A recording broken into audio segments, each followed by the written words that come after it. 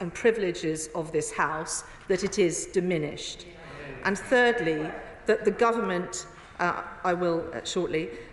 Thirdly, that the government should have stopped the work of the Privileges Committee or should stop its future planned work. No, these are matters for the House. The House can at any time halt or direct the work of the Privileges Committee.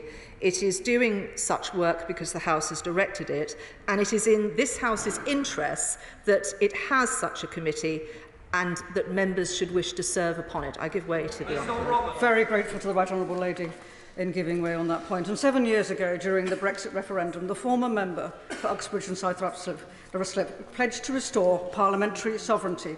Yeah. Last week, he utterly defiled that in what the committee described as an attack on our democratic institutions.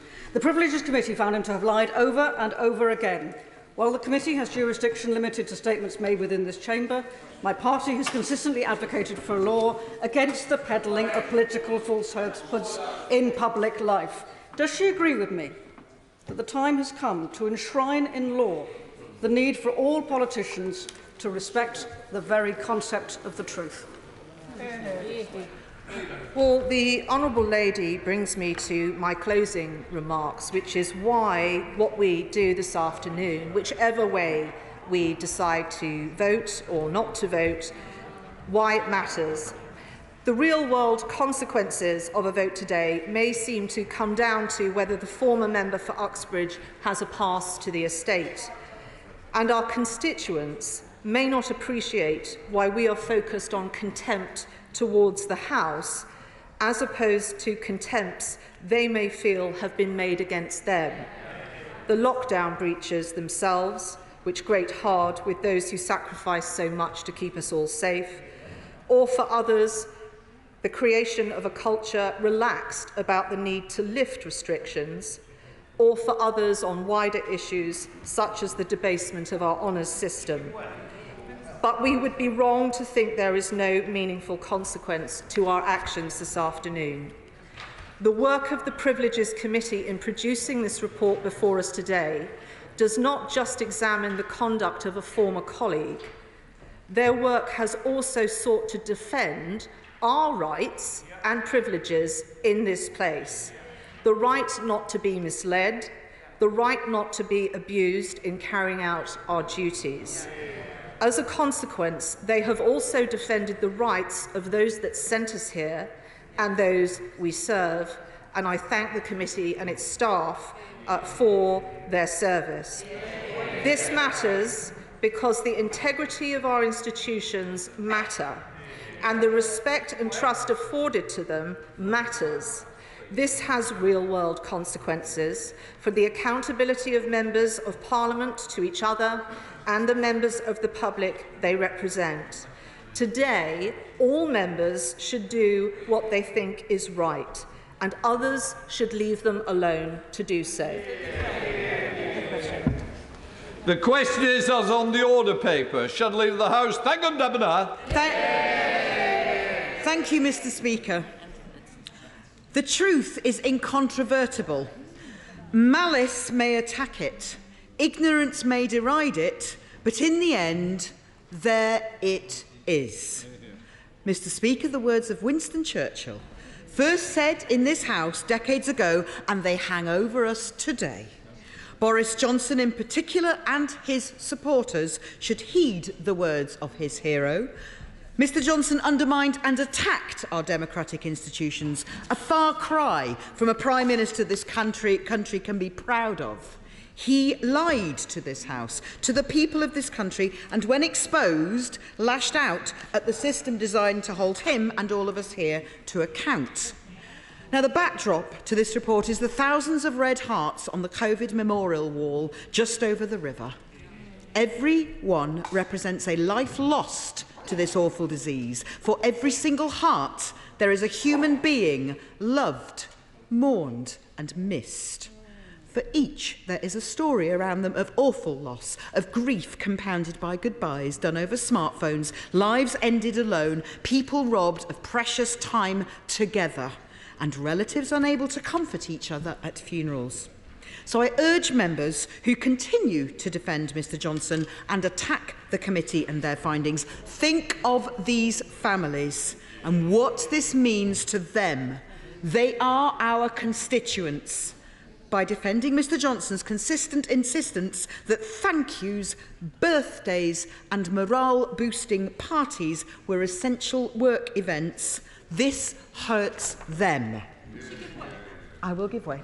I'm grateful to her for giving way. She's making a strong case. Does she agree with me that those members of this House who seem to think that abstention is an appropriate response to this debate are wholly wrong, that this debate goes to the very heart of the democratic principles on which our democracy is founded, and that therefore it is, for those people who are abstaining, they are guilty not just of cowardice but of complicity with the very contempt for which Boris Johnson has been found responsible? Lady for that intervention. Of course, this is a House matter. It is therefore not whipped, and like the Leader of the House, I will be voting to approve and endorse this report and its recommendations, and I urge others to do the same.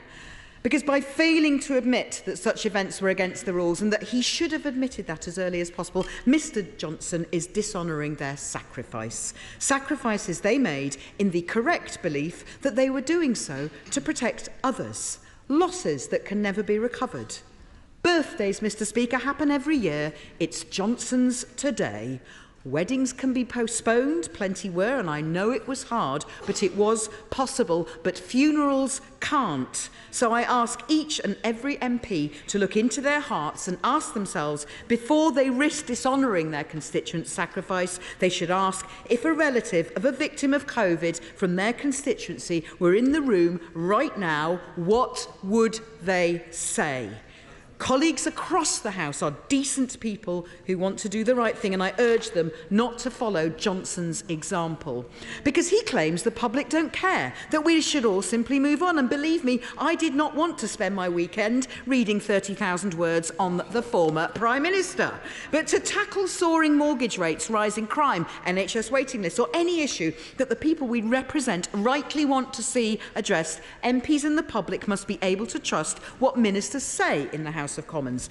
Telling the truth is the foundation of a functioning Parliament, the basis on which we hold ministers to account. It's how we scrutinise new laws, and it's how we do our jobs properly. Our democracy depends on it. So it's worth reminding members today, before they vote, that the public do care about ministers lying to Parliament.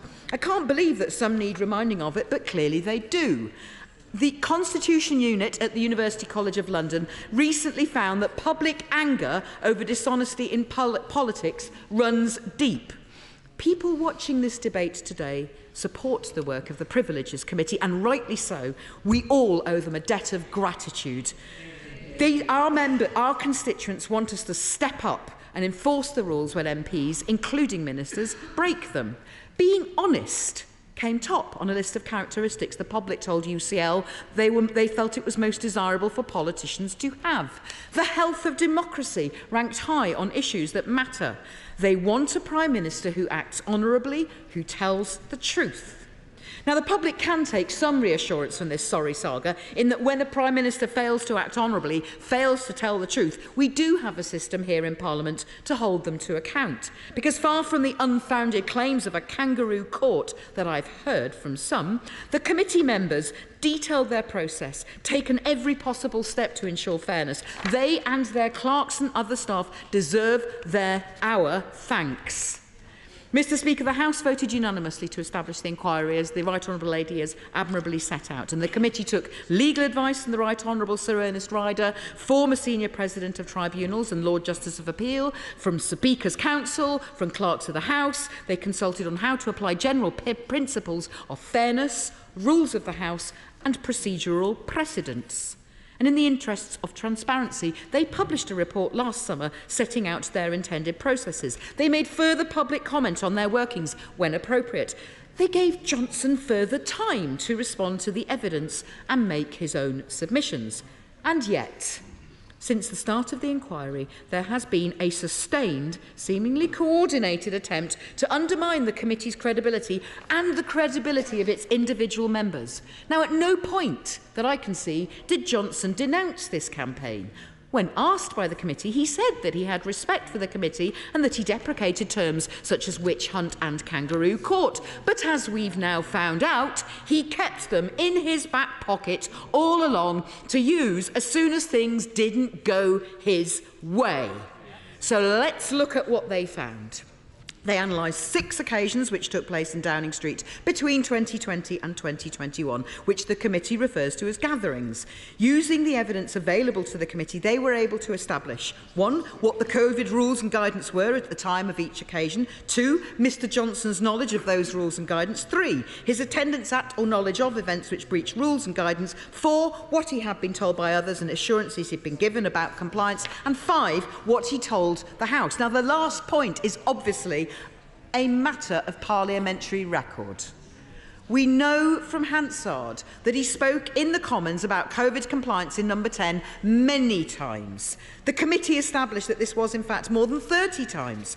The ones which stand out include those at Prime Minister's questions, which started with that posed by my honourable friend, the member for Hornsey and Wood Green, who asked a question on this on the 1st of December 2021. And can I commend her and many other colleagues who did their jobs as scrutinisers.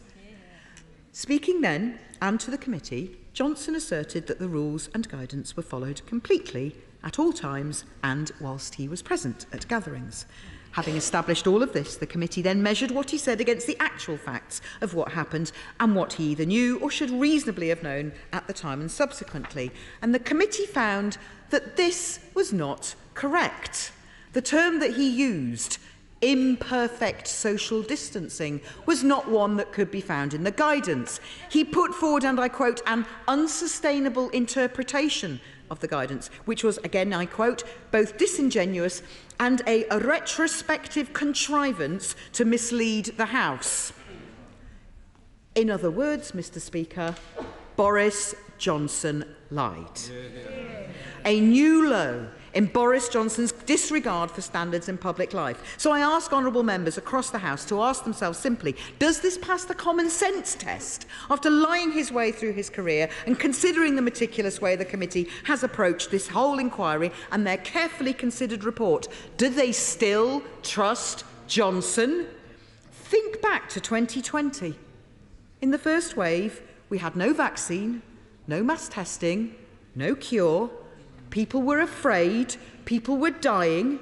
Would any one of us have considered that an event with an invite list of 200 with wine to boost staff morale or say thank you for hard work was essential for work purposes? And yet the former Prime Minister continues to say, even now, that it was. Every single one of us will have constituent examples of heartbreaking cases where people did not meet in person when they desperately wanted to. Doctors, nurses, care workers, teachers, bus drivers would not have dreamt of asking the then Prime Minister if they could get together for a bring-your-own-bottle party with a +1. They would never have brought their interior designer either. They knew the true meaning of sacrifice. They didn't need to ask. They listened to him night after night, telling us, reminding us what the guidance and the rules were. He was, as the committee said, the most prominent public promoter of those rules. So it is simply not credible for Johnson to repeatedly claim that they were complied with, when the evidence is so damningly clear that they were not, and that he must have known, because he was the one announcing them. This isn't just the reasonable person test, it's the who on earth do you think you are kidding test, and he fails both. Mr. Speaker, the final area I want to cover in my speech is the current Prime Minister's reaction to this report and where it leaves standards in Parliament and public life more generally, because it's painfully clear he is not strong enough to turn the page on his predecessor. When stories or scandals like this one cut through with the public, it offers a Prime Minister the chance to press the reset button, to show leadership, get to grips with an issue, tackle it head on. But this Prime Minister is simply too weak to do so. Despite promising integrity, professionalism, accountability at every level, he has shown he's too weak to stand up to Boris Johnson and his sycophants, which is profoundly dangerous, because if we can't have a Prime Minister that stands up for standards, what have we got? All we've heard so far is mealy-mouthed statements. It was on him to come to this House and set an example to his own MPs. Instead, I hear he's proactively said he doesn't want to influence anyone on this. How is that integrity at every level? If the Prime Minister can't even show leadership when it comes to holding liars to account, how can he expect the people of this country to trust him on anything? Is he at least planning to say something of note after the vote? Or is his judgment so poor that he's sitting this one out completely? He is the Prime Minister. We should know where he stands. I ask the Leader, has the Prime Minister at least read the report? Does he personally endorse the committee's conclusions? Does he back the sanctions in full? The Leader of the Opposition has done just that. Why can't he? Mr Speaker, as I've said, they've got form. I was Shadow Leader of the House 2 years ago when Boris Johnson and the then Leader of the House tried to rip up the rules to save their friend Owen Paterson. Hundreds of Tory MPs voted with them, and I'm afraid to say this included the current Leader and the current Prime Minister, who was missing then too. This has all the hallmarks of Paterson 2.0, and this time MPs have been actively encouraged to dodge the vote. I hope that honourable members and right honourable members will prove me wrong, because a real leader wouldn't abdicate responsibility. I believe a real leader would be encouraging members to rise to the moment. So I welcome the motion in the name of the Leader, but I ask, who on her side actually supports it? The government front bench from the media over the weekend otherwise seems to be in chaos. Just yesterday, the Levelling Up, where are they? The Levelling Up Secretary said he disagrees with the committee's conclusions. Does the Leader know how many of her other cabinet colleagues aren't supporting her motion? Perhaps the easiest way to work it out is to think about which cabinet minister fancies their chances when it comes to the next Tory leadership election, which seems to be what we've been reduced to, cabinet ministers jostling for position with the membership. This is no way to run a country. I will happily give way. I thank my honourable friend for giving way. She's making a very powerful speech. Does she not agree with me that the Prime Minister not being here and not saying that he will also be voting for the motion isn't a Prime Minister that is not trying to influence an outcome? It is a Prime Minister who knows exactly what outcome he's trying to influence, and his very absence is seeking to influence the way members vote tonight. Honourable friend for that intervention. I must agree that it seems to me that this is a Prime Minister whose judgment is so poor that he can't even find it in himself to give an opinion on the committee's conclusions. So, yes, I'll happily give way. Thank you very much indeed. I just want to make a very brief point. I'm voting in support of this, and I didn't vote for Owen Paterson. But can I just remind her, we got rid of Boris Johnson a year ago because we lost faith in him because he was probably not telling the truth. I'm also an Iraq War veteran, and the reality is that when Tony Blair lied and lied and lied, you lot covered up for him. Mr Speaker, I thank the honourable member for that intervention, but I must remind him that it was only, I think, the last Friday that the current Prime Minister was too weak to stand up to the former Prime Minister and just put a pause, at least, on his honours list, his dishonourable honours list. So, I happily give way. Would she agree with me that it's sad, isn't it, that we've come to this? Yeah. It's been inevitable, but it's sad. It's not good for the House, and it's not good for the country. But would you agree with me, we've also got to learn the lessons from this, that this should not be able to happen again. And looking at patronage, the way it's been recently used, people put into positions in the House of Lords with no experience, we've got to learn from this experience. It never should happen again. Does she agree? I thank my honourable friend for that intervention, and of course it is quite wrong that this weak Prime Minister waved through this dishonourable honours list. I think he should really have thought again. I will give way on that point. Honourable Leader giving way. I'm still confused about Labour's position when it comes to the Prime Minister's honours list, because I've never heard anybody from the front bench saying that they were going to abandon this practice. Surely, after all this, they cannot agree to a Prime Minister's honours list. And will she now take this opportunity to clarify Labour's position when it comes to this? I suggest the honourable member maybe listens to today's programme on catch-up later on, because the right honourable member for Holborn and St Pancras, the Leader of the Opposition, made very clear. Tony Blair did not have a resignation honours list. Gordon Brown did not have a resignation honours list. And we believe that this Prime Minister should have stood up to this for former Prime Minister and his dishonourable honours list. This is no way to run a country. It's time they stopped squabbling amongst themselves, focused on doing the right thing by the people who put them here. Now, as I mentioned earlier, Johnson attacked the committee. The severity of the sanction imposed on him takes this into account. But it wasn't just him. Other Tory MPs have labelled the committee a kangaroo court. So I wonder if the leader would be able to tell us at some point, whether it's at business questions on Thursday, does the Prime Minister understand the significance of these comments? What is he going to do about his own MPs who are undermining our democratic institutions? Because as this weak Prime Minister fails to step in to protect Parliament's standard systems, I ask the leader if she could step up. Could she explicitly condemn colleagues who've acted in this way? And as Parliament's representative in government, will she demand ministers respect the institutions and practice of the House? Thank you. To answer that point that the Honourable Lady raises, the Prime Minister is on record in defending the work of the Privileges Committee. He has called out those that have overstepped the mark from genuine and legitimate questions around process and so forth to attacking and intimidating members of the committee and bringing the House into disrepute. And with regard to her other point, she seems to be inferring that the Prime Minister isn't doing particular things or other colleagues aren't doing particular things because of their standing in any leadership contest. What I would gently point out is the Prime Minister does not need to win a leadership contest. He is the Prime Minister. I thank the Right Honourable Lady for that clarification. I think it's not me she needs to remind, it's some of her own colleagues who are obviously fighting the next leadership contest already. I ask her if she could, please, as Parliament's representative in government, remind her colleagues of the importance of telling the truth of the dispatch box, but also of the process by which, when ministers do make honest, inadvertent mistakes, that they come back and clarify as soon as possible. And she could start by asking the Home Secretary to do that in relation to the asylum decision backlog, which I understand she still hasn't done. So, in conclusion, Mr. Speaker, happily. I thank my right honourable friend for giving way. We now all know that Boris Johnson lied to the House, but we also know, as she said earlier, that on 30 occasions he came to this House and told those lies, and he did so to cheers and whoops from all of the members opposite. Does she agree with me that they bear some responsibility for this? And if they don't absolve themselves by voting in a certain way today, their constituents are going to look on them very unfavourably.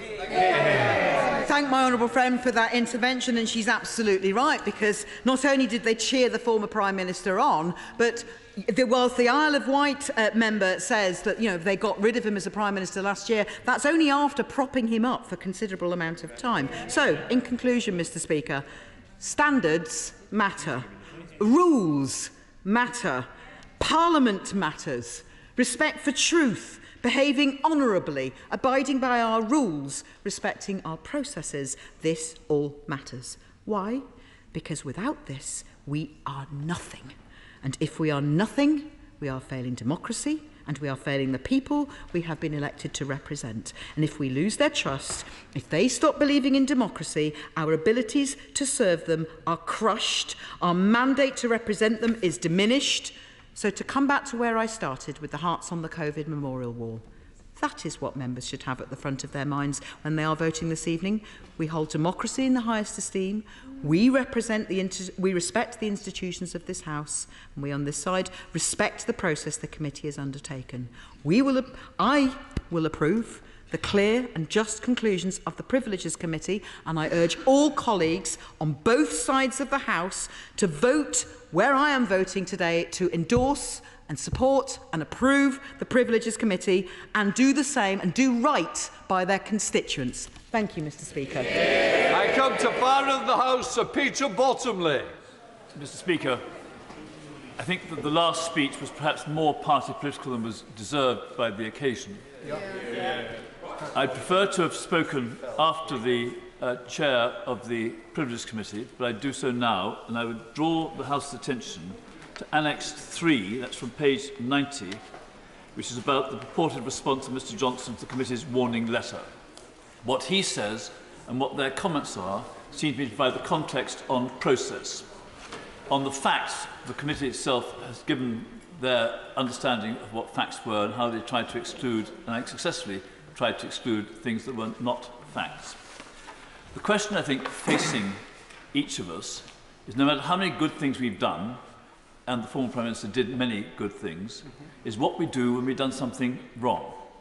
And although it was on a pretty unimportant issue, I noted that on the 2nd of December 1985, I managed to get 2 sentences into one line of a column of Hansard, and my words were, "I made a mistake, full stop, I apologise, full stop."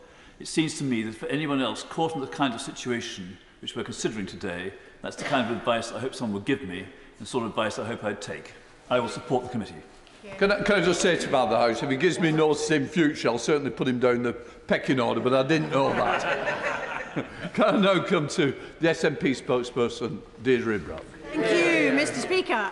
We have always had a great deal of concern at the conduct of this Tory government that misled us through the pandemic from beginning to end, and at times it terrified us.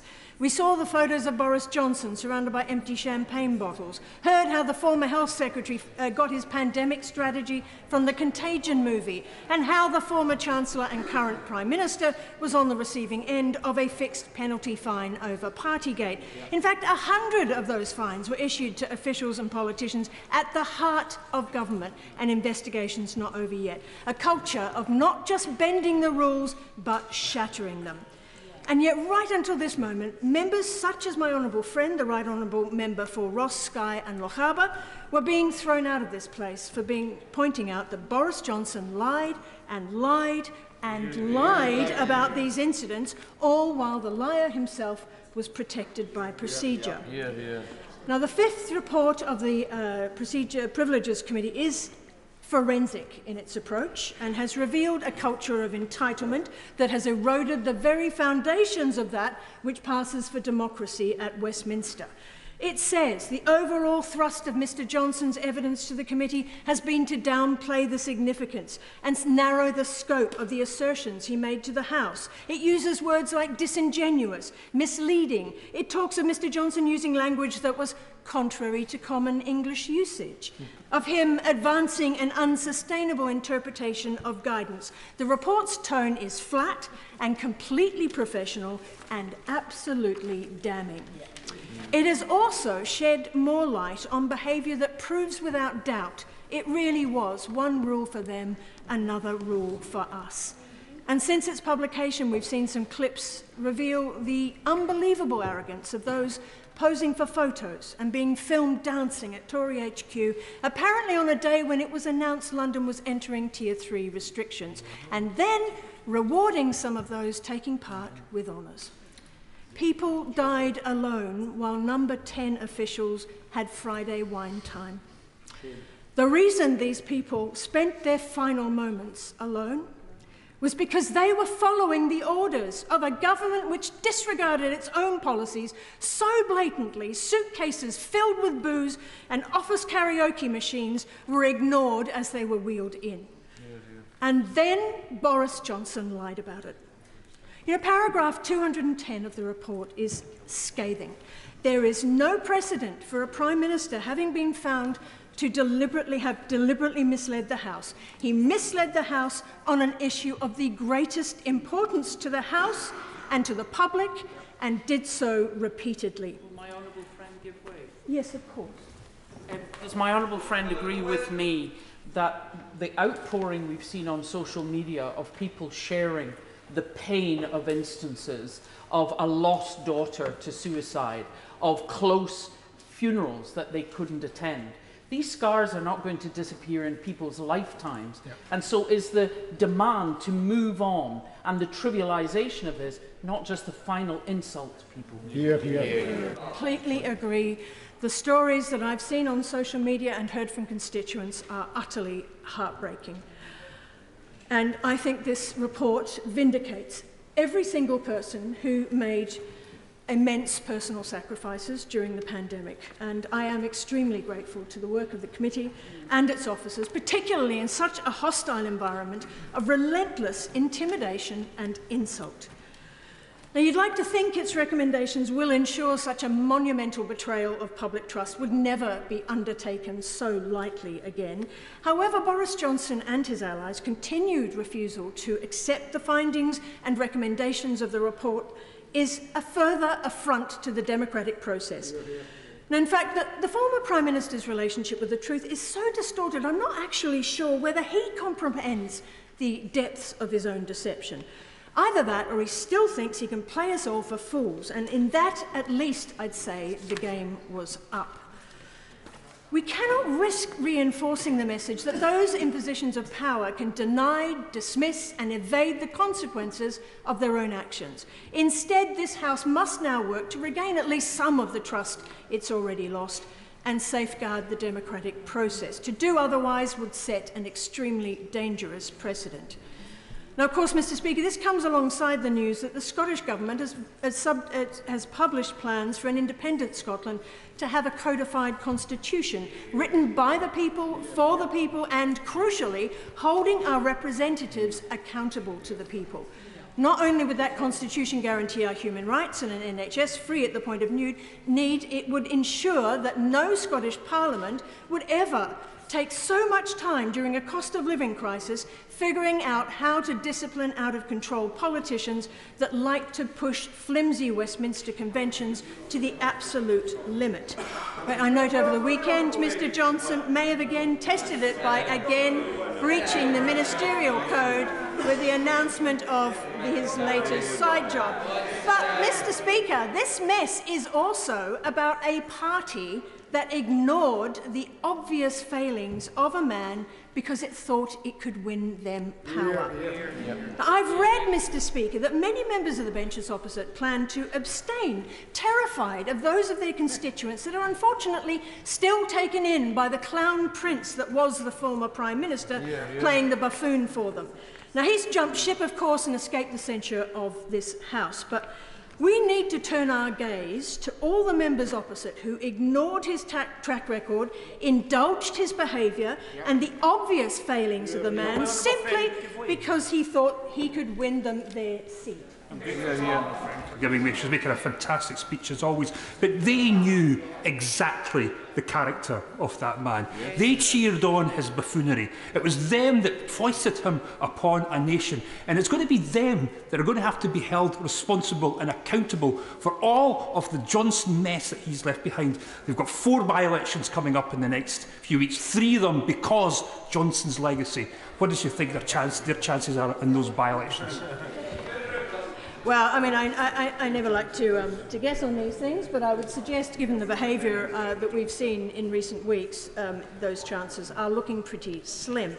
And you don't think, I think at the very least they should show some remorse for that cynicism, accept the recommendations of this report and vote for those recommendations. And if they don't, I hope their cowardly refusal will dog them for the rest of their political lives. If ever there was a moment for them to stand up and be counted, it is now. However, it is too much, I suppose, to expect apologies from all those who defended him and kept him in his place. Unbelievably, I see the Secretary of State for Scotland continues to support Johnson, claiming he wasn't as unpopular in Scotland as was thought. Now, the month before Johnson resigned last year, an Ipsos Mori poll said 83% of those responding had a negative view of him. So if the Secretary of State thinks opinions of the man in Scotland have got better since then, he's got another think coming. He also claims, astoundingly, the decisions Johnson took for Scotland will serve Scotland very well for decades to come. What a statement when we consider the disastrous impact of a Brexit, which Johnson was instrumental in persuading people to support, on individuals and organisations up and down Scotland. Then there's the inadequacy of a replacement for EU funding, Treasury funds being ransacked like a sweetie jar to award MPs, the Internal Market Act and the constant interference in devolved responsibilities. And we're seeing the consequences of that with the UK government effectively having a veto over legislation passed by our democratically elected Parliament in Scotland. Although he's right in one way, in that Johnson's toxic legacy of the decisions made by his government and then imposed on the Scottish people will certainly be affecting them for years to come. and given Labour's refusal to ditch Brexit in any government that comes after this. Now, of course, we know some members won't even be attending today. I hear the Prime Minister is swithering. Perhaps it's all a little too close to home given his own fixed penalty fine. But what a spineless dereliction of the responsibilities of his office if he doesn't show active support for the committee's recommendations. The committee's conclusions are that Johnson deliberately misled the House and the committee, breached confidence, impugned the committee, thereby undermining the democratic process of the House, and was complicit in the campaign of abuse and attempted intimidation of the committee. What of the Prime Minister's mantra of integrity, professionalism and accountability at every level?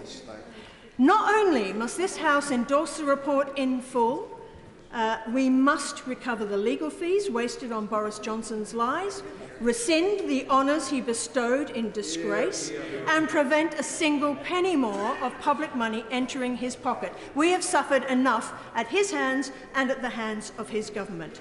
Boris Johnson lied to Parliament, deliberately misled the country, and has shown no remorse for his behaviour.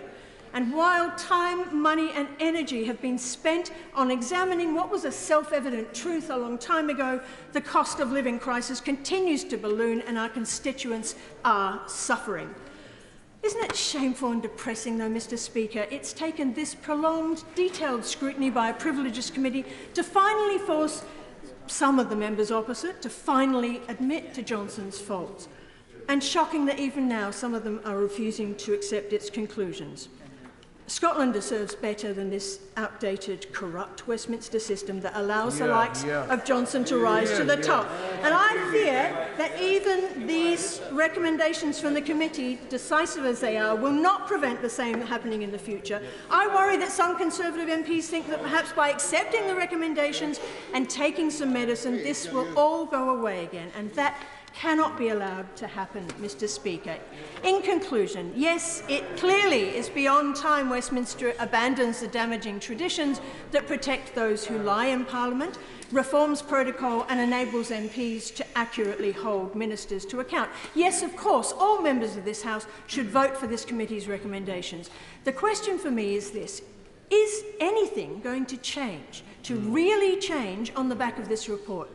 If Parliament fails to reform after this most egregious and obvious case, then it will just prove Westminster is incapable of even the most basic scrutiny of power or reform and improvement. Are we confident the standards here will keep other ministers to account when they stand up at the dispatch box? I'm afraid I'm not. Theresa May. Thank you, Mr. Speaker. I do not intend to dwell on the events covered in the report of the Committee of Privileges or its conclusions. It is a rigorous report and I accept its findings. I do want to comment on the role of the committee, the role of this House, and the importance of today's debate and vote for our political life, this Parliament and our democracy. It is not easy to sit in judgment on friends and colleagues. One day you're judging the behaviour, the next day you might be standing next to them in the queue in the members' tea room. I know it is not easy because as Prime Minister, I had to take decisions based on judgments about the behaviour of friends and colleagues, decisions which affected their lives and potentially their careers. But friendship, working together, should not get in the way of doing what is right. I commend the members of the Privileges Committee for their painstaking work and for their dignity in the face of slurs on their integrity. To all the members of the committee, this House should, as the Leader of the House said, say thank you for your service. Thank you for being willing to undertake this role. And particular thanks to the Right Honourable Member for Camberwell and Peckham for being willing to stand up to chair the committee when the Right Honourable Member for Rhondda rightly recused himself. This committee report matters. This debate matters and this vote matters. They matter because they strike at the heart of the bond of trust and respect between the public and Parliament, that underpin the workings of this place and of our democracy. I will go. I'm very grateful, Mr. Deputy Speaker. The Leader of the House spoke about representing Portsmouth. I returned from Portsmouth today early from a Defence Committee meeting to be here to vote in support of this report. Does she agree that even though Boris Johnson has absented himself from this House, almost to some degree making this report somewhat academic, the nation wants to see its conclusion? The nation who puts us here wants to make sure that this process reaches its conclusion. I repeat again that I will be supporting this report here today in the House. Can I say that I'm pleased to hear that the Chairman of the Defence Select Committee will be supporting this report. I think he can take it from the fact that I have just said that the committee report matters, that the debate matters, and that this vote matters, that I do think people want to see us coming to a conclusion today. If people see us making rules for them and acting as if they are not for us, that trust that I spoke about between the public and Parliament is undermined. If they see members of this House trying to save the careers of friends who have been clearly found by due process to have been guilty of wrongdoing, as happened in the case of Owen Paterson, their respect for us is eroded. And without that trust and respect, their faith in our very parliamentary democracy is damaged. As MPs, we are in some sense leaders in our communities, but with that leadership comes responsibility. We, each and every one of us, bear the responsibility to put the people we serve first, to be honest with them and with one another, and to uphold the standards of this place. Now, we all know that in the rough and tumble of parliamentary debate between people of opposing views, there will be exaggeration, careful use of facts, and in some cases misrepresentation. But when something is said that is wrong and misleads this House, we are all, not just ministers, we are all under an obligation not to repeat it and to correct it at the first opportunity. Above all, we are all responsible for our own actions. Beyond that, this House has a responsibility to ensure standards are upheld by showing that we are willing to act against the interests of colleagues when the facts require it, and in this case I believe they do. The decision of the House on this report is important. It is important to show the public that there is not one rule for them and another for us. Indeed, I believe we have a greater responsibility than most to uphold the rules and to set an example. The decision also matters to show that Parliament is capable of dealing with members who transgress the rules of this House. If you like, to show the sovereignty of Parliament. And following an unsettling period in our political life, support for the report of the Privileges Committee will be a small but important step in restoring people's trust in members of this House and of Parliament. And I also say to members of my own party that it is doubly important for us to show that we are prepared to act when one of our own, however senior, is found wanting. I will vote in favour of the report of the Privileges Committee. I urge all members of this House to do so, to uphold standards in public life, to show that we all recognise the responsibility we have to the people we serve, and to help to restore faith in our parliamentary democracy. Chair of the committee, Harriet Hobb. Mr. Speaker, it's a privilege to follow the Right Honourable Lady, the member for Maidenhead, in her serious and important speech, every word of which I agreed with. Mr. Speaker, the evidence on which our conclusions are based is fully set out in the report. Yeah. I want to place on record the great debt of gratitude I believe the House owes to the clerks of the House, to Speaker's Council and to Sir Ernest Ryder. Yeah. The quality of their work and their dedication to the House is extraordinary. They are public servants of quite remarkable calibre. Yeah. The evidence shows that on a matter which could hardly have been of more importance, Mr. Johnson deliberately misled the House, not just once, but on numerous occasions. Exactly. The evidence showed that he denied what was true, asserted what was not true, obfuscated and deceived. It is clear he knew the rules and guidance. As Prime Minister, he was telling the country about them nearly every day. He knew that there were gatherings. He was there. He knew that the gatherings breached the rules and the guidance, yet he told the House that the rules and guidance were followed in Number 10 at all times.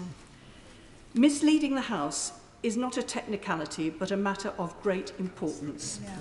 Our democracy is based on people electing us to scrutinise the government, and on behalf of the people we represent, we have to hold the government to account. We can't do that if ministers are not truthful. Ministers must be truthful. If they aren't, we can't do our job. It's as simple and as fundamental as that. Exactly.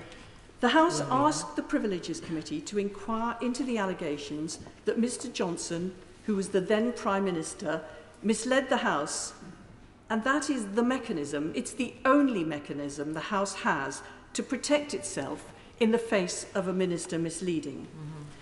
We undertook this inquiry, scrupulously sticking to the rules and processes laid down by this House under standing orders and following the precedents of this House. I'm very grateful to the Right Honourable and Learned Lady, but I wonder if she could say something of her own position in relation to the precedent set by the Judicial Committee of the House of Lords, when a decision on which Lord Hoffman was involved was set aside not because he was biased, but because of the perception of bias. In relation to her famous tweets, how does she think she met the Hoffman test? Well, I'm happy to answer the point that's made. I was appointed by this House in the expectation that I would chair the committee with no one speaking against it. After the tweets were brought to light and were highlighted, because I am concerned about the perception of fairness on the committee, and I agree that perception matters, I made it my business to find out whether or not it would mean that the government would not have confidence in me if I continued to chair the committee. And I actually said I am more than happy to step aside because perception matters, and I don't want to do this if the government doesn't have confidence in me, because I need the whole House to have confidence in the work that the committee has mandated. And I was assured that I should continue the work that the House had mandated with the appointment that the House had put me into, and so I did just that.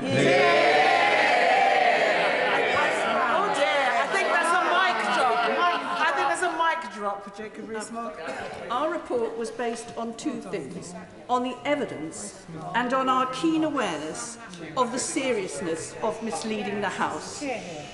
The committee was unanimous that a sanction which would trigger the Recall of Parliament Act was justified in the light of our conclusion that Mr Johnson deliberately misled the House and deliberately misled the committee. We then felt it necessary to increase the sanction to 90 days to reflect the seriousness of his breaching the confidence of the committee, impugning the committee, thereby undermining the democratic process of the House, and his complicity in a campaign of abuse, attempting to intimidate the committee, stop us from carrying out our work, and to discredit it.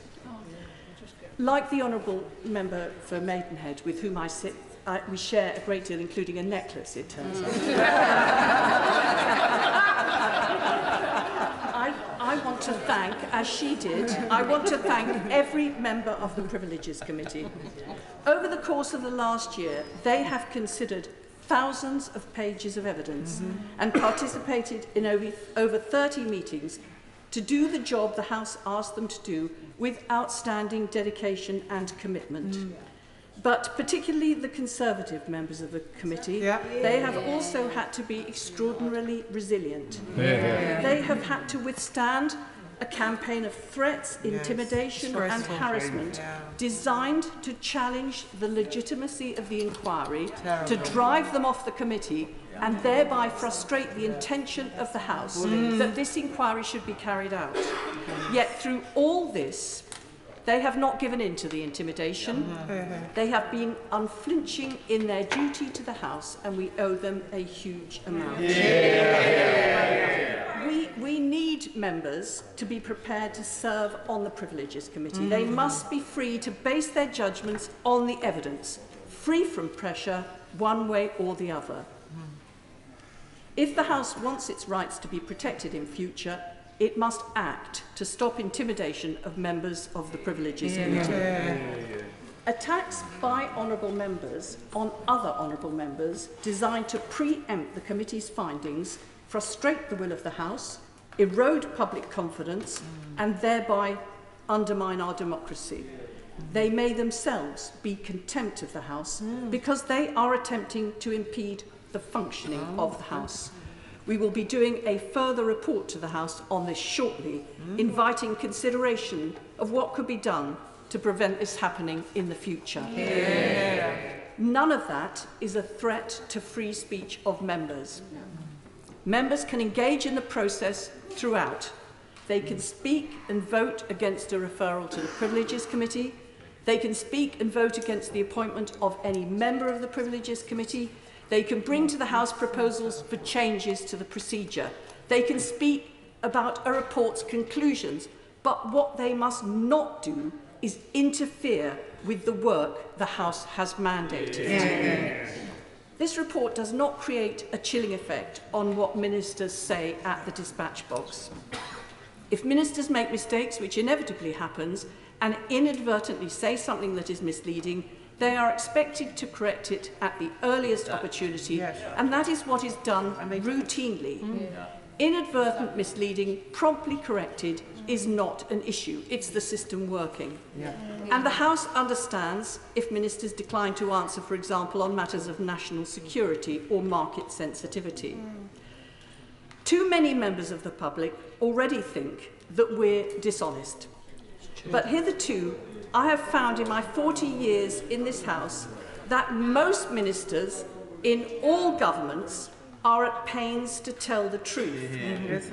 The sanction in this report reinforces and upholds ministers' high standards and shows the public that that is the case. I will give way. Most grateful to the Right Honourable Lady. She has, of course, referred to the wording misleads, which was in the original motion on the 21st of April. Those words are not the words of the resolution of 1997, which still pertains today, which uses the words quite explicitly, knowingly misleads. Does she not accept that there is a huge difference when that decision was made unanimously by the House and is still in existence and still pertains? I think the committee found on the evidence that Mr Johnson knowingly and deliberately intended to mislead the House. Because he was Prime Minister, Mr Johnson's dishonesty, if left unchecked, would have contaminated the whole of government, allowing misleading to become commonplace and thus erode the standards which are essential for the health of our democracy. Far from undermining ministers, this report does precisely the opposite.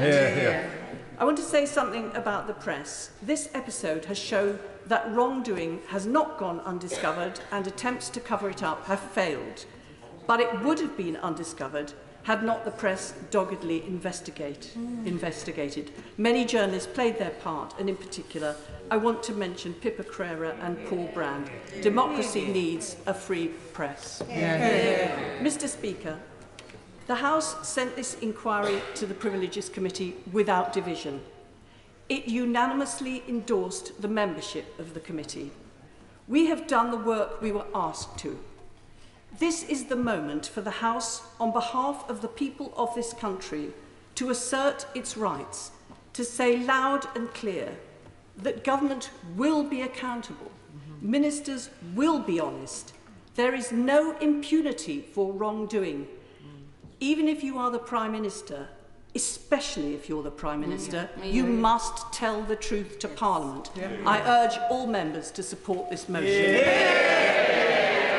Dame Andrea Ledson. Thank you, Mr Speaker. The motion before the House today is of the utmost importance.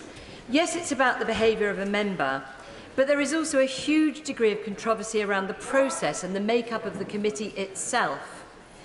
Now, I want to say from the outset that it's entirely reasonable for honourable and right honourable members to have differing opinions on both the findings of the committee and the sanctions imposed by the committee. But where I part company with those who would vote against today's motion is that I strongly believe this House must uphold the processes and committees that we create. As a former leader of the House for 2 years during 2017 to 2019 hung Parliament, and when the harassment scandal hit this place, colleagues from every party, many who are in the chamber today, and from the other place, worked for the best part of a year to put together the Independent Complaints and Grievance Scheme. Now, I certainly don't defend the scheme as being perfect, and I myself have some grave concerns about how it's been implemented, which are not for discussion today. However, what I believe the original ICGS, as agreed by this House in July 2018, got right was to uphold the principle that those who are elected to this place should only ever be removed by those same electors. And the second principle that underpinned the ICGS is that the House should be responsible for its own affairs, ensuring a collective responsibility to uphold standards and giving all members the right to be judged by a group of their peers. The Committee of Privileges that is responsible for the fifth report and is the subject of today's debate has, in my opinion, been entirely properly established and has carried out its duties with great care and with every opportunity for the provision of both evidence and opinion to be taken into account. And I want to thank and congratulate all members of the committee for what I'm certain will have been an exhaustive and an exhausting process. I do remind colleagues, the vast majority of whom will have been involved in cross-party committees such as select committees and inquiries, to recall that all the participants on a committee have an equal voice, and that this particular committee, with a majority of government members, simply cannot reasonably be accused of political bias. Our standing orders, whilst far from perfect, ensure that members are judged by a politically balanced group of their peers, and that the ultimate sanction available to them gives the right and the obligation to that member's own electors as to whether to call a by-election in the first place. And if that 10% threshold is met, then it is for those voters to return or reject that member. So what is the alternative, Madam Deputy Speaker, to our Privileges Committee?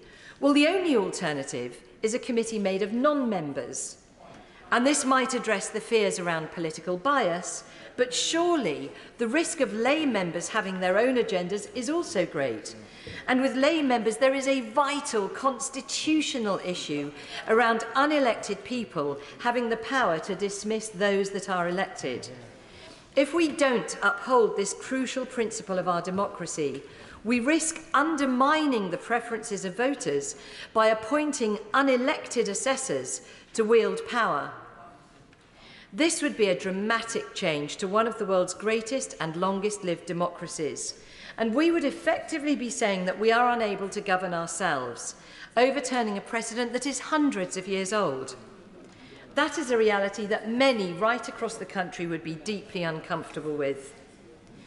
So, Madam Deputy Speaker, in my opinion, the time to challenge the make-up or the proceedings for the fifth report of the Committee of Privileges is long, long past. Colleagues with concerns about the committee quite rightly raised those before the House instructed the committee in April 2022, but they were overruled by a significant democratic majority. Now, Madam Deputy Speaker, the procedures and processes of this House are in constant need of review and reform. Of that there can be no doubt. However, we must make sure that a proper process of reform is followed and not seek to rewrite the process at the 11th hour because some do not like its conclusions. For my own part, I will be supporting today's motion to approve the fifth report. I'm sad that it's come to this, and I'm particularly sorry to all of my constituents who have written to tell me that they kept the rules when others clearly did not. I now urge all members across the House to approve this motion without a division. Thank you. Dame Angela Eagle. Thank you very much, Madam Deputy Speaker. I rise to support the recommendations in the 5th report of the Privileges Committee into the conduct of Boris Johnson. They should be accepted in full, and they should be supported by all members of this House who wish to uphold our democratic institutions and our system of parliamentary democracy itself. This is especially the case after the former Prime Minister's disgraceful reaction to the draft report last weekend. The committee's conclusions are very clear-cut. They are unanimous. The committee has concluded that the most senior member of the government, a sitting Prime Minister, has engaged in very serious contempt and wrongdoing, which is worthy of the very long suspension which was to be recommended as punishment. He leaves the House in disgrace, spewing Trump-like conspiracy theories and attacking the integrity of the parliamentary system, which he has done so much to bring into disrepute. This report, Madam Deputy Speaker, is not about so-called Partygate, although the gravest civilian crisis since the Second World War, which took 230,000 lives, is the sombre backdrop against which the Prime Minister's wrongdoing took place. This is about Parliament's requirement that government ministers tell the truth so that they can be held to account for their actions. And parliamentary accountability lies at the heart of our democratic system.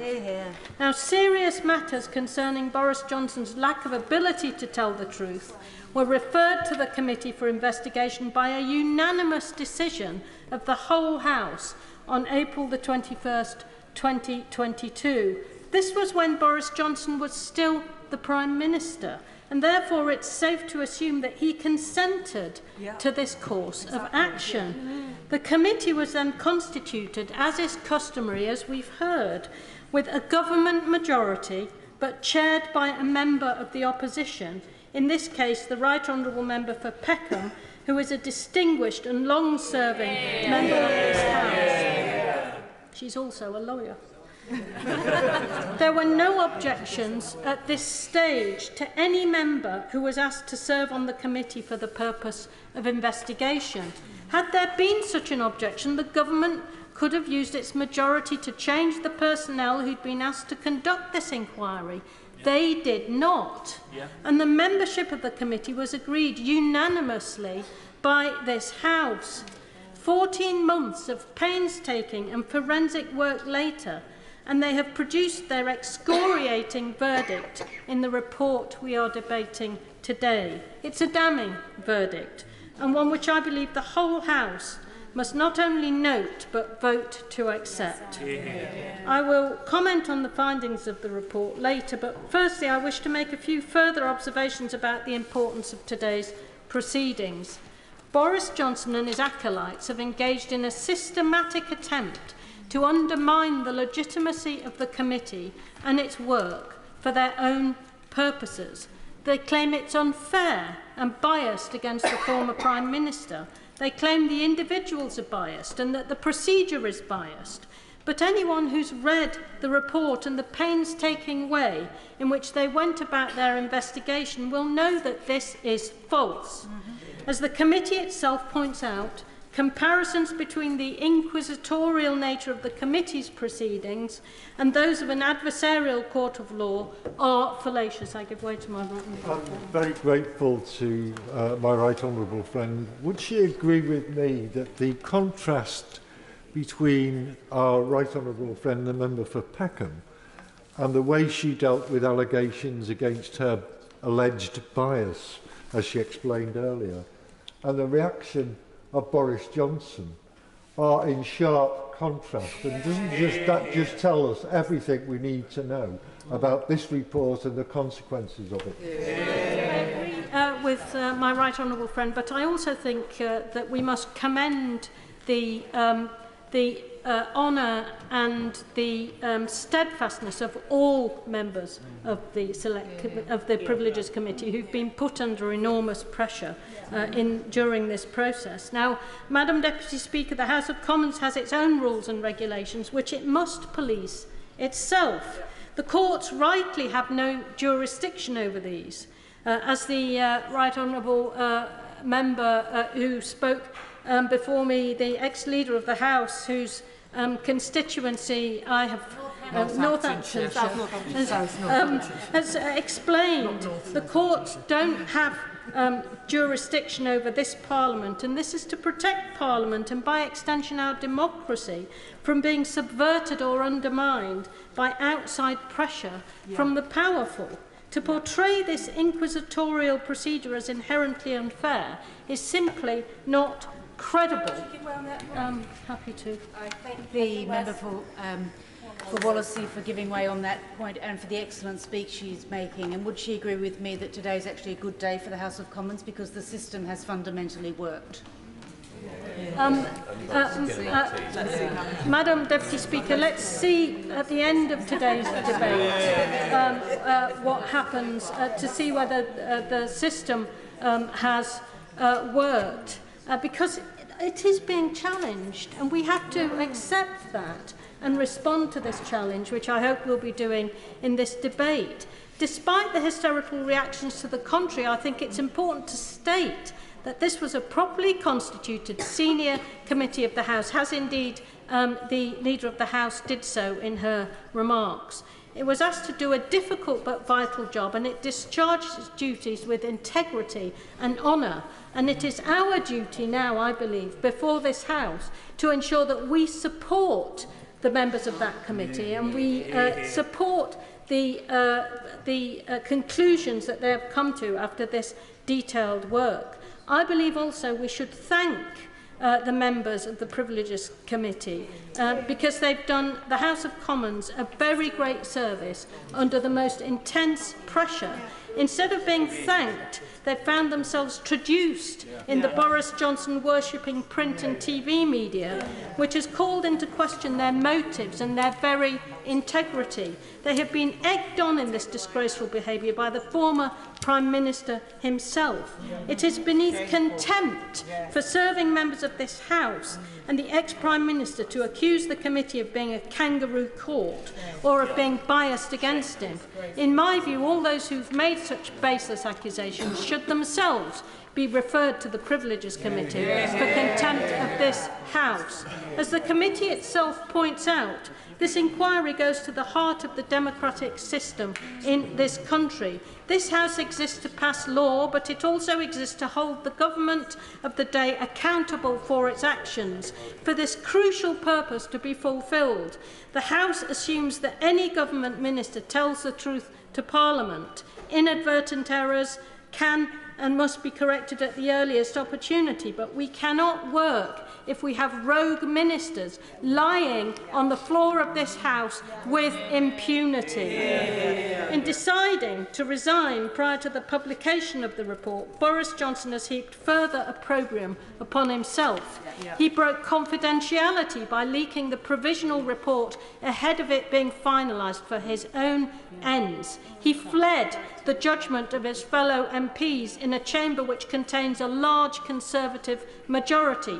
He ran away from the judgment of his constituents in Uxbridge and South Ruislip without attempting to defend himself to them, and he used his considerable public platform to make outrageous accusations of bias against the committee members who've had to be provided with extra security as a result. And allies of his have threatened any Conservative MP who supports the report with a confidence vote and deselection in their local constituency parties. According to reports over the weekend, Boris Johnson believes he left Parliament in a blaze of glory. Madam Deputy Speaker, he has left in disgrace. He has run from accountability for his lies and untruths. There has been no self-reflection, no apology, no acceptance of a shred of responsibility, just the narcissistic howl of a man-child who won't see that he only has himself to blame. So egregious and so damaging for public trust in our democracy are Boris Johnson and his cheerleaders' actions. It's now imperative that this report is accepted. All MPs, from the Prime Minister on down, must be seen to be upholding the integrity, professionalism and accountability which are required to ensure that our system operates by uniting to defend truth-telling and punish those who believe they can lie with impunity. This is why this is not merely a symbolic debate, simply because the former Prime Minister has fled the scene of the crime. He clearly harbours designs to make a comeback, having fled accountability in a reckoning, which is why we must support the bravery of those we ask to serve on the Privileges Committee by actively endorsing their recommendations. Mass abstention in tonight's vote on the Conservative side will be a total dereliction of their duty. And that includes the Prime Minister. I hope, Madam Deputy Speaker, that we will see all of them in the lobby tonight voting to defend the integrity of this Parliament and our democracy. Leonici. Thank you, Madam Deputy Speaker. I had to speak in the House today because I cannot see where the evidence is where Boris Johnson misled Parliament knowingly, intentionally or recklessly. I'm from Grimsby and I have to say it as I see it. Order, order. It is important to listen to the Honourable Lady. Leonici. Thank you, Madam Deputy Speaker. I have to say it as I see it because that's what my constituents would want me to do. Yes, I have read it, and I think that is quite an appalling question to ask a member in this House. The reality is that Boris Johnson did not, knowingly or intentionally, mislead this House. The reason, if people would like to listen, that I say that is that last year for 6 months I was one of Boris Johnson's parliamentary private secretaries. And I was the only Member of Parliament who was with him for the whole day on the publication of the Sue Gray report. When he read that... Very grateful for the Honourable Lady giving way. She says, having read the report, that she sees no evidence of Boris Johnson's wrongdoing.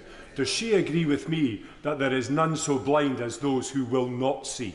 I thank the honourable gentleman for his comments, but for those people who haven't got anything more interesting to do than actually spend their time reading the whole of the report, of which I did, I am aiming this at members of the public, is that I suggest people go to pages 85 to 88 and actually read the quotes.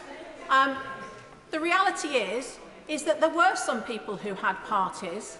Sadly, those people were unelected officials who still should have stood by making sure that they weren't having ministers potentially in difficult situations by advising them incorrectly.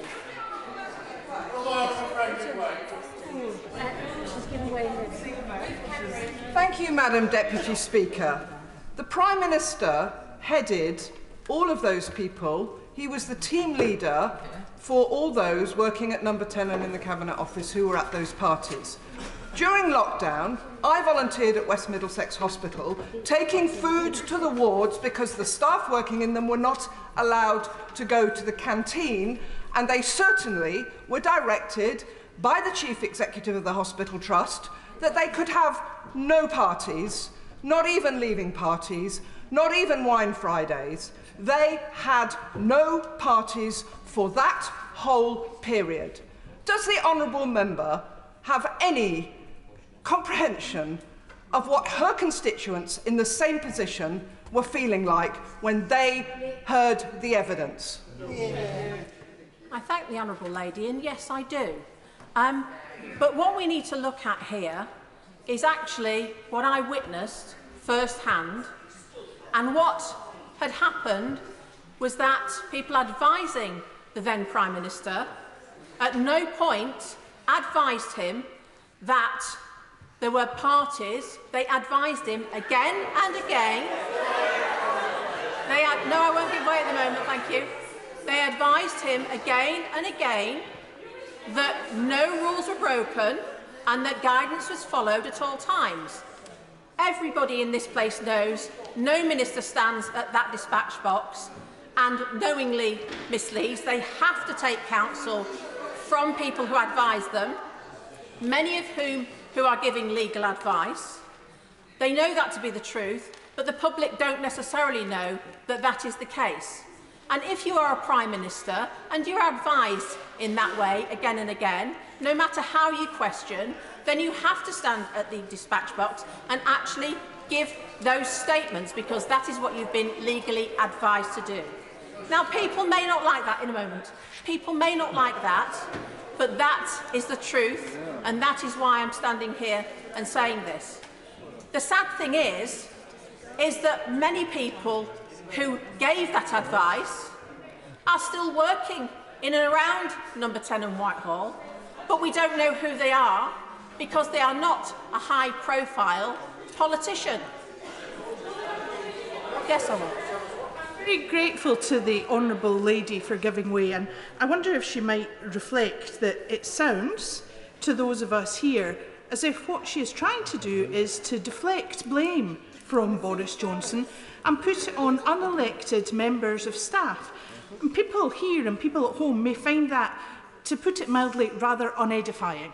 I thank the honourable lady. What I would say, actually, that I've had the privilege to work with many unelected officials, special advisors and civil servants who have been very professional and have worked very hard and are very good at giving accurate advice.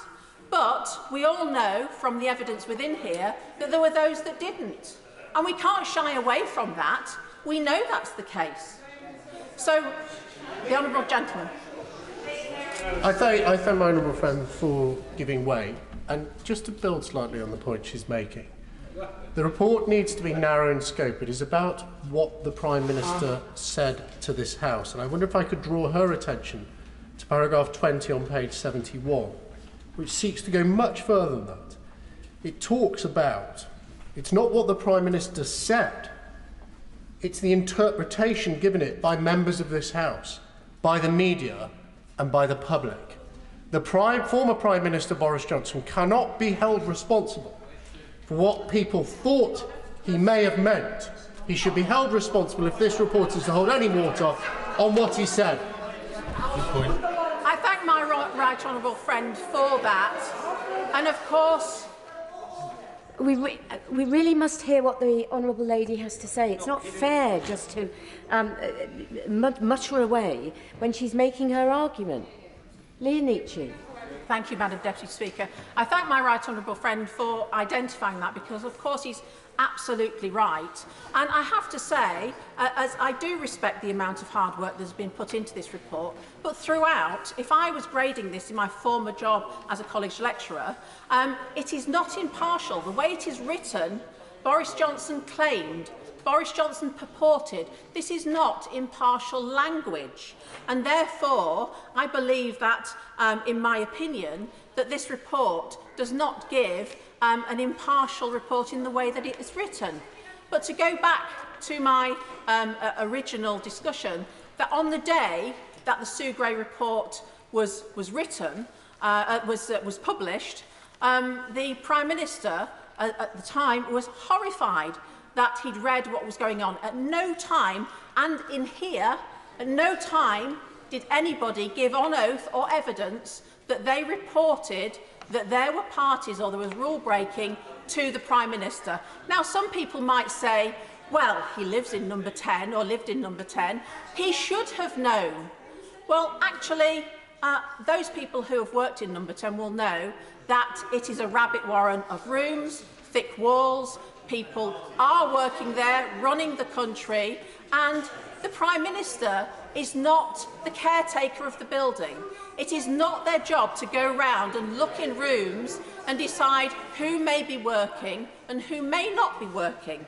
In fact, in that Sue Gray report, it did state that those unelected officials were rude to doorkeepers and staff, but yet at no time, if there were rules being broken and they were seen, Number 10 is full of police officers, full of security people.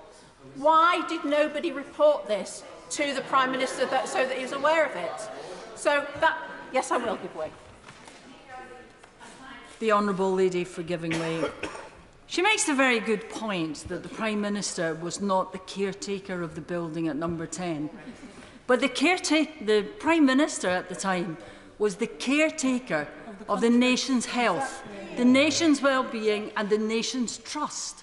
And in that, he let people down, he misled this House, and that is why this report has come up with the conclusions that it did. Well, I thank the Honourable Lady for her comments. I don't agree, because I'm from Grimsby. I can only say it as I see it. And I saw, on that day of the publication of the report, that Boris Johnson had not been aware of these parties that had been going on. Now, Lady, I'm from Birmingham and I say it as I see it. Do you think there's any chance that Boris Johnson could also have lied to her?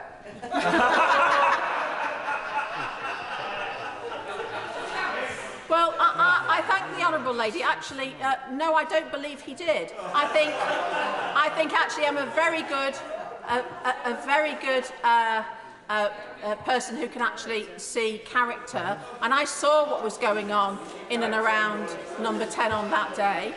And sadly, I believe that unelected officials, some of them, because many are very, very good and very professional, but some of them made a choice not to inform the then Prime Minister because they wanted to cover their own backs. I'm very, very sad to say. I'm very grateful to the Honourable Lady. Is she aware that in 2019, Max Hastings, the editor of the Daily Telegraph and a Tory, said this about Boris Johnson? Johnson would not recognise truth, whether about his private or political life, if confronted by it in an identity parade. Isn't the truth that Boris has lied for so long and so often that it can come as no surprise that he's lying in this instance? Seeing that, I am not a Conservative Party grandee. I am not somebody who has followed Boris Johnson's political or otherwise career for a long time. I'm somebody who came here to actually serve my constituency and my constituents, the majority of whom, the reason why I'm here, supported Boris Johnson and his policies and his vision for the country. But sadly, what this whole saga seems to be doing in and out of the media is actually, sadly, this is all becoming part of a kind of political opportunism. For those people who don't like Boris Johnson's approach, don't like Boris Johnson's policies, don't like Boris Johnson's plan, I have to say that that isn't what I'm getting on the doorstep, but perhaps if the opposition had a plan and had the people, maybe they might have a chance of getting into government sometime soon. This actually is about people who want a formidable opponent out of their way because they don't believe they will get into government in any other way. That is my stance. I thank you very much, Madam Deputy Speaker. Sir Chris Bryan. Thank you very much. Madam Deputy Speaker, can I first of all thank the Right Honourable Member for Camberwell and Peckham. I can probably thank her more than anybody in the chamber because I think the wisest thing I've ever done in my political career was recuse myself from chairing the committee. And she has done an absolutely admirable job. I also want to thank all the members on the committee, as has often been referred to, the Conservative members in particular. I won't go into the other matters that, for other reasons, that the leader, the chair of the committee referred to about privilege and whether this should be referred back again. But I simply point out that I know all the Conservative members on the committee. I know all the members of the committee because they're also on the Standards Committee, and they do a wonderful job every single time. The former Prime Minister was right to say it is very difficult to sit in judgment on your colleagues, including your opponents. That isn't actually any easier than sitting in judgment on people who've sat on the same benches as you or have been in the same party as you. But let's face it, Boris Johnson lied. Yes. He said that guidance was followed completely. It wasn't. He said that the rules and guidance were followed at all times. They weren't. And I take the plain meaning of his words. Yes. You don't have to investigate any further. Just the plain meaning will do. He said he had repeated assurances. He didn't. He misrepresented the facts as he knew them. Meanwhile, people died in isolation or lost their livelihood, we often forget that bit, or missed out on a wedding or a very important moment in their family life because they abided by the rules and they thought that the big truth of the pandemic was that we were all in this together. And that's why there is visceral anger. I hear it often about those who think that some people didn't abide by the rules and that those were the people who wrote the rules. This is not a single instance of accidentally misspeaking either. Many members have said, of course, that happens, and we have a proper process we've had since 2007 for a minister correcting the record. Interestingly, the only time Mr Johnson corrected the record as a minister was when he corrected the record that he had said that Roman Abramovich had been sanctioned, and he realised he hadn't been sanctioned. So a Russian oligarch is perhaps more important than other matters. Yes, he was careless, reckless, you could say, about the truth, but far, far worse than that, he deliberately, intentionally, and with knowledge aforethought, sought to cover his tracks. It was a pattern of behaviour, a string of lies, and I don't much care for the version of the debate today which says, oh, it was all junior officials and they should be thrown under the bus. Or it was the police fault because they didn't bother to report it or deal with it.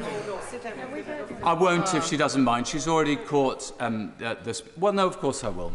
Thank you. I thank him most graciously for giving way. But actually, it wasn't just about junior unelected officials. Actually, where were the senior managers in this? Where were the line managers in this, stopping this happening? Does he know? The thing is, sometimes when you try to take the spade off somebody when they're digging the hole, they are absolutely determined to take it back and bring a pitchfork and a JCB to the process as well. Mr Johnson says he's been brought down by a witch hunt. But in all honesty, the only person who brought down Mr Johnson was Mr Johnson. And I suspect he knows that. I think this House feels that he should be ashamed of himself, and that will be what it concludes later on today. But I fear that he remains completely shameless. So is the sanction proportionate? Well, of course, it's very difficult to sanction somebody who's already taken the option of running away from this House, face the music here, or for that matter in their constituency. But I think it's still important. It's not actually an academic matter, what we debate today. I know I'm not having a criticism of now I've prompted another intervention. I didn't mean to do that. Madam Deputy Speaker, make it very clear that we all now know, very, very clearly, if we didn't know before, this isn't academic. Many people, I'm afraid, on our side of the benches, will treat it as academic because Boris has left the building. This is wrong. And I've learnt that as well. That's why I'm back here. It's absolutely important that colleagues follow the former Prime Minister and indeed the Leader of the House and vote to support the motion today. He's absolutely right. And I've looked around for some parallels of what you can do about a member who's already left the House by the time the Privileges Committee or the Standards and Privileges Committee or the Standards Committee or the Independent Expert Panel has adjudicated. The only one I can really find was Sir Michael Grills, the MP for North West Surrey, who was involved in the Ian Greer, Mohammed El Fayed, Cash for Questions row in the 1990s. He stood down in the 1997 general election, so he was not an MP by the time the Standards and Privileges Committee reported on him. It said, quite categorically, in relation to the question of whether lying to Parliament is a contempt, deliberately misleading a select committee is certainly a contempt of the House. Were Sir Michael Grills still a member, we would recommend a substantial period of suspension from the service of the House, augmented to take account of his deceit. And that is precisely, I think, following precedent, what the Privileges Committee has done in its report. The truth is the Prime Minister of Mr Johnson was a senior member of the House, a long-standing member of the House. It wasn't the first time he'd got into trouble with either the standard system in the House or the rules.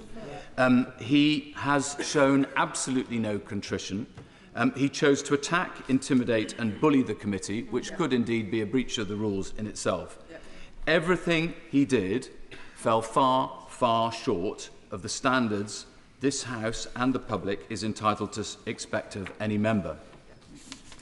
I just want to say a few words about the process. The House has always claimed, as the Leader of the House in her excellent speech said earlier, it's always claimed exclusive cognizance. That's to say, apart from the voters and the criminal law, the only body that can discipline, suspend or expel a duly elected member of the House is the House of Commons in its entirety.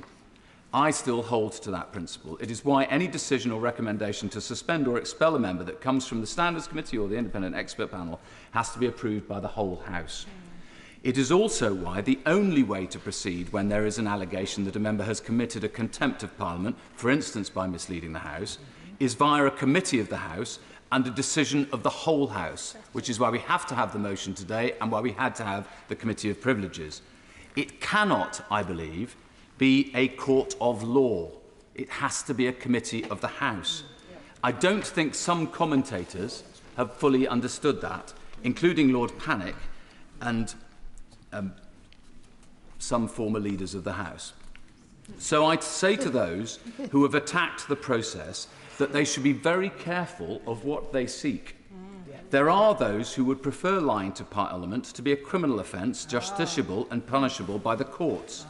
But that would drive a coach and horses through the Bill of Rights principle that freedom of speech and debates or proceedings in Parliament ought not to be impeached or questioned in any court or place out of Parliament. So I'm left feeling that those who attack the process simply don't believe that there should be any process for determining whether a member has lied to the House.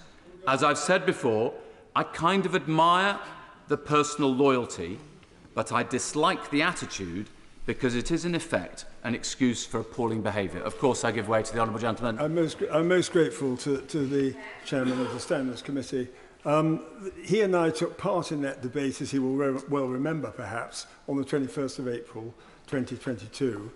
And I raised the question of knowingly misleads because it was not included in the original motion, which was then passed, which led to the reference to the Committee on Privileges. But in the course of it, I raised, I think with him directly, but he certainly made the remark, for which I pay credit, was the fact that intention is at the heart of this question. If you knock out the word knowingly, you knock out the intention as well. And that is a fundamental question of process on which I will hopefully, if I catch your eye, Madam Deputy Speaker, I will want to refer.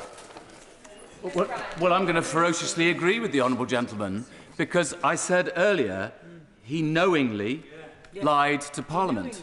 And that is what the committee has concluded. I know there was a point at which people thought that they would only consider recklessly. But actually they found that he knowingly, with knowledge aforethought, misled Parliament and was deliberately duplicitous. That, I think his point is, I'm afraid, destroyed. I think the right honourable gentleman... Well, if he doesn't mind, I'm going to give away to another gentleman. Page 6. I think the... No, I think he gave way to Sir Jacob Rees-Mogg. Sorry to interrupt my honourable friend from Stayne. The honourable gentleman is absolutely right that we must maintain exclusive cognizance.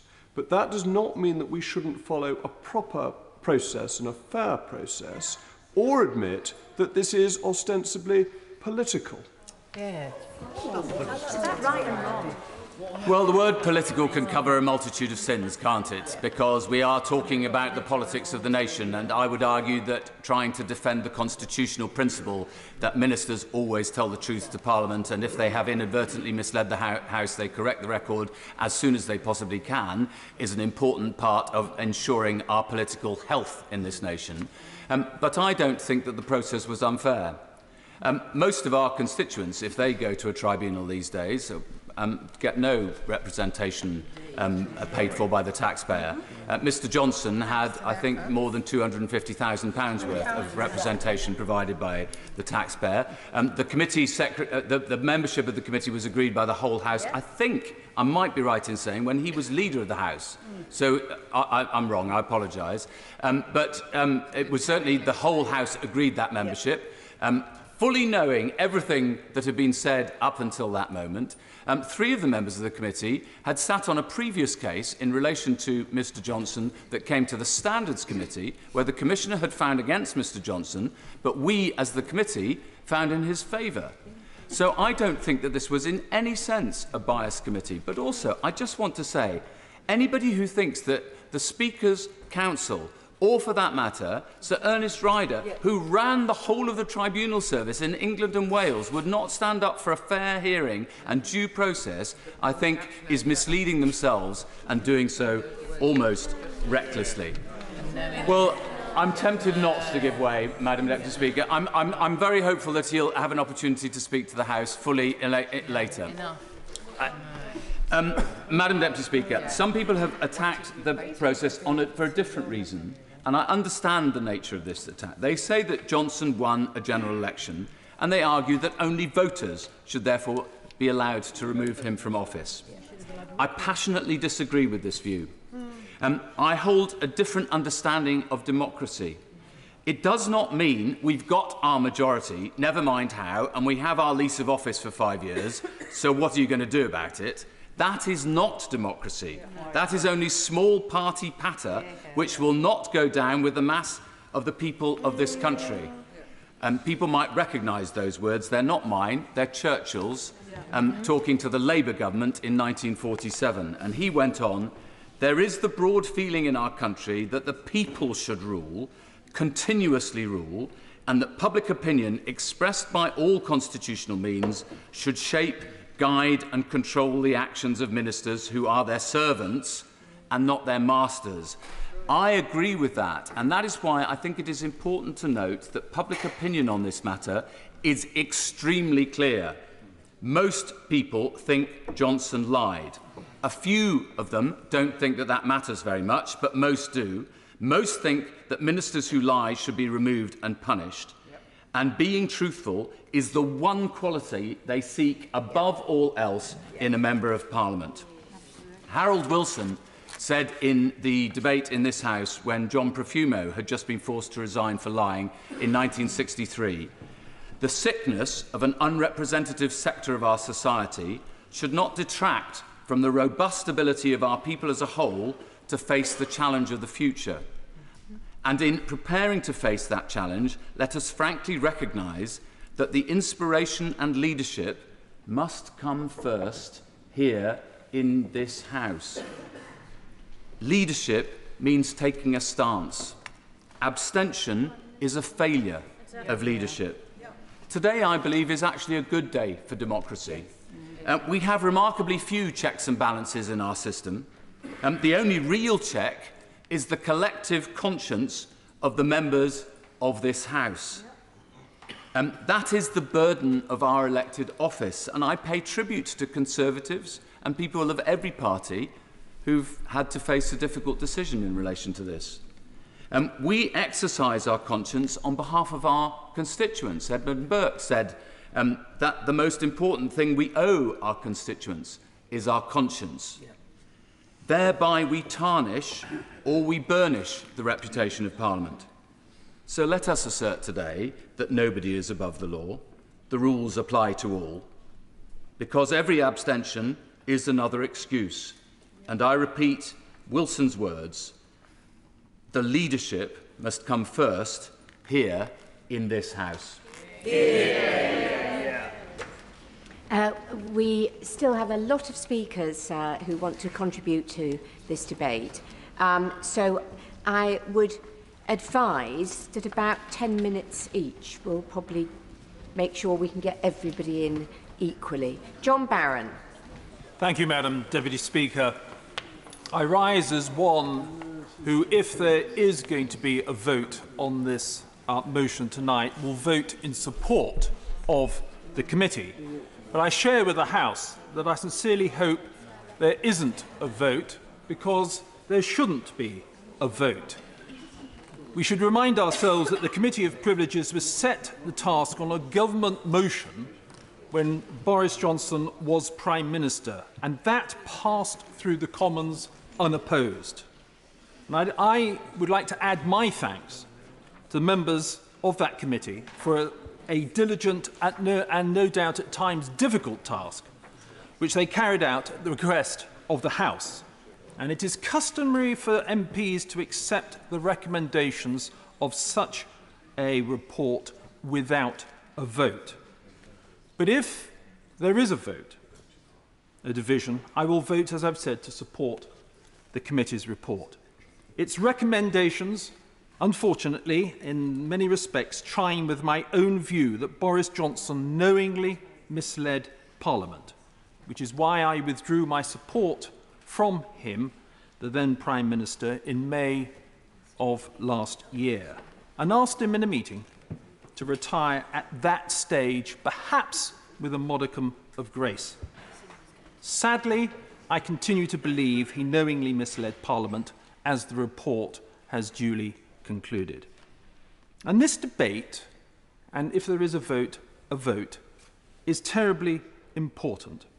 It is of the utmost importance that we attach the due deliberation to what it represents. Our parliamentary system compares well with others and is the beating heart of our democracy. A central component of this system depends on ministers telling the truth at the dispatch box, at that dispatch box.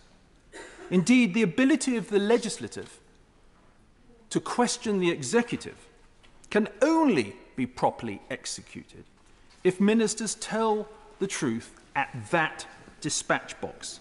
If they don't, accountability is impossible, and then we're on a very, very slippery slope. No party, no individual, no ego is bigger than Parliament. It is the very system that safeguards our freedoms and through which we try to create a more prosperous, fairer society, regardless of party. History will be very unkind to anyone who impugns its integrity. Members who are found to have knowingly misled the House bring it, and by extension other members, into public disrepute. This does nothing for the dignity and calling of politics. Indeed, and this perhaps leads to another further point, if some members maintain that we members cannot regulate ourselves, they are in effect asking for an independent body to do that job.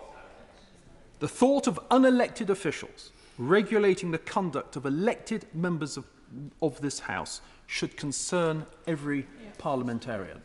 And that is why I think, in many respects, today is a good day, because, as it should be, our parliamentary system itself is putting right a wrong, or certainly I hope it will be doing so. Now, the reason, as we all know, the rule-breaking in Downing Street during the pandemic resonated so strongly with the public is because the rest of us went through real pain during the lockdowns. at the instigation and compulsion of the then Prime Minister.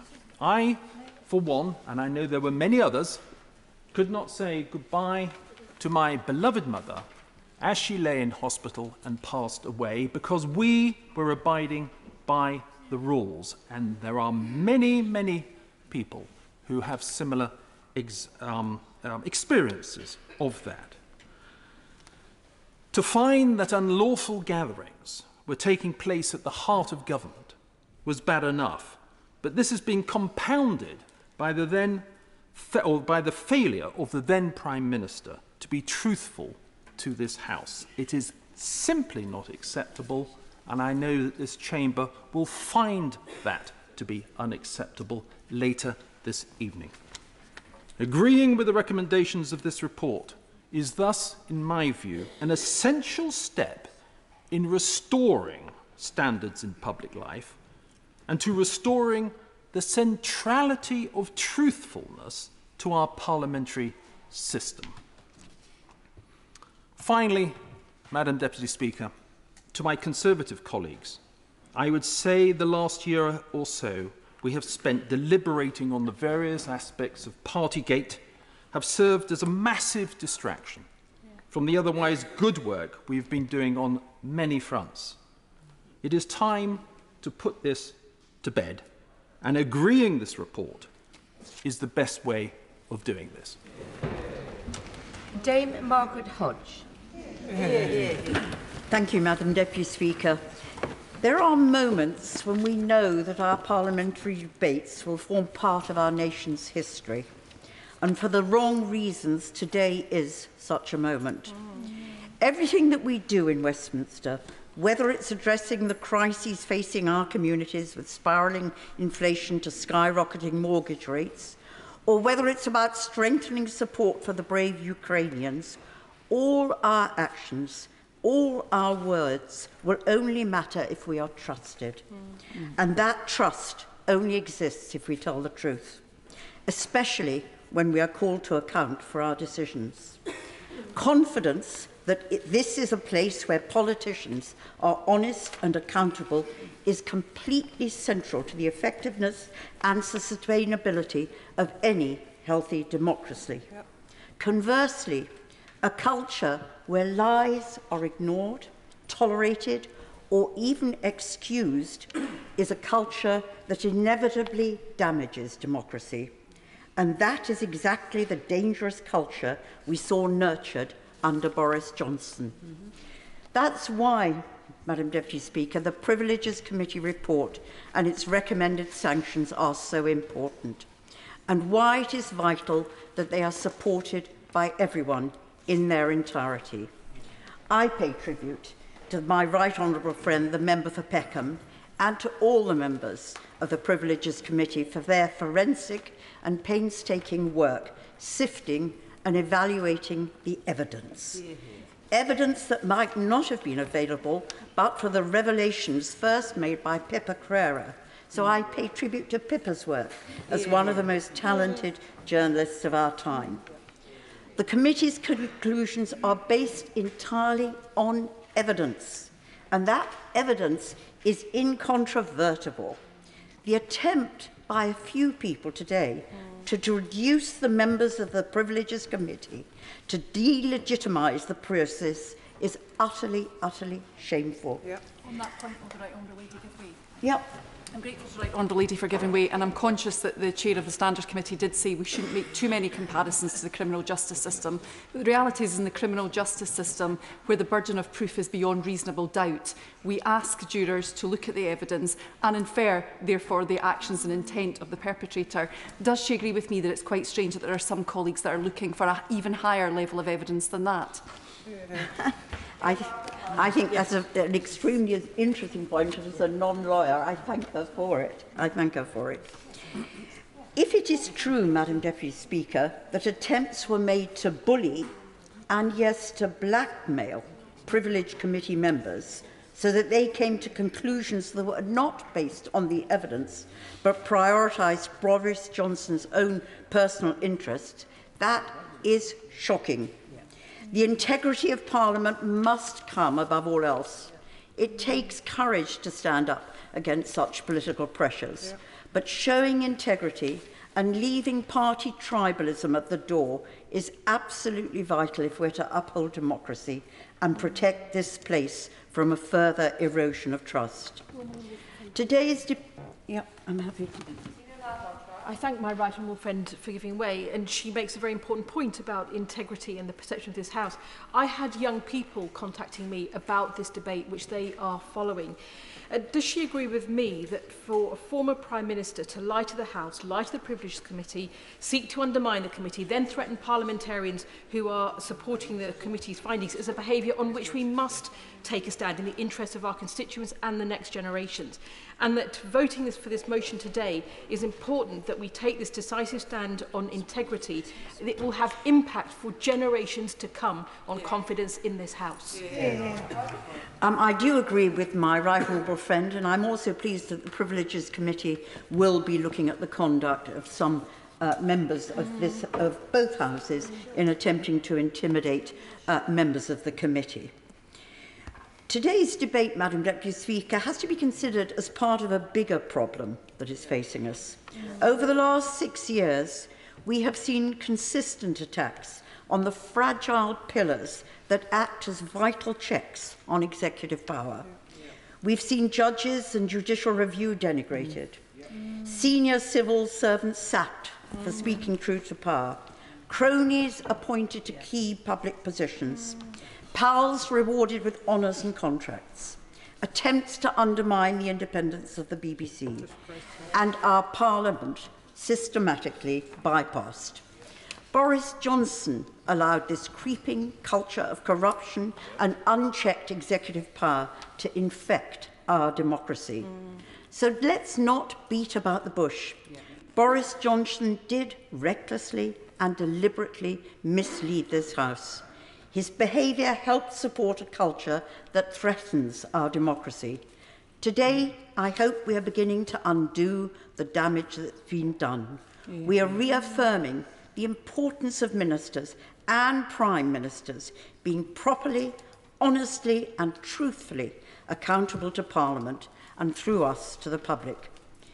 Mr Johnson was not just called an honourable member of this House, he led a major political party. He was our Prime Minister. Yet he misled us time and time and time again, and he did so with impunity. The members opposite, I have to say, knew this man before he became their leader. They knew he'd been sacked as a journalist for lying. They knew he'd been sacked from the opposition front bench for lying. They knew he routinely bent the rules and misspent public money at City Hall. They knew he was a liar. Yet they still made the terrible mistake of electing him as their leader.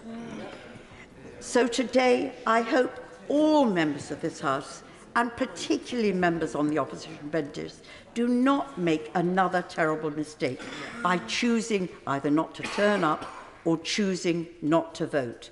This, Madam Deputy Speaker, should not be about Conservatives versus Labour. No. Every parliamentarian needs to look at the evidence and ask themselves if they can honestly ignore the heaps of information that shows Boris Johnson lied to us all, and through us to the people in the country. I would strongly urge every single member of Parliament to walk through the lobbies and register their vote, a vote for the resolution, a vote that demonstrates our support for truth, justice and democracy. Sir Jacob Rees-Mogg. Thank you, Madam Deputy Speaker. It is perfectly reasonable to challenge the views of select committees of this House. It is neither eccentric nor indeed rare.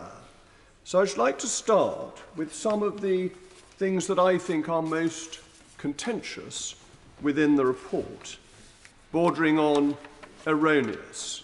If we may turn to paragraph 48 to start with. This makes reference to the fixed penalty notice received by Mr Johnson for the birthday party. And it seems to think that the fixed penalty notice is in fact an admission of guilt. But Lord Chief Justice Thomas, in R v Hammer, said this: "It is quite clear that the issue of a notice is not a conviction. It is not an admission of guilt, nor any proof that a crime has been committed. The scheme of the Act makes that clear. Any person reading the form would plainly understand that it is not to be regarded as a conviction, and will not be held against him, save in the respect mentioned. It seems therefore clear, both as a matter of the statutory scheme and as a matter of what a person accepting such a notice would reasonably be led to believe, that he was not admitting any offence, not admitting any criminality, and would not have any stain imputed to his character." Yet this report, against what a Lord Chief Justice says, against what is a principle of our criminal law, decides to impute a stain upon his character. It seems to me that this is quite clearly a deliberate attempt to take the most unfavourable interpretation that the committee can of Mr. Johnson's activities. But this is not the only contentious paragraph. Let us go to paragraph 83. Paragraph 83 decides as if it were an Elon Musk particle to insert itself in the brain of Mr. Johnson to work out what he must have thought at a particular moment. Well, I'm glad to say that, as far as I'm aware, Mr. Johnson does not have one of these little bits stuck in his brain for the committee's benefit.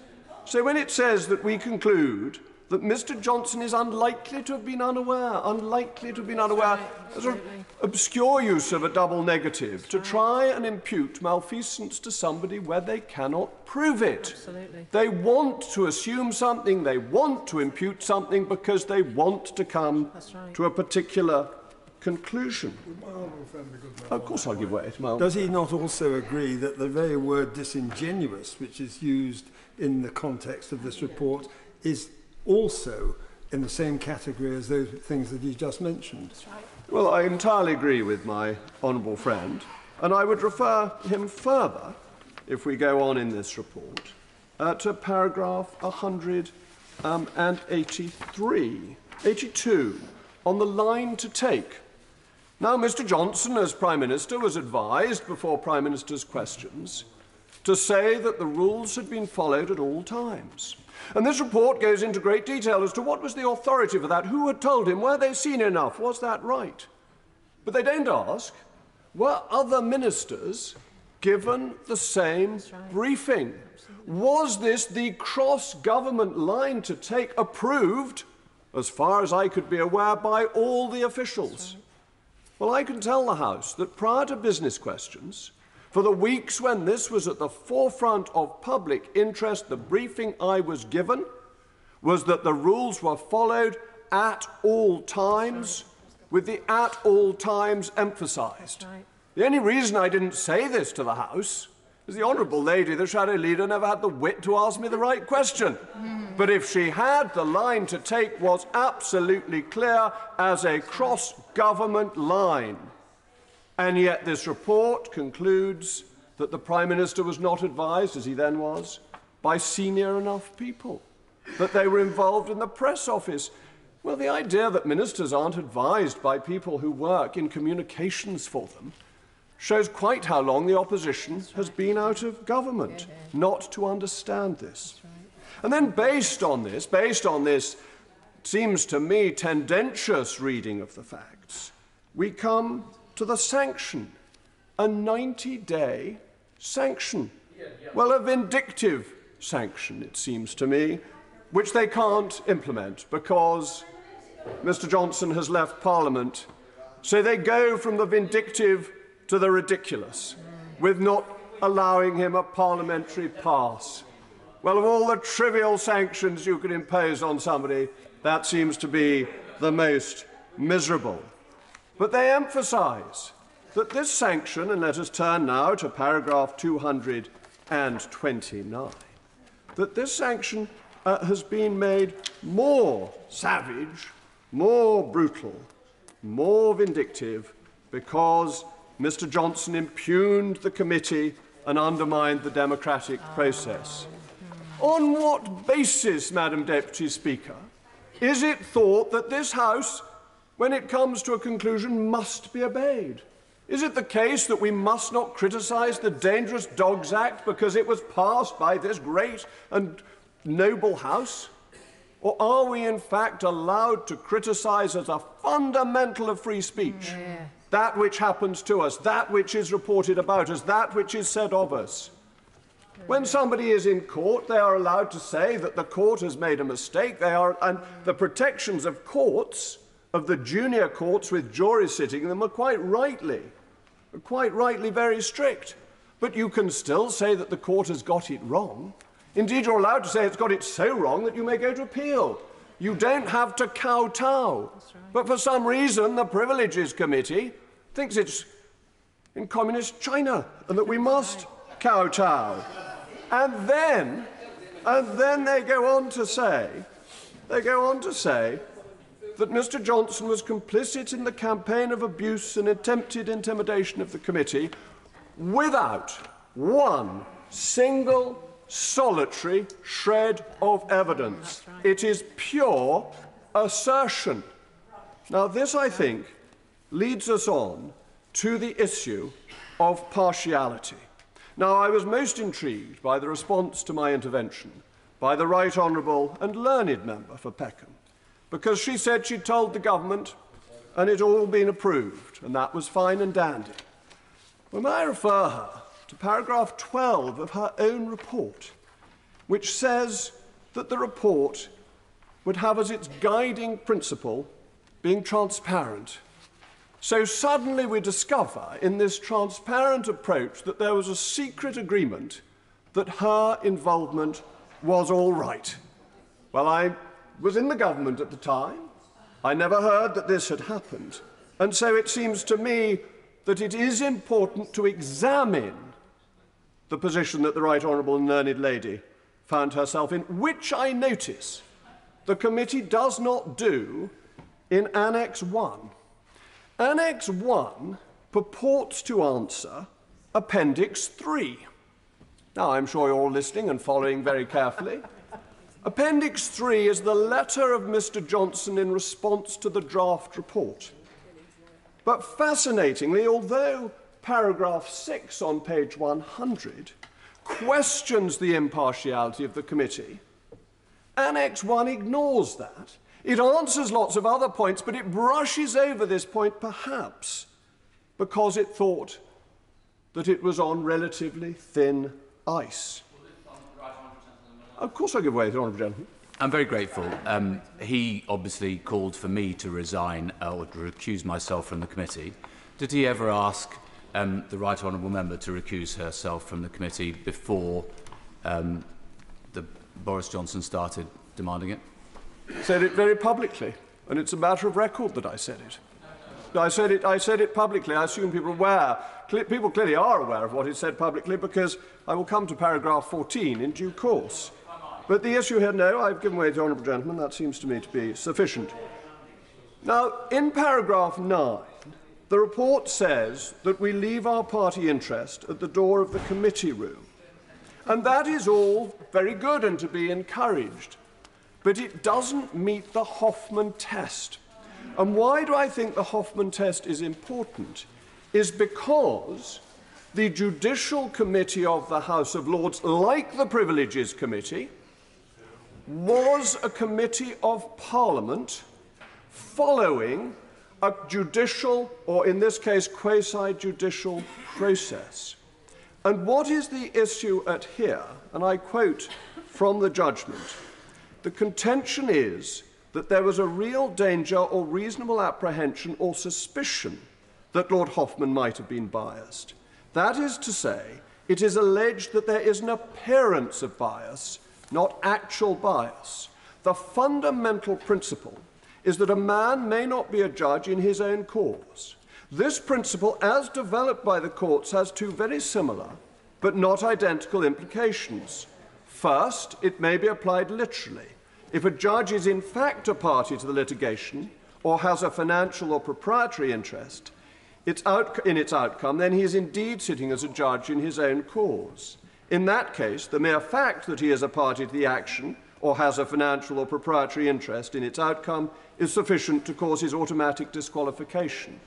The second application of the principle is where a judge is not a party to the suit and does not have a financial interest in its outcome, but in some other way his conduct or behaviour may give rise to a suspicion that he is not impartial. That is the fundamental point. And that led to the Judicial Committee overturning a decision that it had made for, I believe, the only time in its history. It is a reasonable suspicion. If we take the judgment of Lord Nolan, which runs only to 4 lines, I will read out only 2 of them. I would only add that in any case where the impartiality of a judge is in question, the appearance of the matter is just as important as the reality. And this seems to me to be fundamental, that the Judicial Committee followed a proper process which the Privileges Committee did not. Now, I've slightly exceeded your time limit. I will finish relatively swiftly, but fortunately the previous 2 speakers were brief, which is encouraging. Let us come to I won't give way. Let's come to paragraph 14 on the special report, because this is important, and the report quotes in paragraph 194 the 1978 resolution of this House that its penal jurisdiction would be used sparingly in order to provide reasonable protection for the House, its members or its officers from improper obstruction or attempt at or threat of obstruction causing or likely to cause substantial interference with the performance of their respective functions. This does not mean criticism. It is absolutely legitimate to criticise the conduct of a committee, to criticise the members of a committee. That is politics. Our politics is adversarial, and that, I believe, is one of the great strengths of our political system. It is open to us within this chamber to accuse people within the bounds of good order of saying things that we disagree with. Outside this chamber, freedom of speech is paramount. We are allowed to say what we like.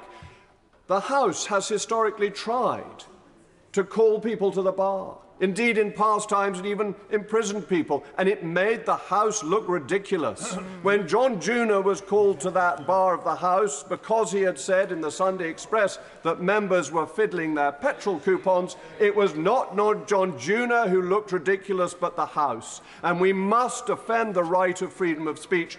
And frankly, if politicians cannot cope with criticism, you wonder what on earth they're doing with a political career. Yeah. And I have one final question from Annex 1, Section 7, where it says that Suze Gray's report was not important in this case. Well, it seems to me that when the witnesses have come from Suze Gray's report, it is odd then to say that her report was not important. Right. And it might also be interesting to know, in the interests of paragraph 12 style transparency, quite how many communications, private and public, the chairman of the committee had with Sue Gray. Carl Turner. Thank you, Madam Deputy Speaker. Can I begin by commending the Privileges Committee and indeed their report and thanking them, each and every single member, both Conservative members and indeed other members of that committee.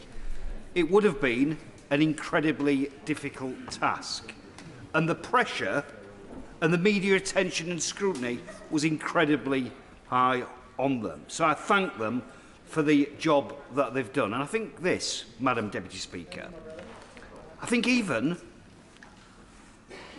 anybody actually, really and truthfully, who reads that report, that incredibly detailed and in-depth report, would have to conclude the reality that Boris Johnson was a liar. There's no question, as far as I'm concerned, every time Boris Johnson stood up, I thought he was spewing out complete and unadulterated untruths. Being honest about him in this chamber, very often you would be surprised that he was getting away with the things that he was saying. But it's proven now that he is dishonest. But I think for me, Madam Deputy Speaker, there is concerns. I think there are questions raised as a result of this report, because the members of the public will wonder why on earth Boris Johnson was entitled to more than 250,000 quid for legal aid. There is no example of any other member being before what used to be the Privileges and Standards Committee, former minister or serving minister, of receiving money from the taxpayer to pay lawyers. Johnson got 250,000 quid from the taxpayer, and the Prime Minister allowed that to happen. And I'd say to the Prime Minister this: he should say no now. We know that Johnson is a liar. We know that he's been discredited. Force him to pay up himself. An ordinary member of the public, if they earn more than £12,570, don't get legal aid. In very often very difficult legal proceedings. But Boris Johnson, who's earned, I think, £6 million quid since he left this place, he's just done a deal with one of the newspapers for £1 million quid a year for writing a column undoubtedly will be, again, untruths, most of it.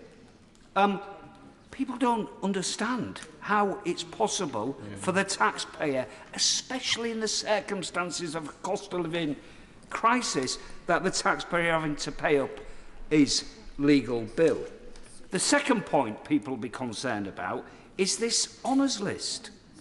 The very idea that somebody who's left here as discredited, been convicted by a committee of this House of lying, should be entitled to put people in the House of Lords or give them honours from the King is just unfathomable for people, especially when we read at the weekend that some of which was on his honours list are people partying during the lockdown. Boozy shenanigans at Tory HQ. What an absolute, utter, complete contempt to this country. Of course I give way. Thank you, and he's making an excellent speech. But just on the point about the revelations of this party that took place at Conservative Party headquarters, as we all know, some of those members have actually been given honours by the former Prime Minister. Does he agree with me that those honours should be withdrawn? I'm grateful to Madam Fred. I think people who are more important than us, perhaps, will be wondering how on earth it's possible for Liar Johnson to leave here and the Prime Minister nods through a list of honours for people who was boozing it up in Central Tory office when people couldn't see dying relatives. It's utterly deplorable. And anybody who thinks that's all right, I suggest you get out there, knock on doors and see what your electorate think of you. The third point, Madam Deputy Speaker, I want to make is the fact that Johnson gets 115,000 quid a year, I think it is, for his office costs.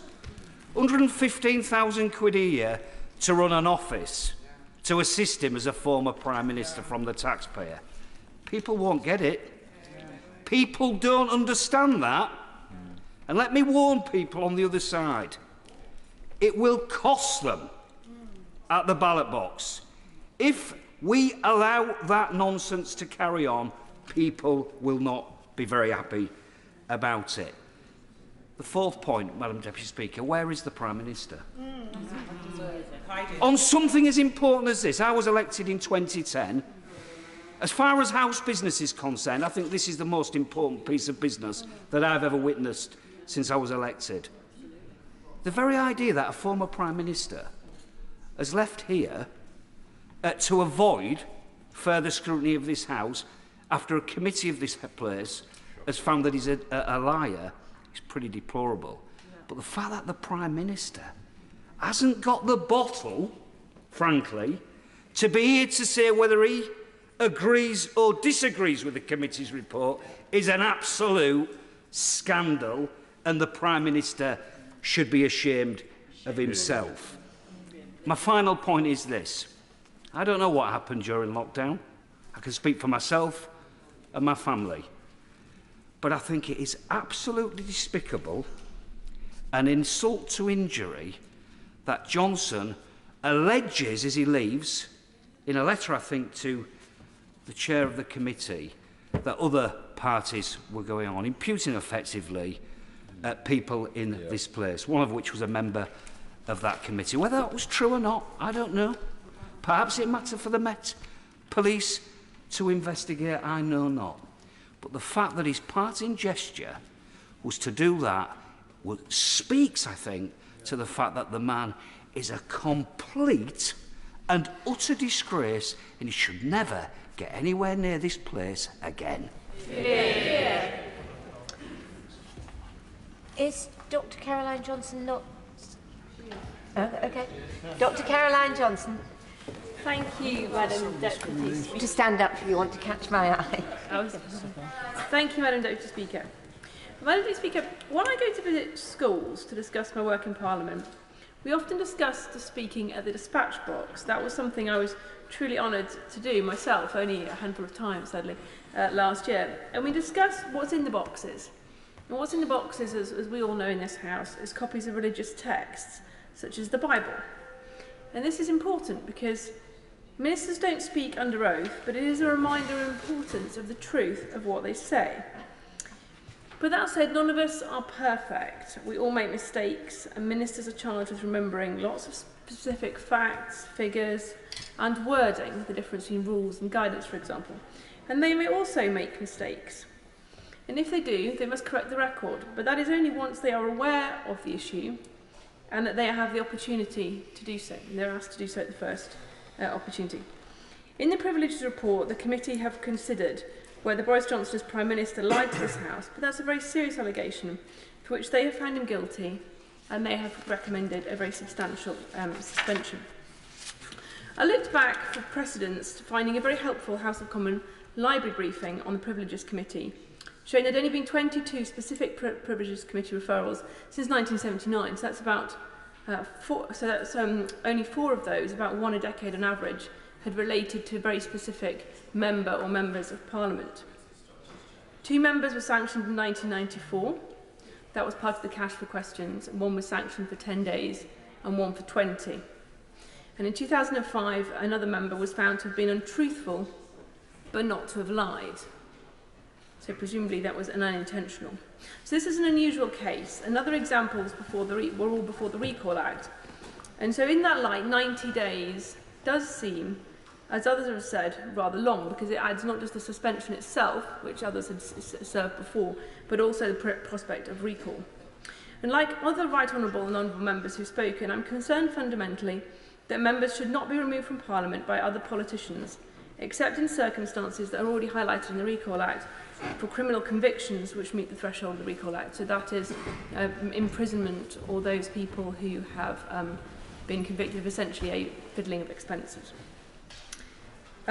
My concern is that a process which does allow parliamentarians to remove other parliamentarians who've been duly elected without a clear prior guidance on where those thresholds lie, which currently 9 or 10 day suspension, but there's no guidance on what should be 9 days and what should be 10, could lead to the seeming of political motivation. And we've seen that with this committee, because whether those agree or disagree with the committee, there is nobody who hasn't noted that some people consider it politically motivated. There is an element of the population who do believe that, and we need to make sure that everybody, wherever they are and wherever they work, whatever their political allegiances, can see that process is fair.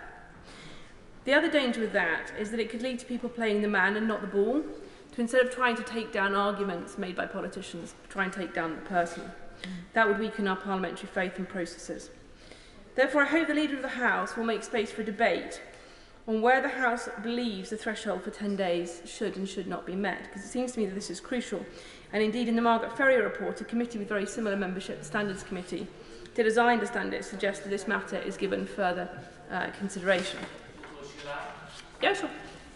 Phil, I think I speak for all the members of the Standards Committee. We are a bit exercised about how the Recall of MPs Act now functions, because when you're deciding on a sanction, If you go for 9 days, it looks like you've deliberately avoided the possibility of a recall. But if you go for more than 10 days, it's like you've decided that's the end of somebody's career. So we do want to look into this more fully, and we intend to launch an inquiry in the autumn into that precise issue. I thank the honourable gentleman for his intervention, and I hope that he will be asking as his committee looks at that for the members of the whole House to contribute, because this is something that the whole House needs to decide, not, with due respect, half a dozen or so members of a committee. There's also, and the other thing I want to raise is the members being critical of the committee. We are here today because there is a vote in Parliament. A vote in Parliament means that we have the opportunity to say yes, or aye, or no. The fact that we can say no means that it is perfectly legitimate to respect the committee and to respectfully disagree with the committee. Firstly, I'd like to say I do have respect for my colleagues and indeed some of my friends who make up the committee, who've taken on an unenviable job for a highly politically charged decision, and I'm sure have given that their full due diligence over quite a long period. The committee must never be intimidated, it should not be bribed, it should not be blackmailed, it should not be bullied. And as the Leader of the House said in her opening remarks, it is a contempt of the House to seek to intimidate a member of the committee. But a balance must be struck. We're here to debate and discuss it, as I've said. We're free to disagree and question whether its processes and procedures are fair. It is, in my view, entirely legitimate to question if a person has politically opined on an issue can judge it impartially. It is reasonable to consider, do I agree with the report? Do I think they've given insufficient weight for the evidence of my honourable and learned friend from Derbyshire Dales, or the honourable member for Arundel and South Downs in their witness statements? Do I think the insufficient weight was given to Boris Johnson's evidence when he said, how is it obvious that this event was a transgression if it was published in the newspapers and nobody complained? Are we to presume, for example, that no members of the opposition read the Times, that none of his political opponents read the Times, or that it wasn't obvious to them, for example? That said, I understand the committee is also cross that their letter was leaked in advance of the report. And having looked at what constitutes contempt of the House, I would agree that leaking a report or a letter is a contempt of the House, and that for that one should apologise, and if they won't apologise, have a sanction. But due process is important, and if someone has done something wrong, they deserve due process the same as those who may be innocent. And we should always, always, always, in my view, assume that anyone is innocent until we have proven them guilty. Today we're asked to vote on a sanction based in part on the statement that Boris Johnson was, and I'll read this, complicit in the campaign of abuse and attempted intimidation of the committee. That is a very serious allegation. But having read the report, I don't see where that is evidence. It's not been yet provided. In my understanding, if I understood the Right Honourable Lady for Camberwell and Peckham correctly, what she was saying was that will be provided in a future report when they're discussing the evidence that was given there. I'm happy to take an intervention if she would like to say that it's in the report and I've missed it. But I am concerned that we're being asked to vote on a sanction with essentially only half of the evidence, and I'm not able to do that. Christine Jardine. Thank you very much, Madam Deputy Speaker. And I rise today to speak in support of the committee's report, and I would like to thank the committee and its members for all the work that they have done in, as the Leader of the House pointed out earlier on, protecting us and our privilege in the work that we do for our constituents. Many of us, I'm sure, hope that this will be the final act in one of the most disreputable episodes in British politics for many, many years. And at a time when the country was looking to its Premier, its Premier-elected politician, its Prime Minister, to lead us through the most difficult and traumatic of times, and one that I hope we never have to endure again. At that time, what people went through, the lives that were lost, the lives that were interrupted for 2 years, the young people who couldn't sit their exams, complete their education, start their employment, people who lost loved ones. All of that at a time when the people of this country were looking to this place, to the rules that it was making and that were being announced from Number 10, and trusting that everything was being done in their best interests, and following those rules, having faith in those who had set them. Madam Deputy Speaker, I do not believe this is a day for party politics, but for us all, wherever we may sit in this place, to recognise the significance of supporting this report, of this moment for us, for our constituents, and as others have said, for our democracy. In criticising the committee, rejecting the validity of its conclusions, Mr Johnson attacked each of us and what we believe in. He showed contempt for the people that we serve and he purported to, and undermined perhaps the most intangible and yet invaluable foundation of our democracy: trust. Confidence that our politicians, those we have voted for, tell us the truth in everything that they do, and tell us the truth in what they say we must do, what the public must do in difficult times. The Leader of the House talked about the real-life consequences of what we decide today, and I believe that they cannot be underestimated. When we return to our constituencies from this place, our constituents will be looking to us to see how we have stood up for them and defended them and protested at the way that they were let down by the incumbent of number 10, and to recognise what they endured, the sacrifices they willingly made. We, each of us, carry the title Honourable or Right Honourable, and if it is not to become a meaningless sobriquet in the 21st century, we have to live up to that today in what we decide and in what we do.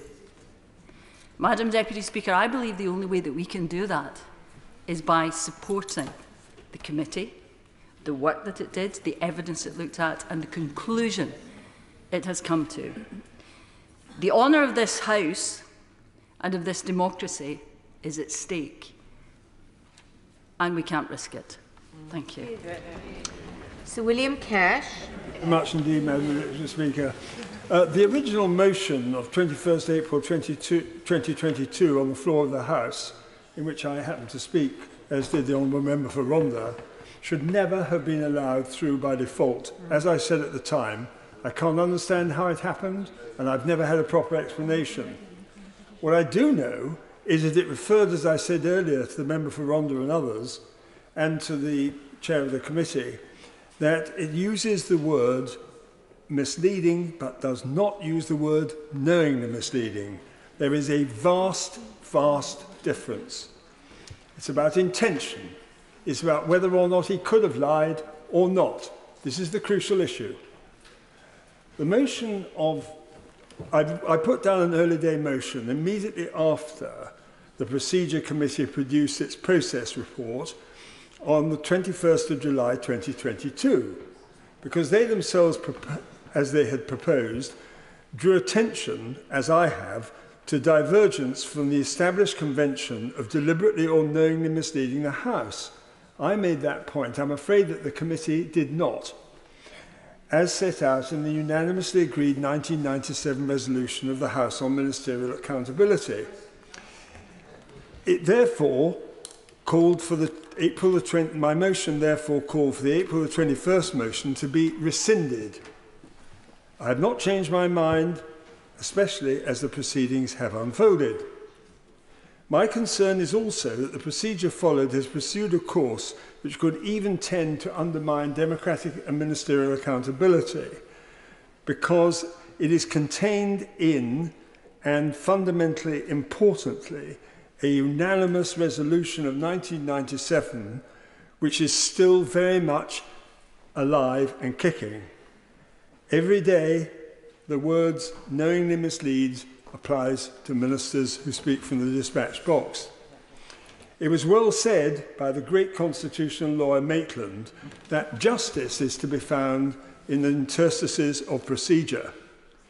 The procedures thus should reflect natural justice and the right to fairness in proceedings. And I know the Chair has been Chair of the Human Rights Committee. One of the most fundamental questions in relation to the Human Rights Act and the European Convention on Human Rights is fairness in proceedings and trials. This Committee on Privileges is in itself uniquely concerned with personal accusations and complaints, as compared to all other select committees which concentrate largely on departmental policy. Natural justice, in my view, therefore requires cross-examination by counsel, and the rule of law requires that where there is an accusation of misconduct or lying, particularly by members of the House, an individual should be entitled to have his counsel cross-examine the evidence and obtain the names of potential witnesses. Indeed, counsel can be heard in person with the Leader of the House, and I truly believe that the Committee on Privileges could and should have proposed this itself. I have already dealt with the question raised earlier with respect to the admission, and I pay tribute to him for this, for saying in the debate on the 21st of April 2022 that intention is essential, and I'm glad that he made and reconfirmed that point today, because intention, in my view, cannot be excluded by any presumption of strict liability, which, as I understand it, was in fact considered by the legal advisor to the committee, and he came to the view that strict liability applied. I don't agree, but that is a personal view, and it's a view as I take as a lawyer. I do not think that strict liability is consistent with ensuring that the word intention is applicable in such circumstances, but I'll certainly give way. I'm very grateful. Just two very quick points. He's referred to motions of the House. He will be aware that there is also a motion of the House which says that a member will always represent themselves and not be represented by legal counsel. So if we're going to barter off motions, then that is also the will of the House, universally expressed. But the bit that I really can't understand is why he goes on about this intentionality point, when page 7 of the report says that he was guilty of contempt by deliberately misleading the House. That is intentionality. They've proved it. Yes. A moment, because there is more that I have to say on that very question. But only by cross-examination of witnesses can truth be properly established. The 1997 resolution went through unanimously after a series, many select committee reports in the 1990s following the arms sales to Iraq saga. There were intensive cross-party discussions, and eventually John Major and Tony Blair insisted on the word knowingly misleads in the resolution that was unanimously passed, and the House agreed to it, and that resolution, as I've said repeatedly, still prevails to this day. Therefore, no minister shall be expected to resign or be forced to resign unless that can be proved. The 21st April motion deliberately left out the word knowingly. It was a Labour bear trap for Boris Johnson and the government, changing this fundamental principle by a new precedent, in my view, would affect all governments and democratic accountability in future, and would also, incidentally, apply to civil servants who are also governed under the Civil Service Code of Conduct by the words knowingly misleads. And they're the people who have to put together the answers to questions which are raised on the floor of the House, and indeed, for that matter, in speeches too. Certainly. My honourable friend is indeed a true friend, and normally we find ourselves in the same lobby under heavy crossfire.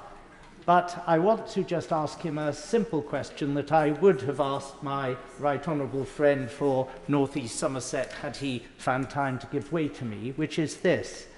Given that he is so hostile to the report of the committee, will he do people like me a favour and divide the House today so that we can have the opportunity to cast our votes either against the report as he wishes to do or in favour of it as I wish to do?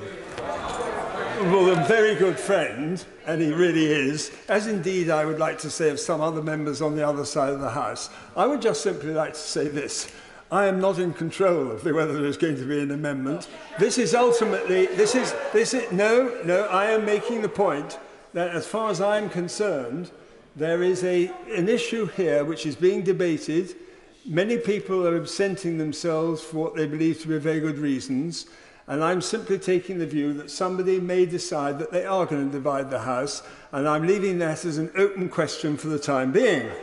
However, Madam Deputy Speaker, the statements made by Boris Johnson on the floor of the House, not just now, thank you. I just want to get on to this other point.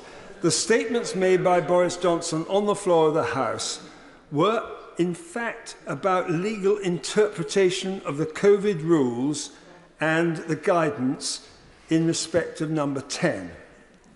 The Justice Committee conducted an excellent inquiry reporting in September 2021 on the meaning and effect of the COVID rules and guidance, several months before Partygate emerged as an issue. Their report is of great importance because it endorsed the incisive legal analysis of the former Counsel for Domestic Legislation, who is now the present Parliamentary Commissioner for Standards. He highlighted the legal uncertainty of these regulations and guidance, stating in evidence to the committee there is a lack of clarity as to what regulations apply to specific situations and at what times. And the combination of regulations and guidance and the lack of clarity as to where one starts and the other stops has been a recurring theme of the coronavirus regulations. I would strongly recommend members opposite to listen to this, because actually it's very important in deciding whether or not a person can or cannot lie in these circumstances. Because the same applied to subsequent regulations. He emphasised that this lack of clarity undermined the rule of law. This could not have been more apparent than from the differences in approach from the Durham Police Authority on the Barnard Castle incident and the leader of the opposition in relation to the beer drinking at a particular event, which led to no action, and on the other hand, the Metropolitan Police in relation to number 10, which led to action. The essential point about all this is that no one, not even the lawyers, knew what the law was. And the Parliamentary Commissioner for Standards make this absolutely crystal clear. Even the civil servant who drafted the regulations was fined for non-compliance. I now come to the fundamental issue about whether Boris Johnson can be accused of knowingly lying to the House. It is clear, therefore, from what I have said, that the accusation that the former Prime Minister had deliberately or knowingly misled Parliament, as set out in the current and existing 1997 resolution put together by Tony Blair and by John Major, and endorsed unanimously by the House as a whole, can only be derived from a proper legal interpretation of the words on which Boris Johnson was relying and from the legal advice he had received inside number 10 on each occasion of which he is accused. And I find no publication of that legal advice in this report. He, Boris Johnson, therefore, in my view, cannot have been found guilty of knowingly misleading Parliament if no lawyers, let alone the Prime Minister is not a lawyer, could get the legal position right. The regulations and the guidance entirely lack legal certainty, and therefore the Prime Minister could not have knowingly misled the House. Why, if as I believe the case, did the committee not obtain evidence from those lawyers in number 10, providing that legal advice in number 10 when it was so crucial? And if they did, why has this evidence not apparently been published? He cannot therefore have knowingly misled the House. And that should have been the end of it. I don't see how contempt can be attributed in these circumstances, for he simply could not have knowingly misled Parliament on any rational interpretation of the word knowingly, which the original motion left out. Those who argue that now the report has been published, it's all over and done, and those who say the dogs bark but the caravan moves on, miss the wood for the trees. The caravan of this House having moved on, will certainly come back. And then the dogs will not only merely bark, but they will bite, and Parliament will be the victim, and likely any future Labour government who get caught up in it, heaven forbid they should ever be elected. That's right. I therefore do not approve of this motion. Hilary Benn. Thank you very much indeed, Madam Deputy Speaker. It's clearly a very serious matter when one of our number is found in contempt of the House. And no one can or should take any pleasure in the report that we are debating this evening. But in the light of what has just been argued by the Right Honourable Member for Stone, it's really important that we remember that the revelations about the parties at 10 Downing Street, and they were parties, caused a lot of people a great deal of anger and distress. Because they saw what went on there and they contrasted it, what they themselves had done in faithfully upholding the rules and the guidance as they understood them, at great personal cost, above all when they were not able to be present as their loved ones breathed their last. And they have right to be angry about what happened. And that is why we asked the Privileges Committee to look into what had happened and what we had repeatedly, if I may use the word, been told by the Prime Minister. And having looked at the evidence, our colleagues, and we're talking about our colleagues here on both sides of the House, formed their judgment, and I think we have a duty to accept their report and what they have found. A point made very forcefully in a number of speeches, not least by my Right Honourable friend, the member for Camberwell and Peckham, and the Right Honourable member for Maidenhead. And why should we do that? First of all, because we traditionally accept reports of the Privileges Committee, because they did give Mr Johnson every opportunity to explain what he said and why he said it, and because it was a cross-party group of MPs, as the Privileges Committee always is, and its conclusions were unanimous. And that is why, to suggest that there was some sort of conspiracy, and I'm sorry that one or two members have veered in that direction this afternoon, a conspiracy by one party or certain people to do down the Prime Minister is frankly implausible and I think is insulting to this House.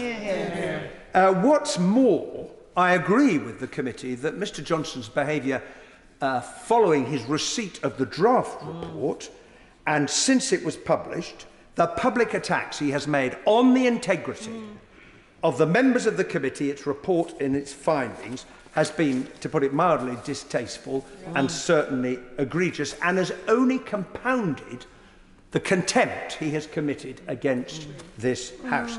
And it is, if I can address the argument that's been put about can you criticise the report, it is one thing to argue your case, be found against, and then to disagree with its findings.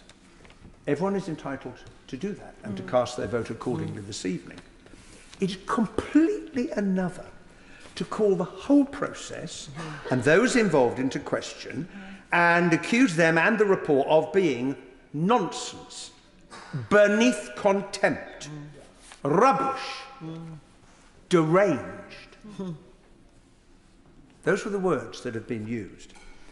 And especially when it is a blatant attempt to undermine the very democratic system that we are sent here to uphold. And as has already been said, when the committee is attacked for doing its job by a member, now a former member, it is us as MPs who are also being attacked. And the other thing that worries me about this, and I think should worry all of us, is that this type of conduct that we have seen from Mr Johnson is all too reminiscent of what is going on as we speak on the other side of the Atlantic Ocean. Because people look at what he has said and done. They see what Mr.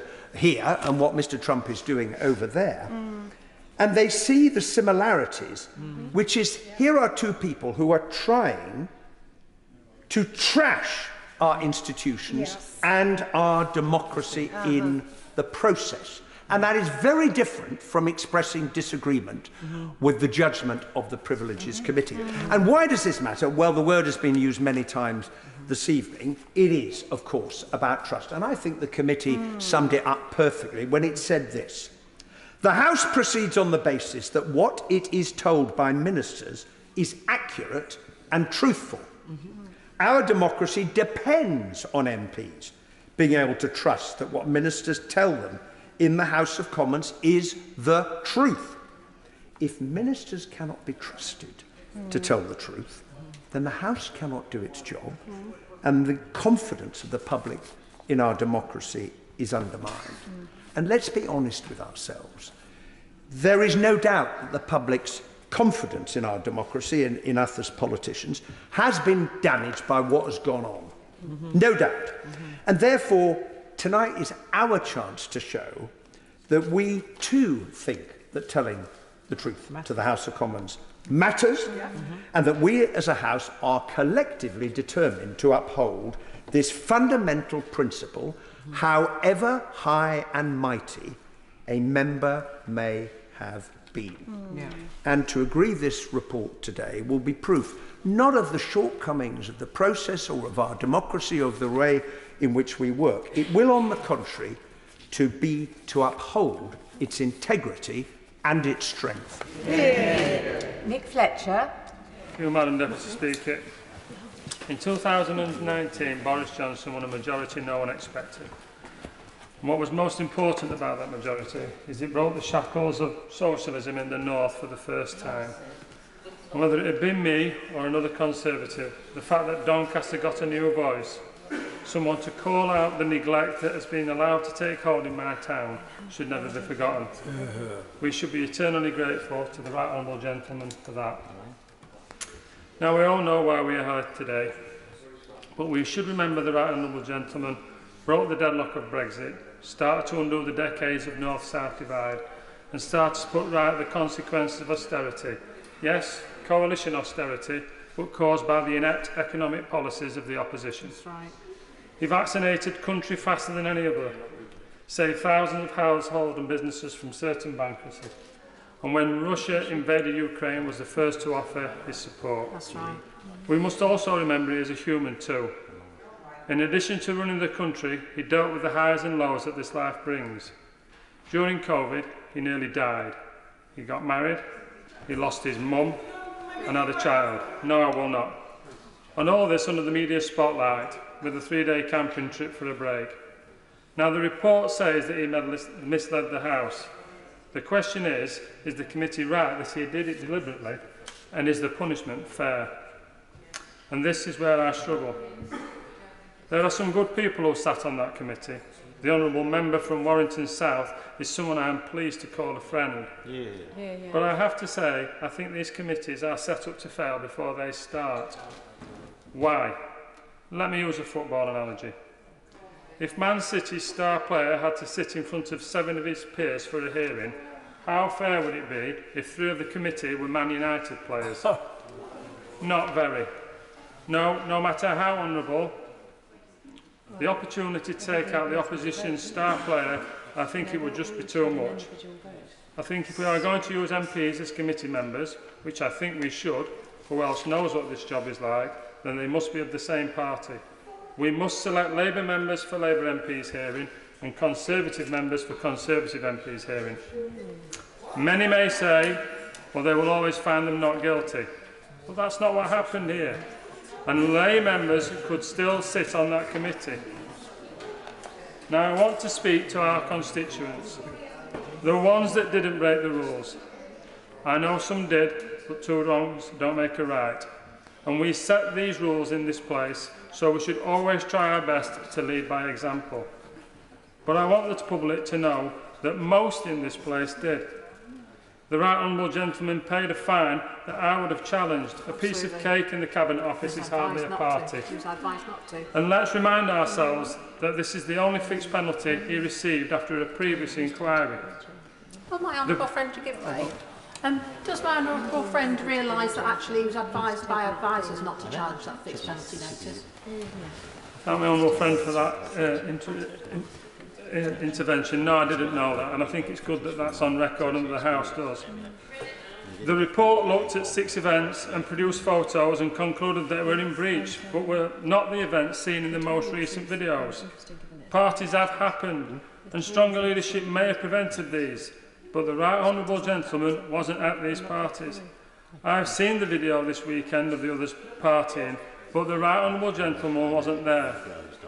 But I can see the hurt that it has caused, and I know people feel wronged and want justice. I know people lost loved ones. I did too. But the storing up of hate for these people won't bring our loved ones back.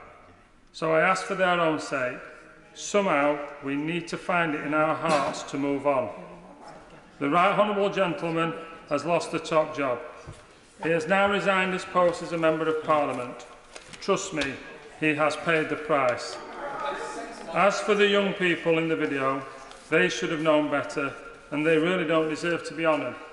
But I cannot ask the public to forgive and not do so myself. So I do.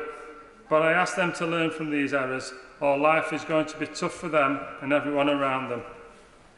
The video was posted by media. A media whose only intention is to sell papers. Don't be tricked, anybody. They are bastions of free press, but not always for the right reason. So I say to the press, do the job by all means, but think of the implications. I ask them to use their power wisely. Now I come to today. If I vote for this report, my haters will love me for 5 minutes and then hate me again. If I vote against, the ones who have lost loved ones will think I don't care, and I desperately do. If I abstain, I please no one.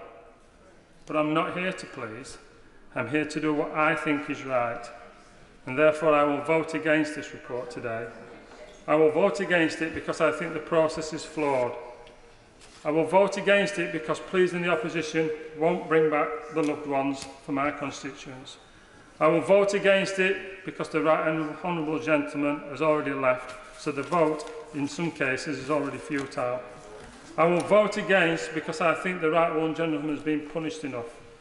I will abstain because I will vote against because if I ask the people to forgive, then so must I. I will vote against because this country has had enough, and so have I. But I finish by asking the Right Honourable Gentleman, if he cares about our country and his party as much as I think he does, he will back our Prime Minister, our party, and help get this country back on track. This country and its people have suffered enough through COVID, and it's time to move on. And a decade of the opposition will be terrible. Well spoken. Maria Eagle.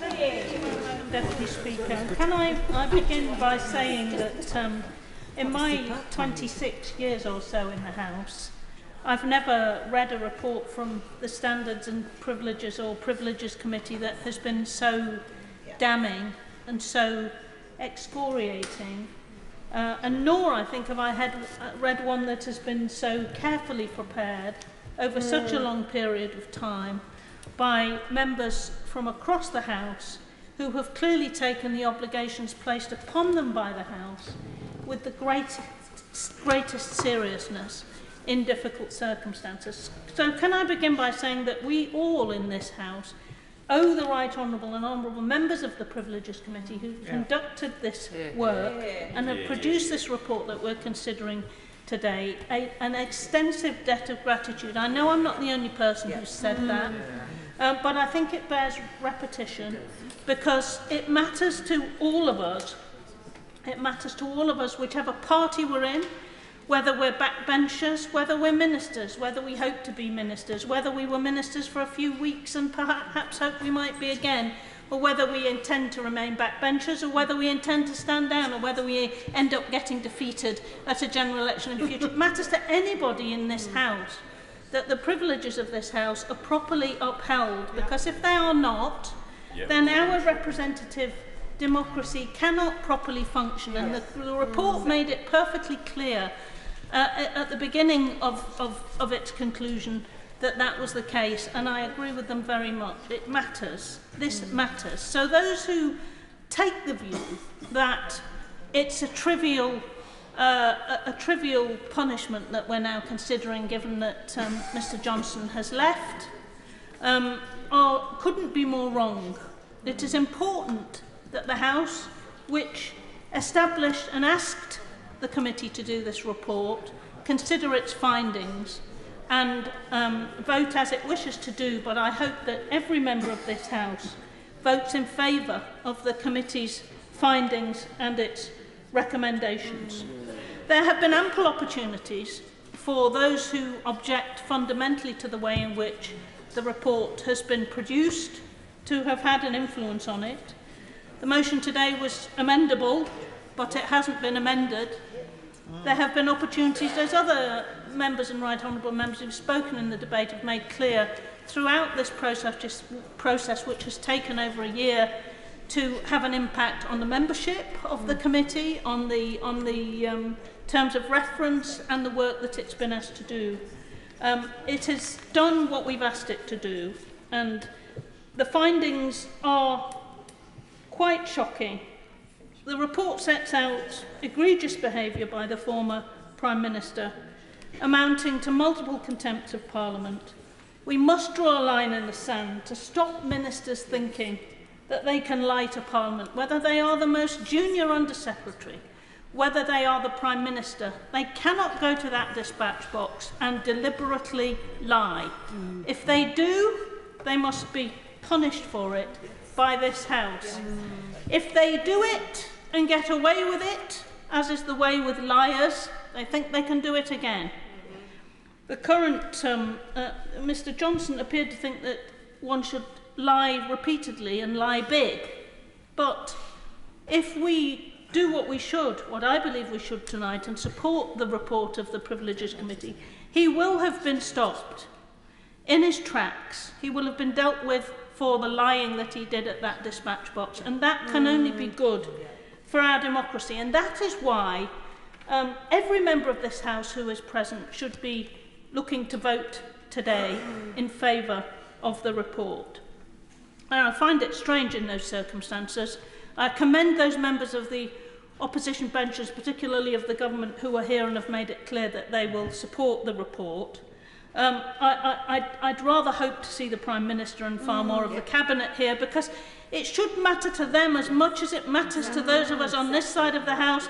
If in some day in the future, which I think will happen, they will be in opposition, they will want to know that they're being told the truth from that dispatch box, just as much as any other member of the House. So I think it's a shame that the Prime Minister doesn't seem to be here. I think it doesn't send the right signal that the House takes the matter seriously enough if some parts of it decide on a party political basis that for party political management reasons it's easier to run away and hide. That is a shame. Madam Deputy Speaker, the debates we've been having about knowingly are esoteric, in some ways legally esoteric, but the committee did find that Mr Johnson had deliberately misled the House. That does take knowledge of forethought. To be deliberately doing something, one has to be aware that one is doing it. That he deliberately misled the committee, that he breached confidence of the committee when he didn't like the findings that he was shown in the report that he got to see before the committee had finalised it and before it was published, and then impugning the committee and thereby undermining the democratic process of the House, being complicit in the campaign of abuse and attempted intimidation of the committee. And this has gone over an extended period of time. So not only did the committee find that there were 5 times when he misled the House, when he said guidance was followed completely in number 10, the rules and guidance were followed at all times, that events in number 10 were within the rules and guidance, and that they'd been followed at all times when he was present, when he failed to tell the House about his own knowledge of the gatherings, where rules or guidance had been broken, even though he was there and he could have said what he saw, when he relied on repeated assurances that the rules hadn't been broken. The assurances that he received weren't accurately represented by him to the House, when he gave the impression there needed to be an investigation by Sue Gray before he could answer questions about which he had personal knowledge that he didn't reveal, and when he purported to correct the record but instead continued to mislead the House, and by his continuing denials the committee. I mean, it's pretty clear, and the evidence can all be read, that he was being deliberately disingenuous when he tried to reinterpret his statements to the House to avoid their plain meaning and reframe the clear impression that he intended to give, when he advanced unsustainable interpretations of the rules and guidance to advance the argument that the lack of social distancing at gatherings was permissible within the exceptions, when he advanced legally impermissible reasons to justify the gatherings. It's pretty clear if you read the report that this isn't an inadvertent or occasional slight slip. This is a pattern of behaviour. Well, the honourable gentleman, right honourable gentleman has only just come in, but I will give way to him. I've heard several of the speeches prior to hers, but I'm grateful to her for giving way nonetheless. The Right Honourable Stone made the point about the difference between being deliberate and being knowing, but not dwelling on that. Will she comment on the sanction? Because it seems to me she's right. The privileges of this House do matter, and the way the privileges are managed matter too. But one might have expected the Privileges Committee to have some kind of sentencing guidelines, if I can put it in those terms. One might have expected the Honourable Lady who chaired it, given that she's been here since I was in full-time education, to have insisted that at the beginning. I think that it's entirely a matter for the committee what sanction they propose. It seems pretty clear from what they've said that the proposed sanction was increased following the further contempts that occurred when the draft report was sent to him because of the way in which he behaved in leaking the report of the committee. So I don't know. I'm not on the committee. I don't know what any proposals that were being considered were before that further contempt. But I don't think 90 days is unreasonable given the extensive period of time, the numbers of contempts and the way in which he then behaved, having been confronted with his behaviour. I also think, by the way, that it's important that the issue about the former member's past, people might think it's trivial, but it's sending a signal of extreme disapproval that this kind of behaviour will not be allowed with impunity if a former member decides to behave in this manner. And I think that that is entirely reasonable. So, Madam Deputy Speaker, I don't wish to go through any more of the details, but beyond saying it's an egregious example, one of the worst that I've ever seen. The committee members have done the House a service. The truth starts here. It starts at that dispatch box. It must be observed. And if we don't have that, we don't have a functioning parliamentary democracy. That is why every member of this House must and should, in my view, vote this evening to support the committee and to approve the motion in respect of this report. Angela Richardson. Thank you, Madam Deputy Speaker. I'd like to start by putting on the record my thanks to the Privileges Committee for their diligent work over many months, and to the clerks to the committee for their supporting of that work. Today's debate is focused on the committee's work and their report on the misleading of this House and whether that constituted as a contempt of the House. Not on wrongdoing, but what was said in response to allegations of wrongdoing at the dispatch box. No one is perfect. Let he who is without sin cast the first stone. But it's how we respond to the errors we make that defines us. I agree with the father of the House's words. He's no longer in his place. If one makes a mistake, one apologises at the earliest opportunity, not many, many, many months later. I would draw those outside this chamber who may be watching the debate today to Annex 1 of the report on process and procedure. In brief, the House referred the matter to the committee without division. Its members agreed to without division. It has no powers to sanction, only make a recommendation to decide on, which is why we are here today to debate and decide. I deplore the attacks on members of the Privileges Committee, whether they come from external commentators or within this House. The work of the committee is thankless. There is no need to make it potentially dangerous too. The additional security that was needed is deeply shameful. The Right Honourable Member for Camberwell and Peckham is an exceptional parliamentarian, and it was a privilege to serve with her on the Joint Committee for Human Rights. I also deplore the attacks on my honourable friend, the member for Warrington South, who is a voluntary magistrate as well as serving his constituents in this place. Shame, shame, shame on those who are working to undermine him and his future prospects. He is a decent and honourable member, as are all members of the Privileges Committee.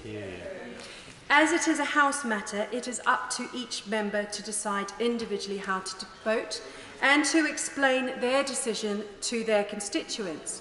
I will not try to persuade nor urge members to do other than their conscience dictates from these benches. No one should be whipped on a House matter. I will be voting to support the committee's findings today. Sir Stephen Timms. Thank you, Mr Deputy Speaker. We've been reminded in this debate that the report makes the fundamental point that our democracy depends on MPs being able to trust that what ministers tell them in the House of Commons is the truth. On the 24th of November 2021, at Prime Minister's Questions, the then Prime Minister said, and I quote, "Now, almost a month after furlough ended, there are more people in work than there were before the pandemic began." That's Hansard column 344. That statement was untrue.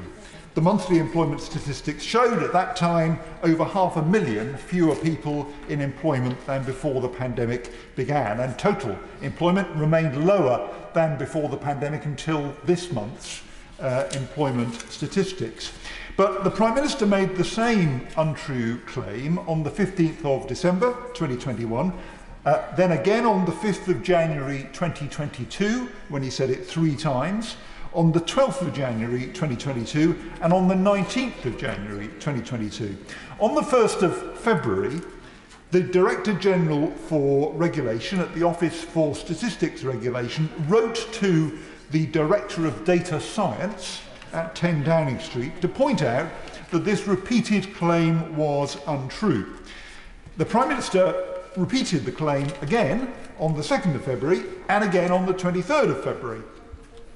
I thought at first that the Prime Minister might have just misunderstood the numbers. It was true, as he claimed on a number of occasions, that the number on payrolls was higher than before the pandemic. But that was because a lot of self-employed people gave up self-employment during the pandemic or afterwards and became employees on payrolls instead. The letter from the Director General having had no impact, the chair of the UK Statistics Authority, the then chair, Sir David Norgrove, wrote to the Prime Minister on the 24th of February 2022. "Dear Prime Minister," he wrote, "it is wrong to claim that there are now more people in work than before the pandemic began. The increase in the number of people who are on payrolls is more than offset by the reduction in the number of people who are self-employed." End quote. So at the Liaison Committee in March, I asked the Prime Minister whether he accepted that correction in Sir David Norgrove's letter. His reply wasn't straightforward, but the transcript of that meeting does show that Mr Johnson understood fully and clearly what had happened in the labour market. He didn't misunderstand the figures, and he also accepted that employment was in fact less than before the pandemic. He said he was going to correct the record on that point, which he didn't do, but he did recognise that his claim had been mistaken. But despite that, he carried on subsequently making the claim. He said it again the next month, on the 20th of April, and again on the 27th of April. In his final question time as Prime Minister on the 20th of July last year, he said, and I quote, "We have more people in paid employment than at any time in the history of this country," despite knowing well that that was untrue. My conclusion from all of this, which I think does shed some light on the events covered by the report, is that Mr. Johnson just isn't interested in whether a statement is true or not. He's a clever man. He thinks quite hard about what he plans to say, but the criterion, is this true, is not an important consideration for him. He's concerned about the effect. I will give way, yeah. Making a good speech, and I think Boris had a complicated relationship with the truth, and I personally am not denying that. He's been in this house for a very long time, and it's great that he's saying that truth and integrity are very important. New Labour had a reputation for injecting lies into the British political process as never before. And did he specifically, well, it's true actually, did he specifically object to the lies that were told in the run-up to the Gulf War? Because he was in Parliament. I was in Parliament, and I do not believe that ministers at that time said things which they knew to be untrue. I think it's absolutely clear, as far as I can tell, and I'm just spelling out the facts, that the former Prime Minister did say in this House things which he knew well to be untrue, because I had the chance to discuss it with him at the Liaison Committee and he agreed it was untrue, but he carried on saying it. Yeah. So when ministers were sexing up documents about WMD, they believed them to be true, yeah? Yes. I do believe that those who made those points in the House at the time believed that they were untrue. It subsequently became clear that they weren't. But I do defy anyone to claim otherwise about Boris Johnson, given that this particular history that I've recounted. And that approach, as we've been reminded in this debate, to politics is toxic for democracy. What is the point of us day after day standing up and asking ministers questions if they routinely give us answers they know to be untrue? We've got no chance of building confidence in Parliament, in democracy, in politics, if ministers don't care whether what they say is true or not. Now, maybe there is a contrary argument that great men shouldn't have to worry about such trivial details.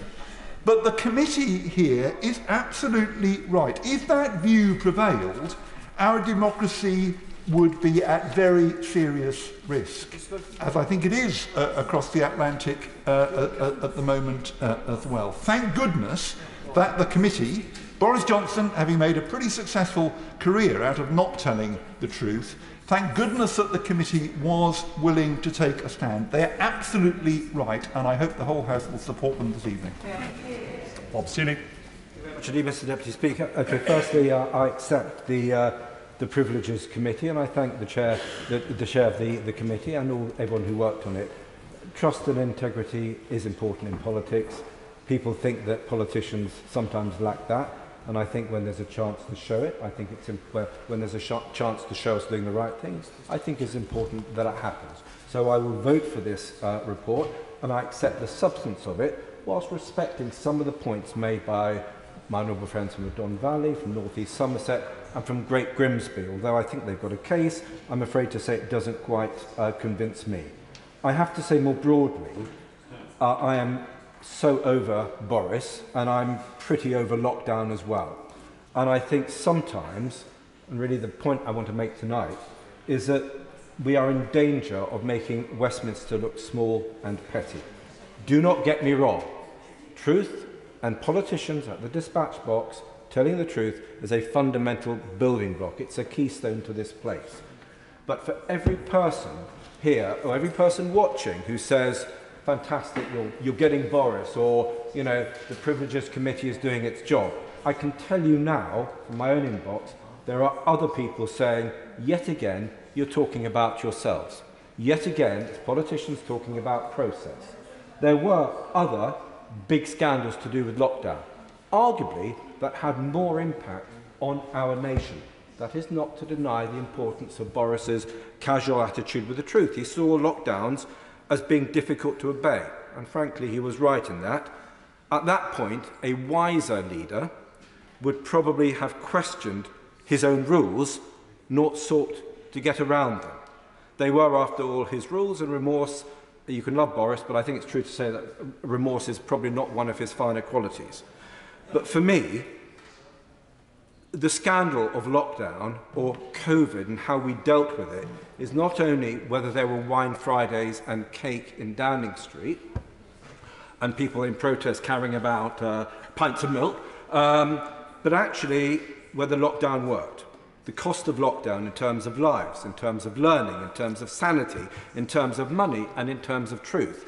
And I have to say, since lockdown, we have had an extraordinary little conversation about these critical issues. But give people a chance to give Boris a kicking, and we're queuing up to do so. So I'm just going to mention some of these other things which I think are important. Yeah. Just before the honourable gentleman moves on to those other things, I want to reinforce the point he made, if you'd allow me, about calumnies in this House. Because by far the greatest deception I've seen in this House came when Tony Blair, the then Prime Minister, came before us and said that he had secret information that our country was at risk from weapons of mass destruction. Now, whether he was knowing or whether he was simply careless about that, the consequences were bloody, and we're now introspectively discussing cake and sandwiches. Well, that's how the public see it, and he's right about them regarding as introspective and self-indulgent. I think for me, cake versus the lives of 179 soldiers, it's pretty easy, which I think is more important. That doesn't excuse misleading the House. But the other scandals, the other really important things, Mr. Deputy Speaker, and I'll run them through them briefly. We are now paying in excess deaths as our constituents die of cancers and the heart diseases that went undetected when we effectively shut down the NHS for COVID. Exactly as doctors and experts and scientists and professors such as Carol Sikora warned. And they paid a high price for it in the attacks on their integrity or why media should be carrying these comments. Given these excess deaths, it is not impossible that lockdown may end up killing more people, and certainly more life years, than actual lockdown did. And one report recently, and it is only one report, and there is a plethora of peer-reviewed reports, and one does try to follow some of them, suggested that lockdown may have saved 1,700 lives. That is the current equivalent of the UK's natural deaths in about 26.5 hours. That is a cost of shutting down our schools, the 400 billion, etc. But I'll come to the next scandal. Our schools were shut. A disaster which has stalled education improvement. 100,000 kids, ghost kids, disappeared off the rolls. What's happened to these kids? Drifting into abuse, mental health crisis, drugs, crime, solitude, loneliness. We don't know.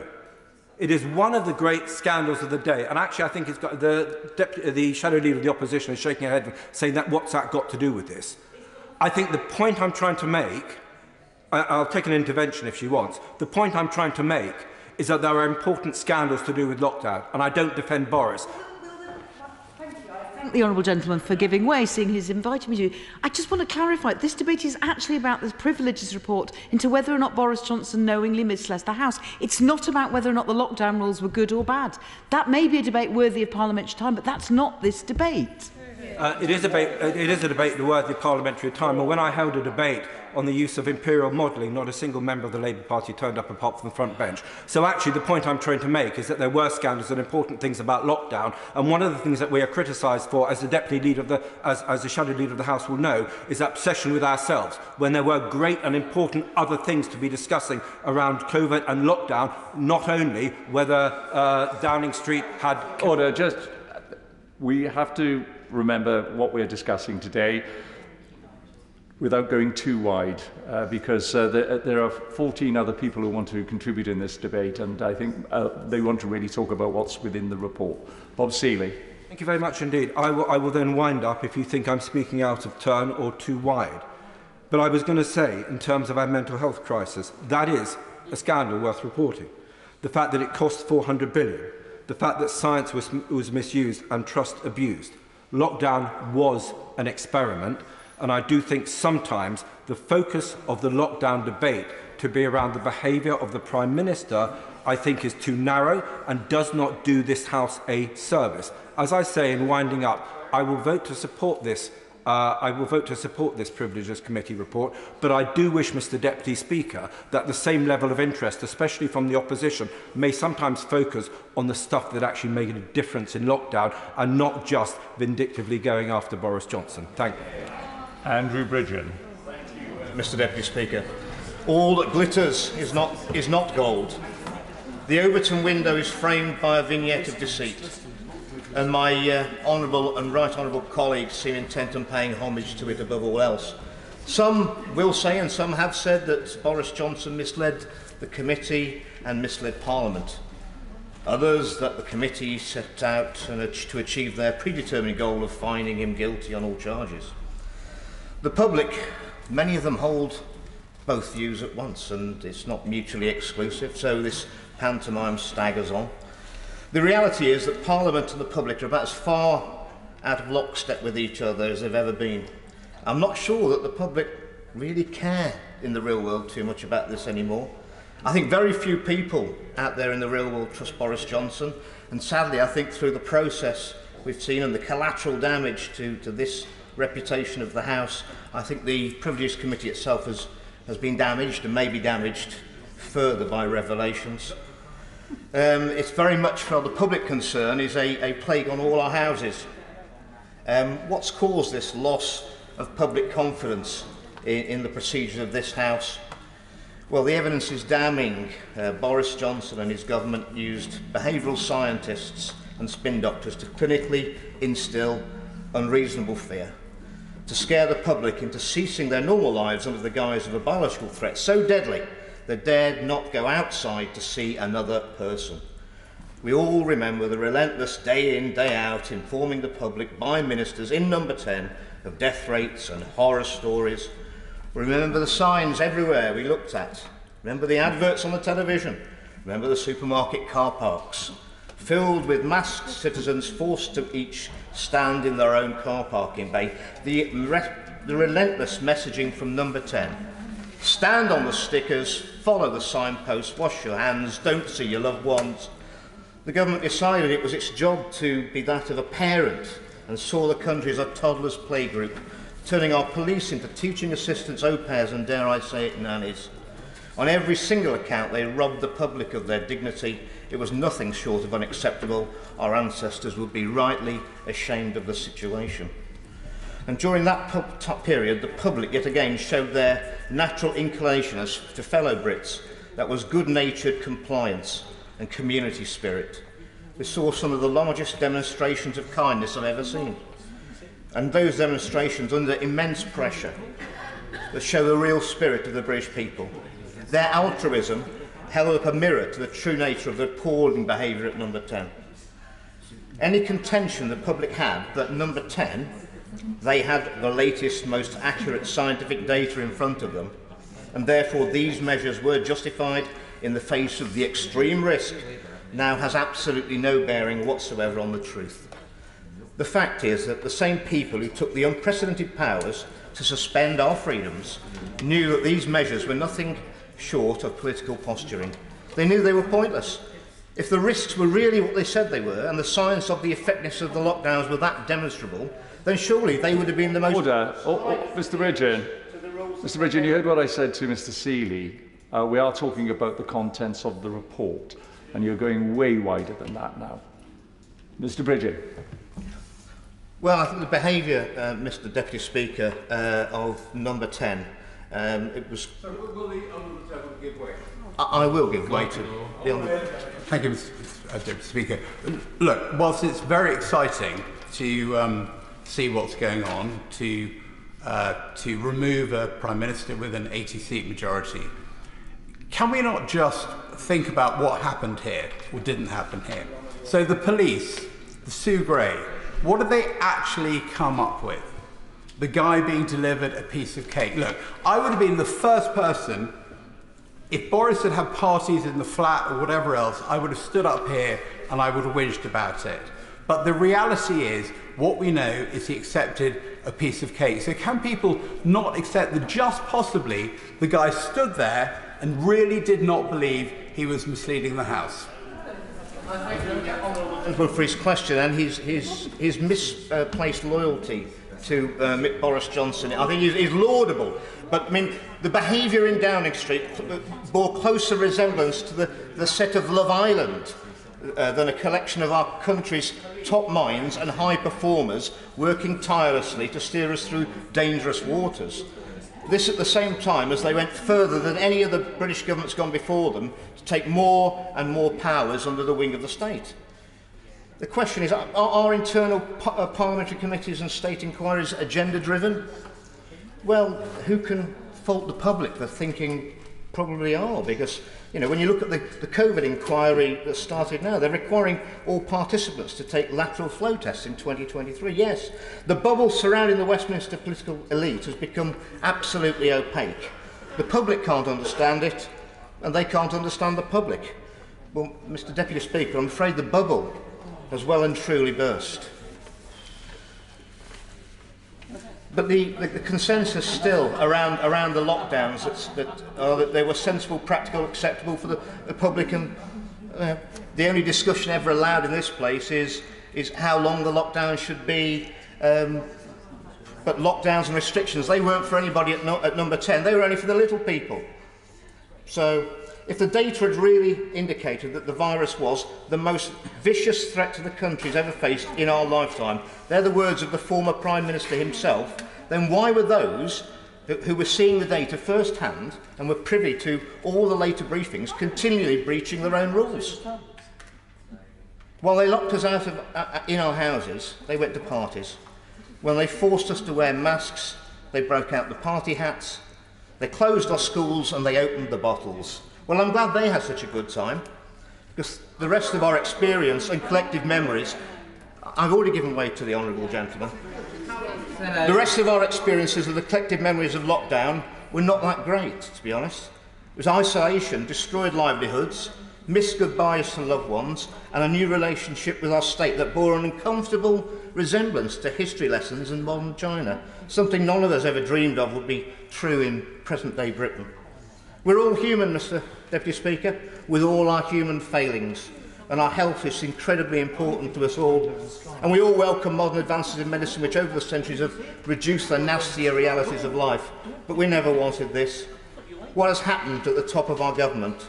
Rule makers of the COVID regulations deemed that their work meetings were more important than our children's education.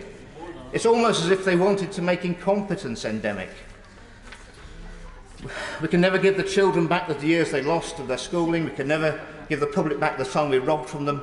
But we can give them answers and legislative assurance that we'd never, ever replay this fiasco.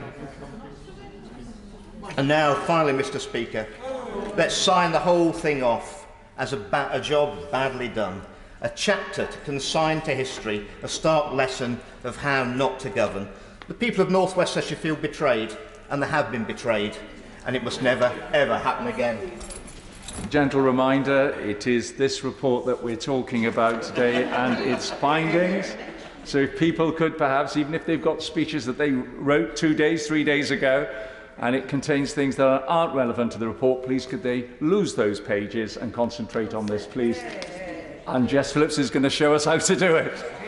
I will very much focus on the report. I think that, you know, to comment on the last two speakers, not necessarily the wildly tangential line that they went down, but the idea that everybody's a bit sick of this and they don't want to be talking about it.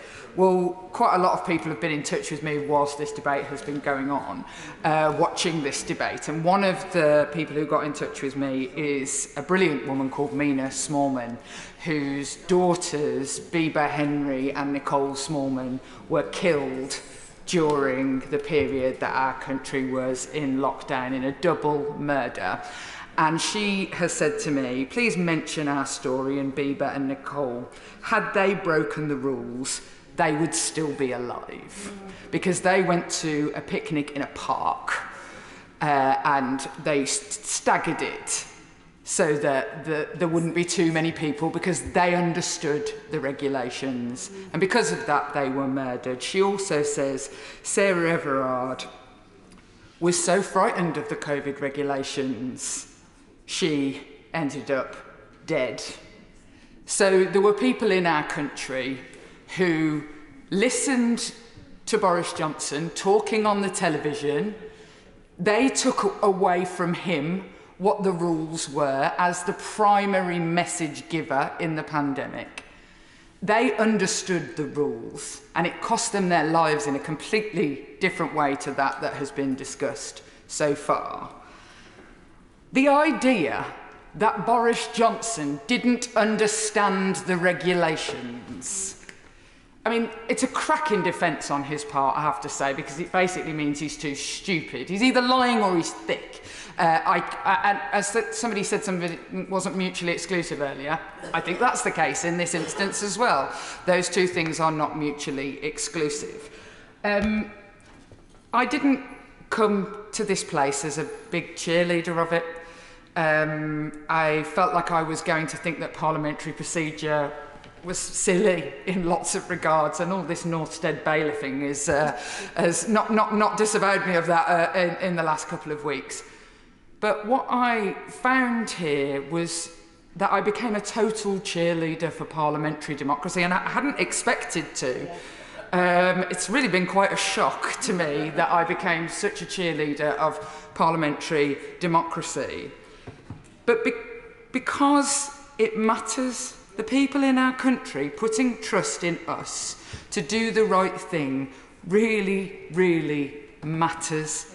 And I think that since I have been here, I have seen the fragility of it, where lies, misdirection, constant feeling like you're never getting an answer. I'll tell you one thing, if we were to hear something from our constituents that they say over and over again is, oh my God, just answer the question. Yeah. Like, that is the most pressing thing for most people in our country is, oh my God, could you just get someone to answer the bloody question, excuse my language. I'm quoting the public. They said it worse, it could have been much worse. And so it really, really matters. It really, really matters that the institution of this place be protected and that it's considered to be truthful and honest. And the only people who are served by the public hating politicians and hating the institution of Parliament are the same people who already hold power. It doesn't, it is so important for the people to feel empowered in the thing that represents them, that is there to drive them. And if they opt out and say, you're all the same, you're all liars, you're all cheats, the same people who always ruled always will rule. They don't mind that people say that. The importance of telling the truth in this place and respecting the systems that we all have to live by, that we all vote through, that, like this committee, we all voted for it, we all passed it through this building. It matters so much more, and that is why I really stand here to say that I've watched it degrade, and for the first time in this Privileges Committee report, I felt like it has a chance to come back. Yeah. I felt like there is a lock on the system. I felt like there is a valve to release the pressure. That what I have seen for the past 5 years of people lying and deceiving, specifically Boris Johnson, lying and deceiving, I felt like, oh gosh, it's okay. The system is bigger than this demagogue. It is bigger than this man who thinks he's bigger than the world, who thinks he's more important than the world. The system fought back and with honour, and I thank the members of the committee for their hard work, and his demagoguery in its receipt of the report should surprise absolutely no one. Yeah. It is to be laughed at, frankly, and the public is laughing at it. It looks really desperate, and some of the defences that I have heard today on behalf of members trying to stick up for Boris Johnson looks a little bit like people dancing on the head of a pin, and frankly they were laughable, and people are watching. I feel very bad for the fact that that is going to be represented as if it's the Conservative Party's view, when there are very decent members who will absolutely do the right thing and stick up for democracy. I think it is a crying shame that in this moment of release valve, that the Prime Minister of our country cannot even express how he would vote if he were to turn up today.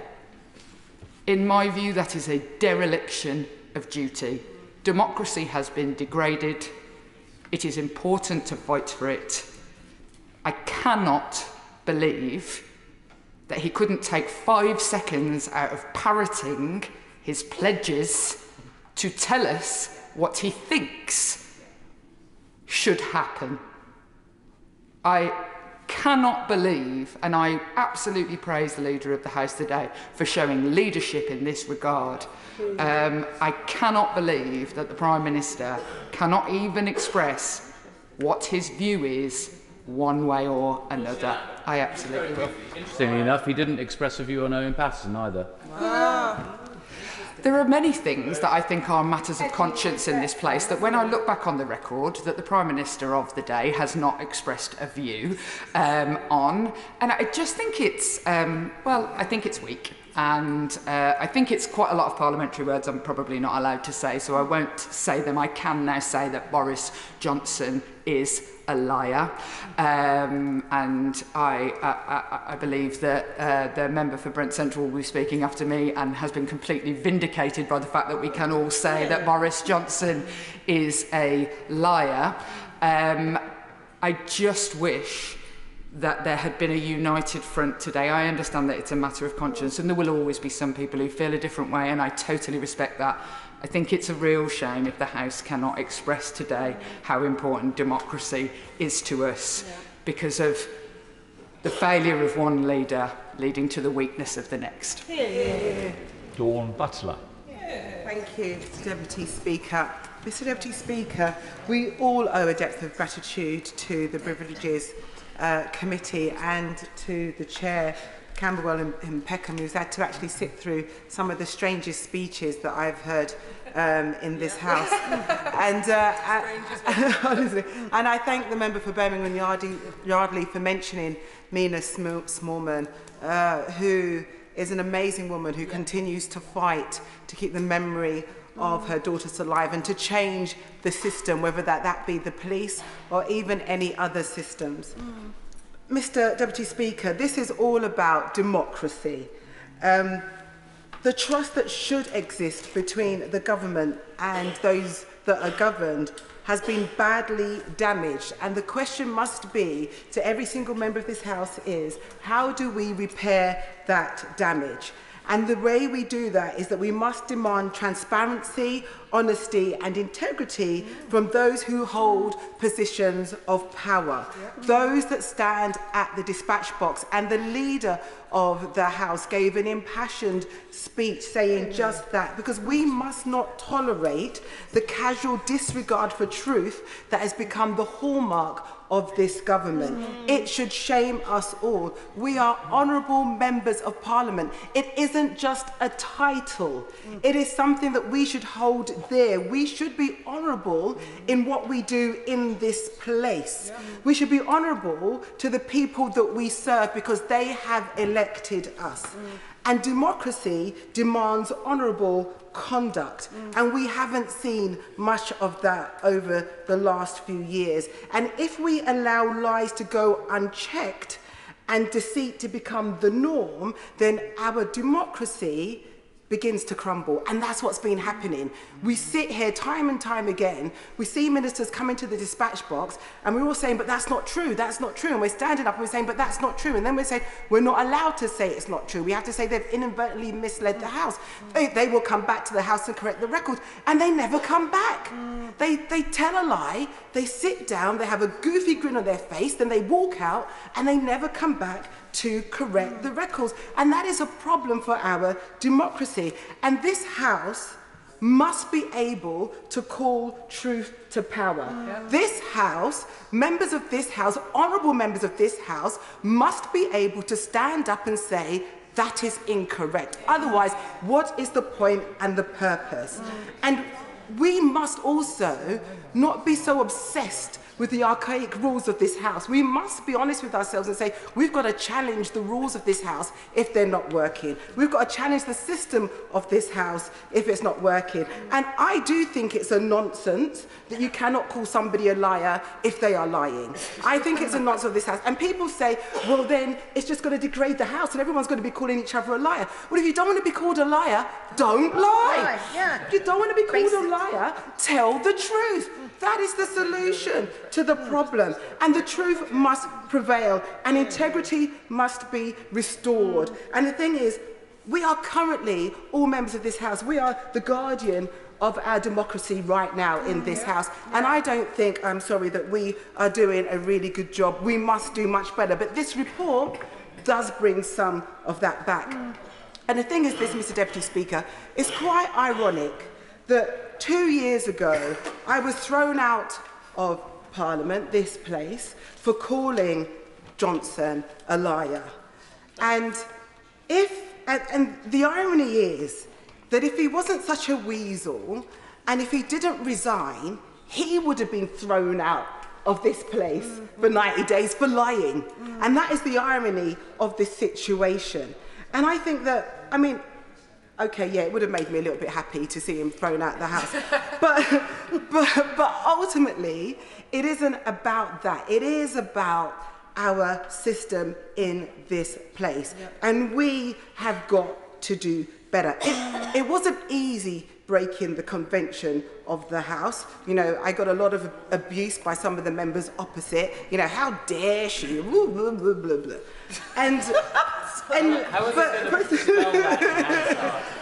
But that was the Jacob Rees-Mogg impression.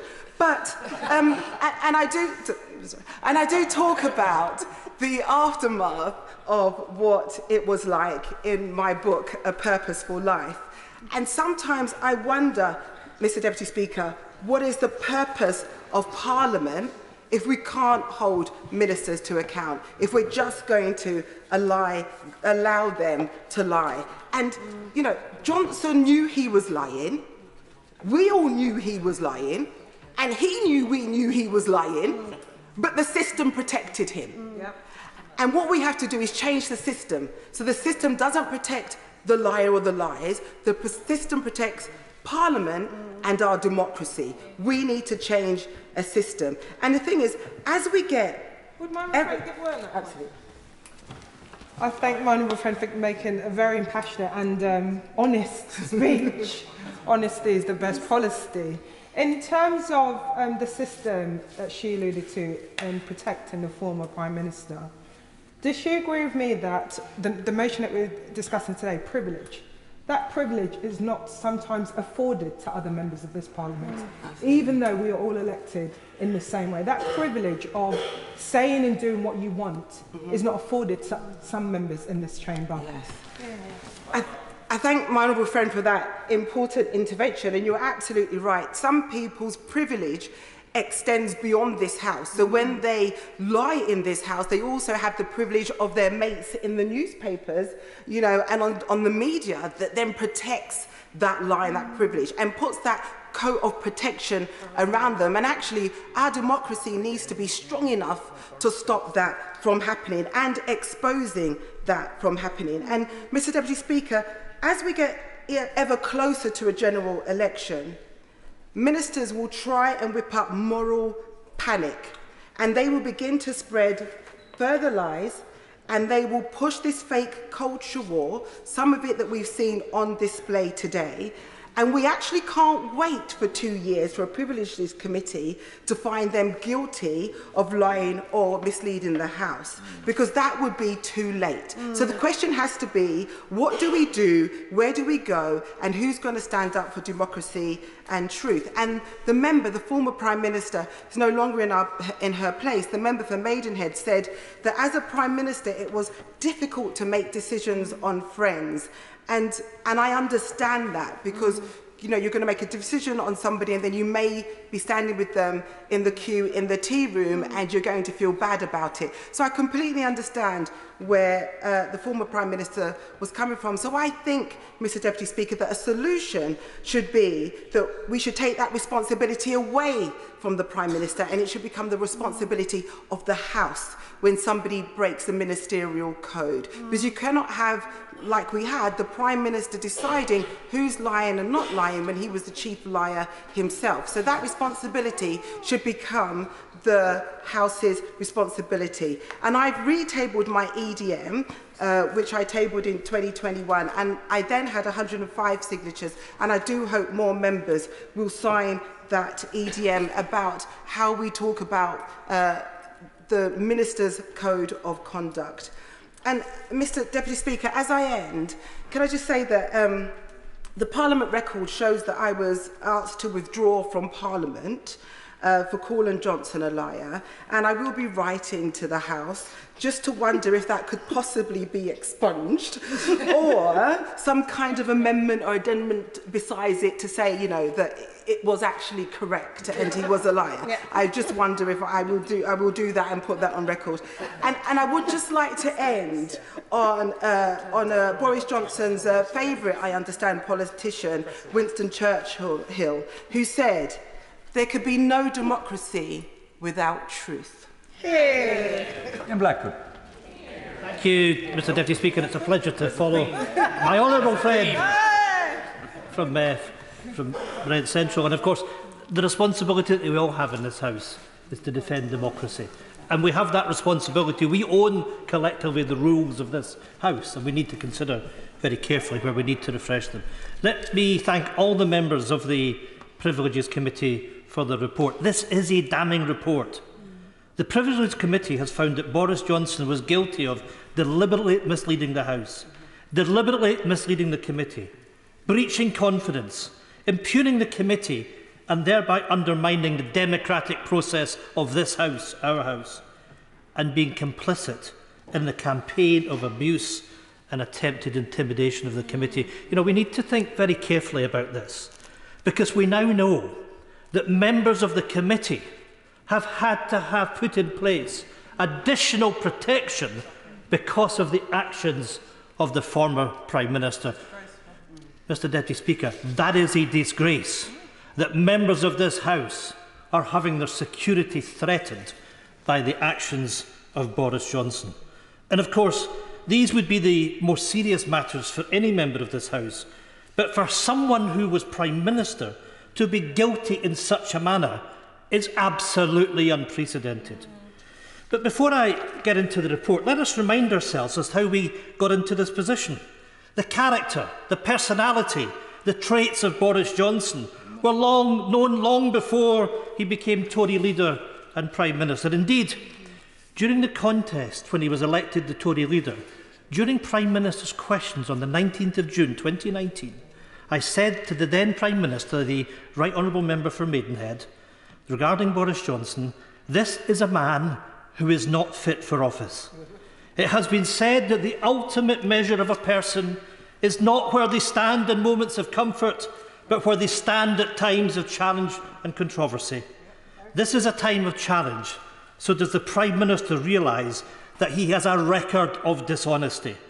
Does the Prime Minister honestly believe that this man is fit for the office of Prime Minister? Mr. Deputy Speaker, we knew all about Boris Johnson. The Tory members knew all about Boris Johnson, and yet, they were prepared to elect such a figure as their leader and impose him upon us as our Prime Minister. Sadly, there was always an inevitability that would end in a dramatic way for Boris Johnson. But, Mr. Deputy Speaker, we all suffer for his failure to respect the responsibilities that go with the office of Prime Minister. So let me ask the few Tory members who sit opposite us why, just why, were they prepared to elect a leader with a history of dishonesty? Honesty, integrity are characteristics that we expect from our political leaders. Not just expect, but demand. We have a responsibility to society to lead by example. In this place, we are either honourable or right honourable members. Some of us may find the rules at this place belong to another time. But that very principle of being honourable, of having honour and behaving with honour, do strike at the very heart as a key tenet of our democracy. We have to show that we are all worthy of the respect of the public, or we are all diminished. That is why the behaviour of Boris Johnson in office matters. The backdrop to the matters under consideration, of course, was the COVID pandemic. How often did we stand in this chamber and applaud our NHS, all our frontline workers, and implored society, the public, to follow the lockdown rules, the sacrifices that so many made? The rules, Mr Deputy Speaker, were for the rest of us. They were not for Boris Johnson or those around him. But now we have the verdict of the Privileges Committee. The verdict is indeed a confirmation. Boris Johnson is a liar. We knew this long before now. It isn't, of course, the first time that the Prime Minister has been caught out by his mistruths. Sacked from the Times for making up a quote. Sacked from the Tory front bench for lying about an affair. This is a well-trodden path of a man who believes he is above the rules that the rest of us must follow. He is the epitome of the Westminster bubble that no longer serves others, but instead only serves themselves. But we are here today because truth still matters. Partygate was a sorry and unforgivable episode, even by the low standards that this government has set. Bring your own bottle events and multiple large gatherings with very little adherence to social distancing measures.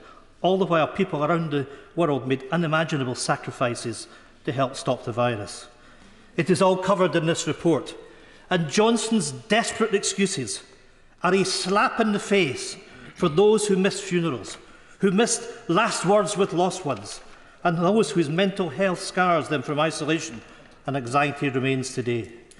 He argues that parties were necessary as a thank you to staff and to help to motivate. Try telling the NHS staff, those on the front line who battled the pandemic day in, day out, who were stuck to do what they were told by this government.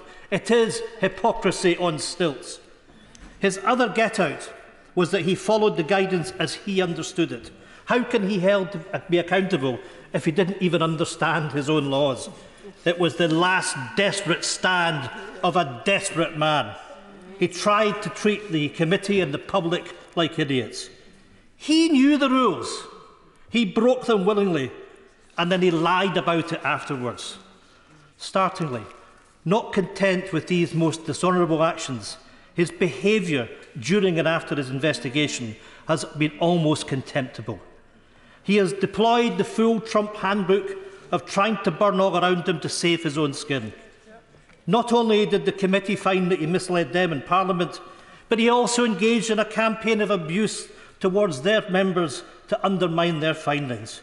He called them a kangaroo court, their findings deranged, and called into question their motives and impartiality at every turn. And let's remember, Mr Deputy Speaker, this is a majority Tory committee. These tactics were transparent. It's classic Trump, which is why politics across these islands is well rid of Boris Johnson.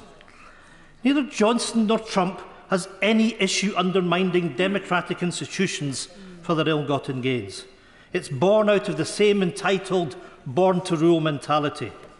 I could always see these traits in Johnson, so I'm so pleased that the committee has stood up to his threat and let the truth prevail. The truth is also that whilst Johnson is the nadir of Tory sleaze, he wasn't the only one who attended these parties. He was in charge at the time, but remember dozens, literally dozens around number 10, received similar fines. Johnson has perhaps shown us one thing, that actions do have consequences, and lies will catch up with you. As it is, Boris Johnson is once again the talk of the town, again for all the wrong reasons. The committee concluded that he should be suspended from Parliament for 90 days. He, of course, took the coward's way out and resigned instead of facing up to the punishment. A mark of the man, if there ever was one. He will continue his crusade to undermine and attack, just as Trump does in the face of his own struggles in the USA. However, I hope that the public now largely see through Boris Johnson's bluff and bluster. I think the most significant punishment for him is the populist fondness that he once enjoyed is now over. It is something that his ego will take severely. I genuinely hope that Johnson's toxic legacy and descent into Trump-style tactics are seen to be precisely that. He has no power now. He has no influence. Make sure he is never allowed it again. But as we close the door on Boris Johnson, more and more is coming out into the public domain. The contempt of those at Conservative Central Office Christmas party, as witnessed in the video published by the Mirror this weekend. The behaviour of contempt is still with us. Boris Johnson's resignation orders are just the latest example. A junior special advisor, just in her 30s, given a job for life, as a member of the House of Lords. Many were implicated in Partygate receiving honours. To the public, this is sickening. Where is the leadership of the current Prime Minister? He should have stepped in to stop Boris Johnson offering such tainted honours. An ex-Prime Minister in disgrace cannot be allowed to confer honours. Will the Prime Minister step in now and bring a stop to this? Will he reverse the honours? Mr Deputy Speaker, let us tonight put this report to a vote. Let the House endorse the Privileges Committee report, and let's have a roll call of those going through the eye lobby.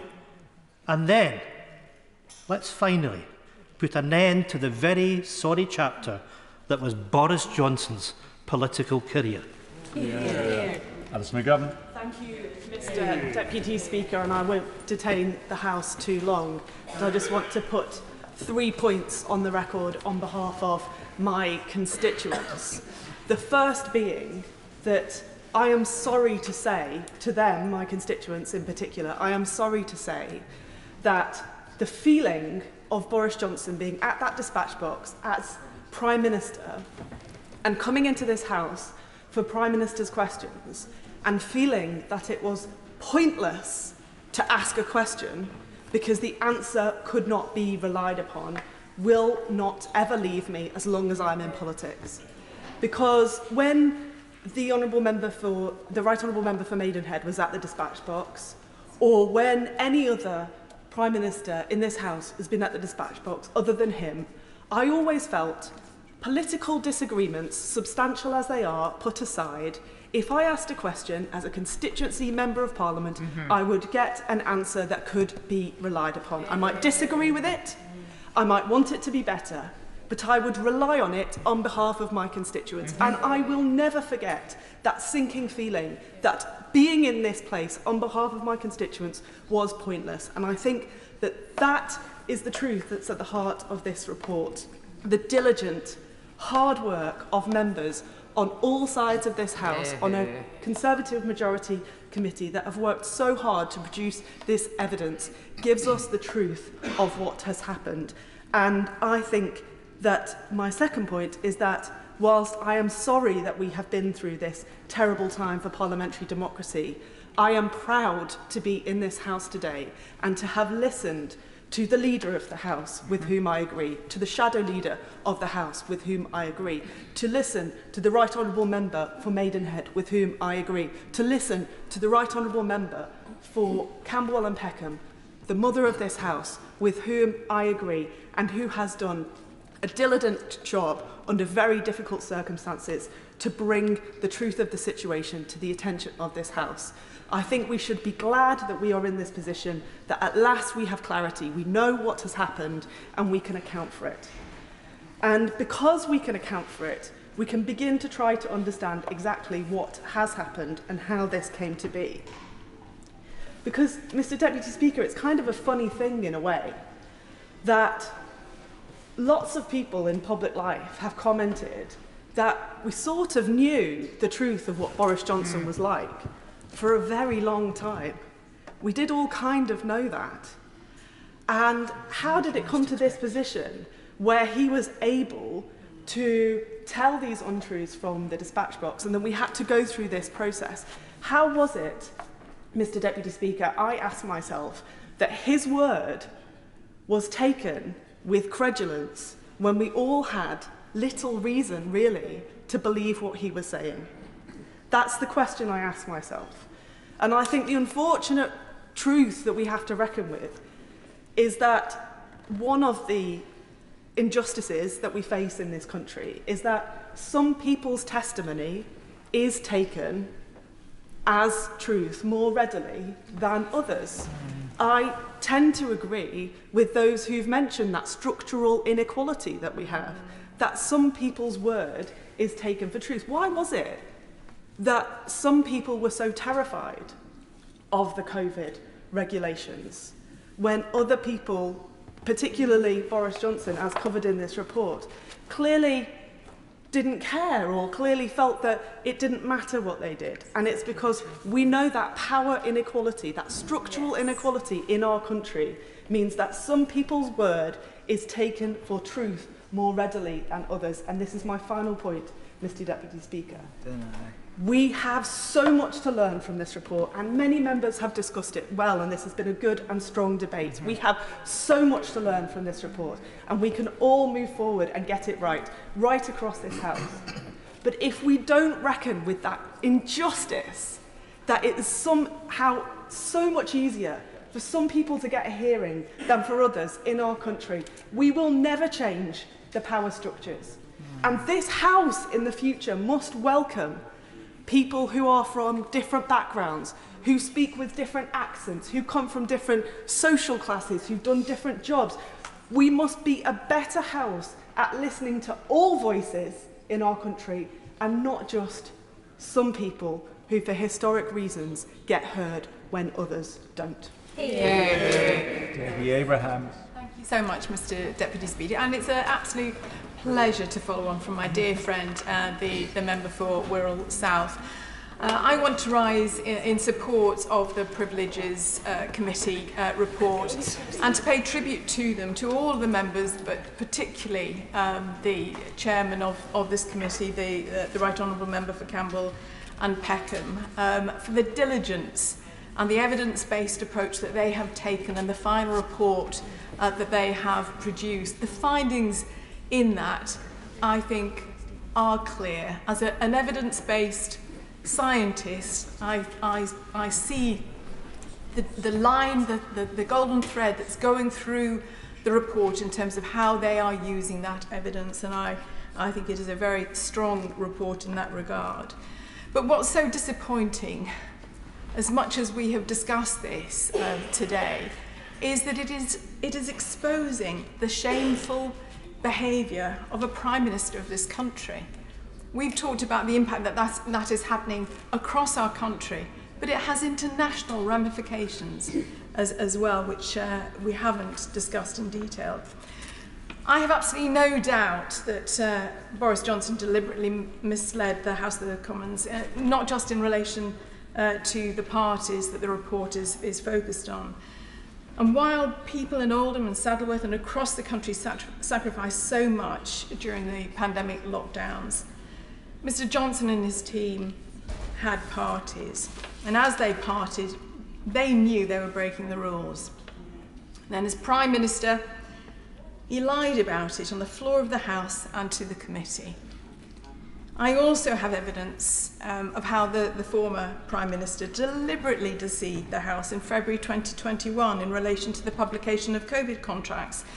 The member for Brighton Pavilion and the member for Oxford Western Abingdon and I were involved in a High Court action which showed absolutely what contracts had been published according to law and what hadn't.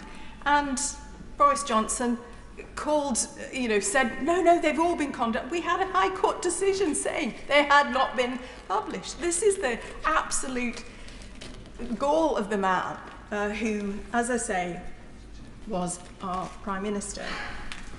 And when I raised, and this gets back to the point that my honourable friend from Wirral South was saying, when I raised this in the House, it wasn't listened to. It was a question, this is your view. As I say, I pointed to the High Court judgment. It was a question, this is your view. And I tried on a number of occasions, including on the 20th of April 2021. But Mr Johnson's most recent antics are quite breathtaking in their selfishness. His denial is quite breathtaking, it really is. The absolute polar opposite of what the Nolan principles, the standards in public life that we all agree to abide by, demand of us. His pattern of behaviour, underpinned by an attitude that he is above the law, has tarnished the reputation of the whole House and all its parliamentarians. We are all tarred with the same brush, and our democracy as a whole suffers. The group Compassion in Politics polling has shown that 8 out of 10 people don't trust politicians. Now that is serious. It is the lowest level of trust that we have ever had by the people that we represent. How can we represent people if they don't trust us? This report was ultimately about honesty, another of the 7 Nolan principles of public life. It should mark a sea change with regard to the honesty in politics, because in recent years we have seen the rise of politicians who believe that they can mislead without consequences.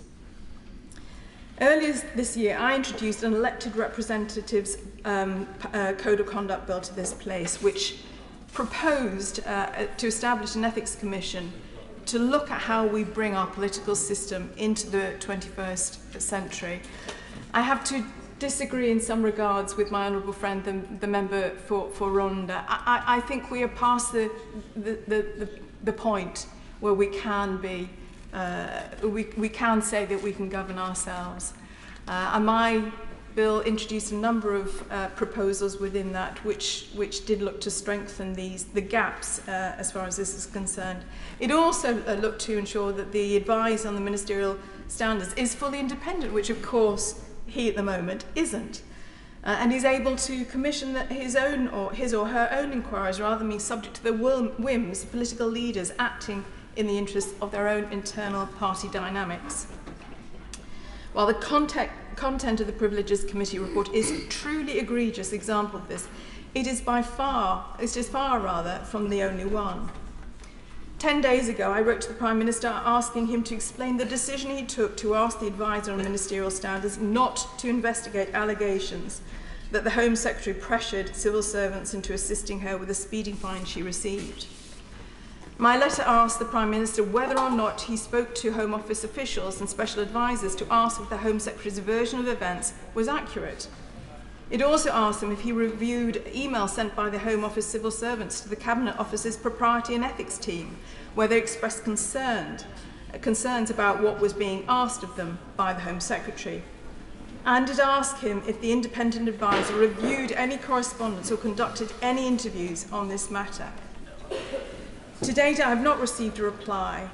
I wait in anticipation to see if the Prime Minister will fulfil his promise to lead a government with integrity at every level.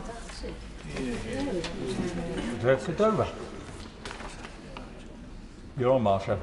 Oh, Marsha. Sorry. my apologies.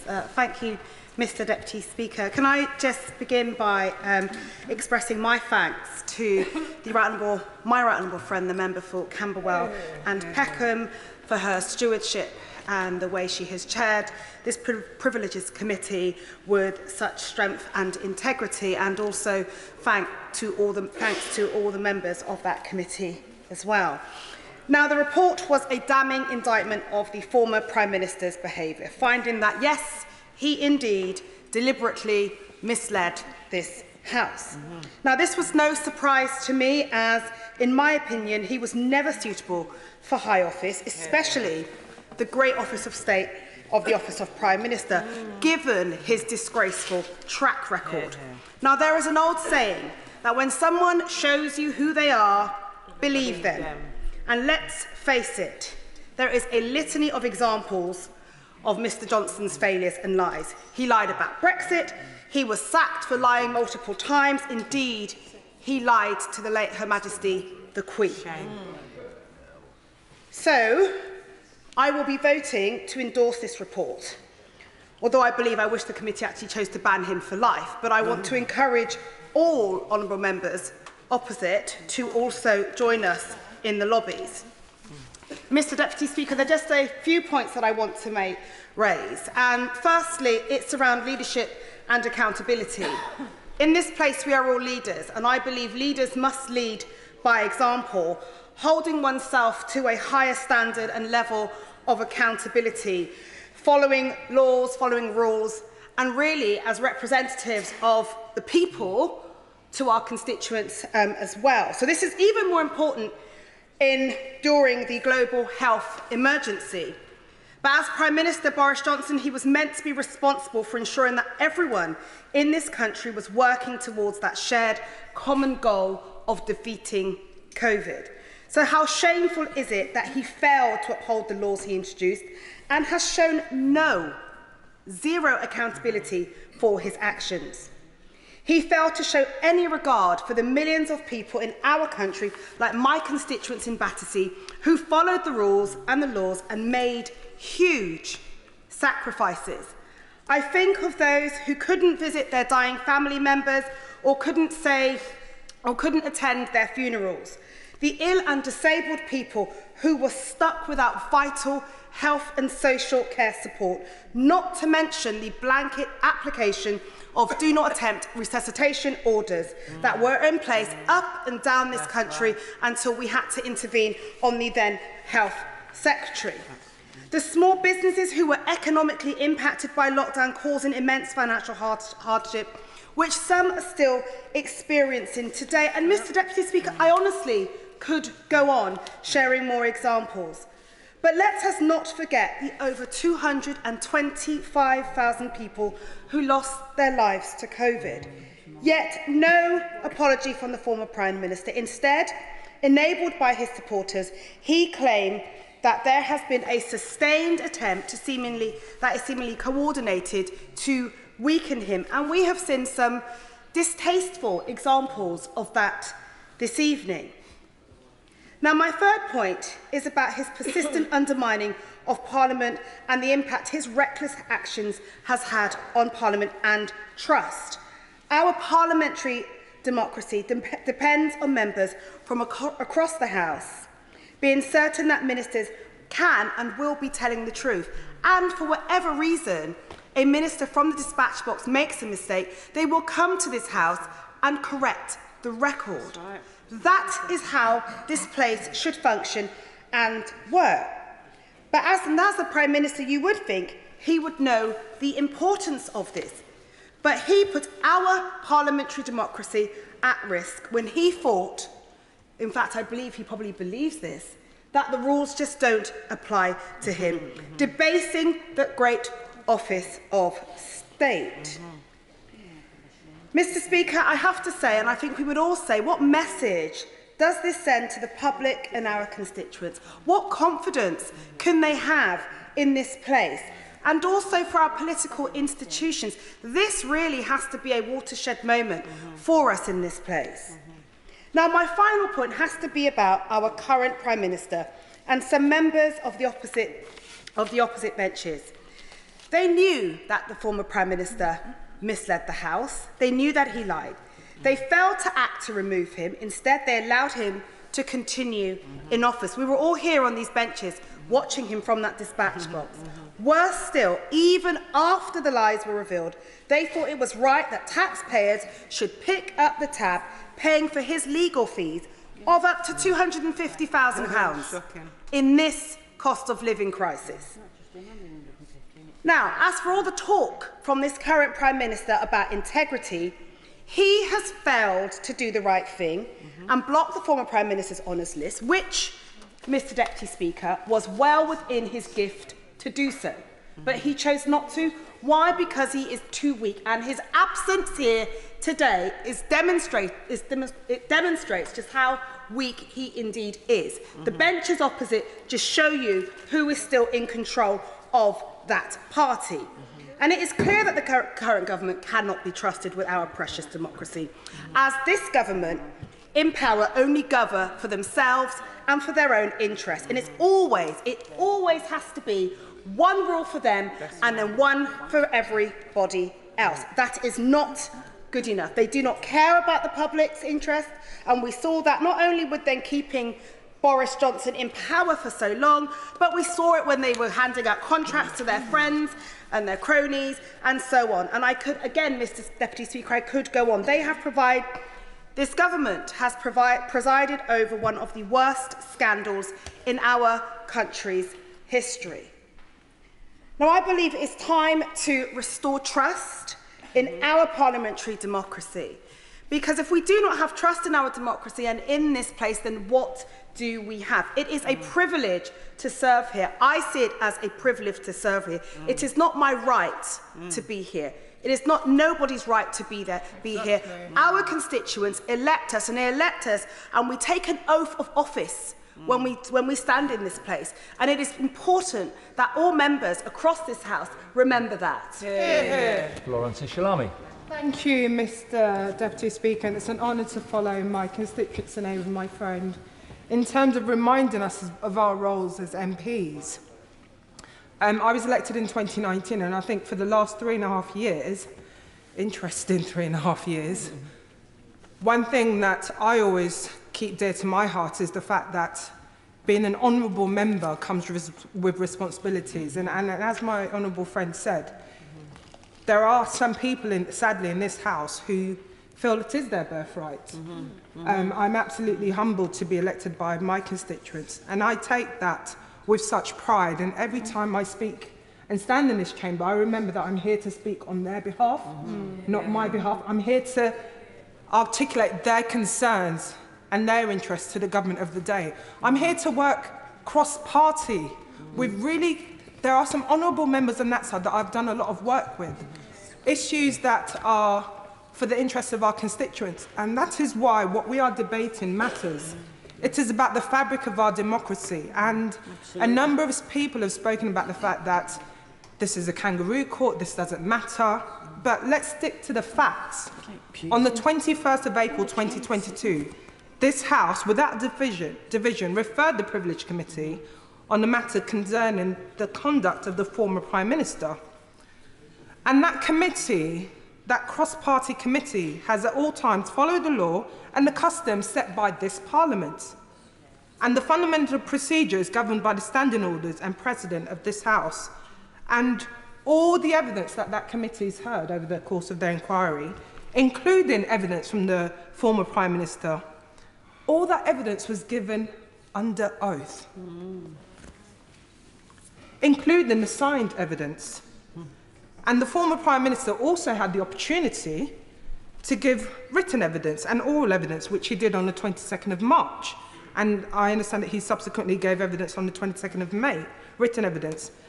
And after all that work, the conclusions of the committee were presented to the former Prime Minister, who then, if for want of a better word, went out on a hissy fit and got quite angry and breaking the procedures and confidentiality. And I think what we are discussing today has to matter if we are going to restore trust back into our democracy. One of the best aspects of this role is going up and down, visiting the schools. And when you speak to young people, they don't lie. They will ask you those honest questions. And to have young people in some of my constituency ask me, why are parliamentarians, why do MPs lie? It's quite hard. And when you're sat in front of those young people, what do you say? You want to say to them, the majority of members are doing a decent job. The majority of members are here to represent their constituents. But what they are seeing, what they hear about that from their parents and carers discuss, paints a different picture. That's why what we are discussing today matters. We want more young people to get involved in our politics. We want people to trust our democratic system. But that won't happen if we have ministers misleading this House. Would the honourable member give way? I'll give way on that point. Mr Deputy Speaker, the honourable member is making a very, very important point. If you think about it, much of the education of our young people is based on the concept of true and false. If you come to mathematics, if you come to chemistry, if you come to physics, if you come to biology, this sum of human knowledge is based on facts. They're either right or they're wrong, and they have a clear concept of what that means. And I think that we should say to ourselves, to remind ourselves why these concepts are so very, very valuable. And I would just draw the House's attention to a poem written by Hilaire Belloc in 1907 called Matilda read it and it's instructive. I thank the honourable member. I thank the honourable member for his intervention there, and I agree with him. I read many books to my 8-year-old and 6-year-old, and I will definitely make sure we add that to our collection. And going back to the work of the committee, the committee found that the former Prime Minister deliberately... She gets burnt to death. deliberately misled the House and the committee and breached the confidence and impugned the committee and was complicit in a campaign of abuse and intimidation towards the committee. One of the sad aspects of being a Member of Parliament, again, I'm very honest when people ask me, and they say, what don't you like about your role as an MP? The abuse, the misogyny, the racism, the threats that I have faced and that other members face just for doing the job that we like. And to see that members of this committee, having been asked by us in this House to carry out this role, had them facing that abuse and intimidation is worrying. No one should have to face that for doing their role. And I want to bring us back to why all of this matters. I've spoken in this House on many occasions about the tragic death of Ismail Mohammed Adbouwali. He was 13 years old. He was one of the youngest people that lost his life. And his family couldn't attend that funeral. And I still remember when I spoke to his mum and his sisters to console them, I mentioned that that call was hard for me, and I broke down on that call. Because to hear a mother to say, I wasn't able to hold my son, I'm never going to see him again, was quite hard. And if we look at the COVID memorial wall in my constituency just across the river, walking up and down there, one cannot be moved to look at all the hearts, all the lives lost. They were the families who followed the rules. They were the ones who sacrificed those precious moments for the ones that they loved. They were the ones who will be looking at this report to say, well, why did we? And not only did we have a Prime Minister who was primarily responsible for breaking the rules, then setting the rules, then breaking those rules, but we also have a former Prime Minister who then went on to misleading the House and then being disingenuous in the statements. And the public rightly expect high standards from us. And going back to the report, this report is not just about high standards, it's about being truthful. It's about owning up to your mistakes. It's about taking responsibility. How can any of us, as honourable members, ask our constituents to trust us if we don't take those breaches of trust seriously? And it's a situation where I understand that the consequence of their own actions may be a novel concept to the former Prime Minister, but it's one that we have to deliver today if we are to ask our constituents to trust us. I'd also like to pay tribute to the Right Honourable Member for Camberwell and Peckham, my constituency neighbour, whose fair and experienced chairing of that committee produced this report. And like I said, it's disgraceful that other committee members faced inaccurate and unjust briefings against them. I want to finish, Mr Deputy Speaker, by reading a quote from a poem on the 2nd anniversary when the first hearts were drawn on the COVID memorial wall on Wednesday the 29th of March. I attended that event with many members in this chamber. And part of the poem, entitled Anthem for the Pandemic by Susie Flintham, reads, "Ours shall still be the voice of the lost, names resurrected, candles lit, heads bowed. We the ones who contemplate the cost, we the ones who speak their names aloud. They exist between one heartbeat and another, the heart that inexplicably still beats. We speak their names while the world recovers. To us, recovery is bittersweet." Caroline Lucas. Thank you very much, Mr Deputy Speaker, and it is a pleasure to follow the Honourable Member for Vauxhall and the power that was in the poem that she just quoted in particular. Mr Deputy Speaker, I want to express my sincere gratitude to the Privileges Committee and in particular to the Right Honourable Member for Camberwell and Peckham and for all of the staff and the clerks who supported them in this vital work, which is of profound democratic importance to this country. And I speak today with a feeling of overwhelming relief that at last the truth is being told in this House and the collective gaslighting of a nation is finally over. It is shocking, in a way, that a parliamentary committee has had to spell it out, that, and I quote, "If ministers cannot be trusted to tell the truth, the House cannot do its job." Even more shocking that on this occasion the minister in question was the most senior person in government, the Prime Minister. A Prime Minister who sought to obscure the truth from those to whom he was accountable by lying deliberately and repeatedly, and who, by lying to Parliament, was also lying to the people who elected. And a Prime Minister who has effectively shredded the ministerial code, a crucial part of the spinal cord of the Constitution, in the words of the constitutional historian, the Lord Hennessy of Nymphsfield. Now, Boris Johnson announced on the day the report was published that, and I quote, "This is a dreadful day for MPs and for democracy." But in fact, the reverse is true. It was a day which saw British parliamentary democracy vindicated against an unprecedented attack. But I want us to be very clear that our democracy is fragile and that there was nothing inevitable about this particular outcome. I think this report shows that our good chap conventions of government allowed a rogue Prime Minister to run amok for far too long. And yet the report offers some hope because it also shows that if an MP or indeed a Prime Minister deliberately lies and undermines the processes of this House, they can be held to account. But I say can be and not will be advisedly, because this inquiry had to be fought for. There was nothing guaranteed about it. And because our standard systems are still not fit for purpose. I think it is both negligent and dangerous to assume that democracy is inevitable, perpetual, and unshakable. It is not. It is breakable and contingent.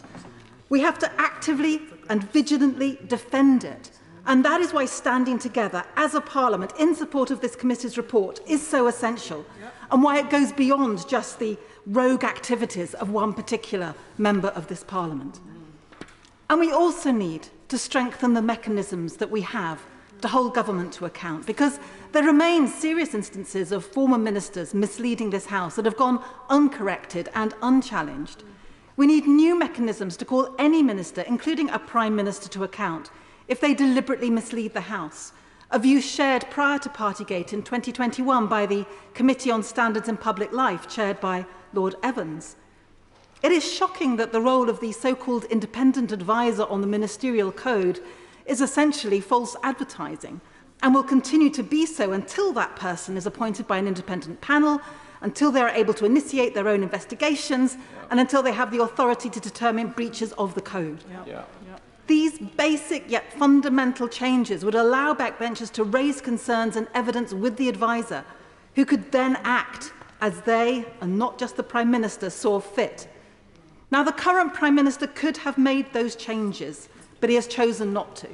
Neither has he appointed an anti-corruption champion after the position has been left vacant for over a year.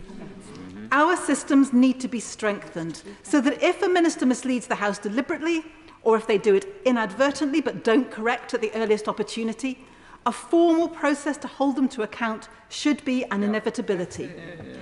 This inquiry only came about in April 2022 because of the spiralling unease and rebellion of some members on Boris Johnson's backbenches, which meant he couldn't whip his MPs to prevent it. Over a year before that, in April 2021, I joined with a wide cross-party group of MPs to call for an inquiry into Boris Johnson's repeated lies to the House on other matters, and it did not happen. So it was somewhat ironic to learn via a subject access request how that call has been labelled as mis- or indeed disinformation by one of the government units supposed to be acting as an arbiter of accuracy and honesty. Members and honourable members of all parties must stand by this committee and demonstrate that rules matter, that Parliament is more important than party, and that standards in public life must be upheld. And honourable members on the opposite benches in particular, I would argue, must face down the Trumpian intimidation orchestrated by a small band of frankly anti-democratic Johnson supporters. And they need to be very clear that abstention is not just cowardice, it is complicity in the former Prime Minister's contempt of Parliament. And the current Prime Minister ought to be here. He ought to be leading by example. And instead he's chosen to be silent. And he is conspicuous by his absence tonight. And nor has he even ruled out the idea that Mr Johnson could be permitted to stand as a Conservative parliamentary candidate sometime in the future. If there were any shred of seriousness in his pledge to restore accountability and integrity to public life, he should unambiguously endorse the Privileges Committee report tonight and urge his fellow party members to do the same.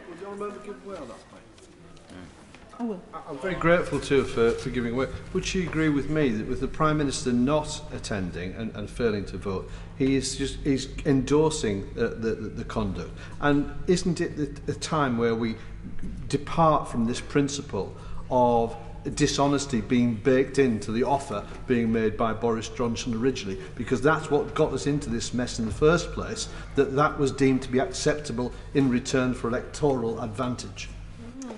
I thank the honourable member for his intervention, and I agree entirely with the points that he makes. And indeed, I think that by not speaking out tonight, the Prime Minister is guilty of collusion, effectively, and that he has really not stood up for the key principles that are at stake, and that he frankly hasn't done his duty tonight. So to conclude, Mr Deputy Speaker, this committee report is a vital part of the fight back against post-truth politics. Truth is not a technicality. As the report states, our democracy depends upon it. And so what is at stake here are our most profound democratic principles and the very concept of decency in public life.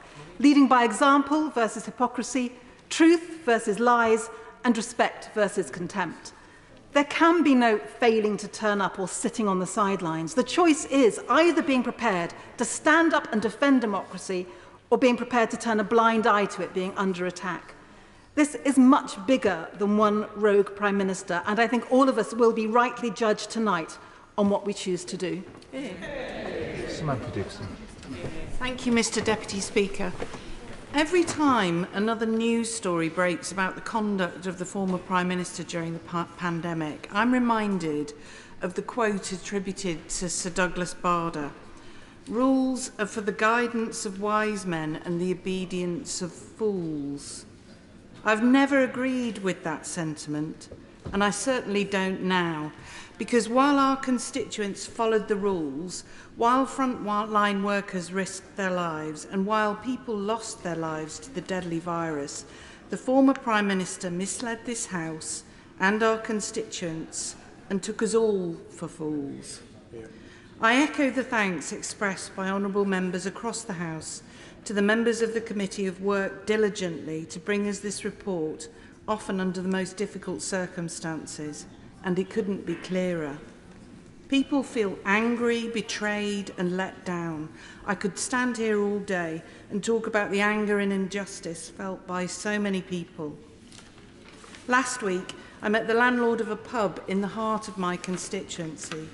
Like so many other businesses in Chester, he closed up shop as soon as the former Prime Minister instructed him to do so. He observed all the lockdown rules and guidance, and like thousands of other small businesses, the price paid was a heavy one. Some are still feeling the impact to this day. Chester Zoo fought tooth and nail to keep going and keep caring for the thousands of animals, plants, and the mission of preventing extinction, with no money coming in. They thought Number 10 were working hard to help them out. They're now disappointed and saddened at what the committee has discovered that was actually going on. And finally, two of my constituents, who I met at the Service of Remembrance at the COVID Memorial Wall just across Westminster Bridge. They stood in tears, remembering their late parents who died within 24 hours of each other during the pandemic. They pointed at the Houses of Parliament and said, "We will never forget and we will never forgive." As this report spells out, if the Prime Minister can't be trusted to tell the truth, then Parliament can't do what it should do. The public's confidence in democracy has been undermined, and the public want him to be held accountable for undermining our democracy. On behalf of my constituents and everyone who did follow the rules, I will be voting for this motion, and the government, including our current Prime Minister, should follow precedent, approve the report and endorse the sanctions in full. Wishart. Thank you ever so much, Mr Deputy Speaker. Boris Johnson is a liar. Yep. Now, you would have been unthinkable to have said this in this House only a few short months ago. Boris Johnson is a liar. There's something still fundamentally and profoundly shocking about saying this in this hallowed setting of our House of Commons, this institution that we revere so much. But there is no other way to put it. Boris Johnson lied to this House. Now, we were saying that long before that concept became fashionable. The SNP even held a debate on this very issue several months ago to highlight that point and to ensure that this was heard loud and clear in this chamber. My right honourable friend, the member for Ross Skye and Lochaber, was grandly marched out of this place for asserting something that is now a profound truth, as was the honourable member for Brent East. And she is absolutely right. A retrospective apology should now go to both of these members for getting it absolutely right. This is a stain on their parliamentary record, the fact that they were asked to leave this place for saying something that we now know to be a conventional truth. Hear, hear. We were also one of the first to bring up the issues about those parties.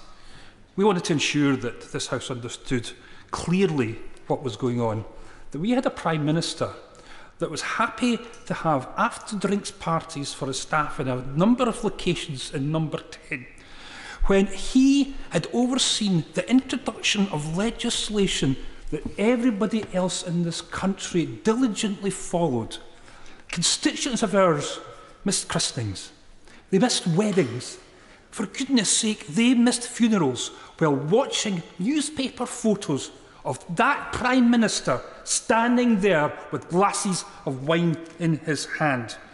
We said that his cavalier attitude towards interpreting the rules that he set himself made him unfit for public office. We knew that a reckoning would be coming and that eventually his reign of chaos would come to its inevitable and disastrous end. And everything in this report, Mr Deputy Speaker, vindicates us utterly and absolutely for everything that we have been saying for something like 15 and 16 months. We even predicted his response to this report, his refusal to take responsibility, lashing out at others who correctly judged him, attempting to undermine others who adjudicated in this process, trying to divert attention and obfuscate. Yep. Where this report is bad enough, and it is awful, his behaviour since has just compounded absolutely everything we thought we knew about him.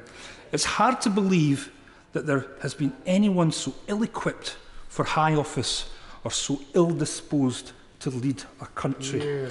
A man-child playing politics, inventing this bizarre persona to sustain him through the day, creating the smokescreen to divert attention from his real political essence.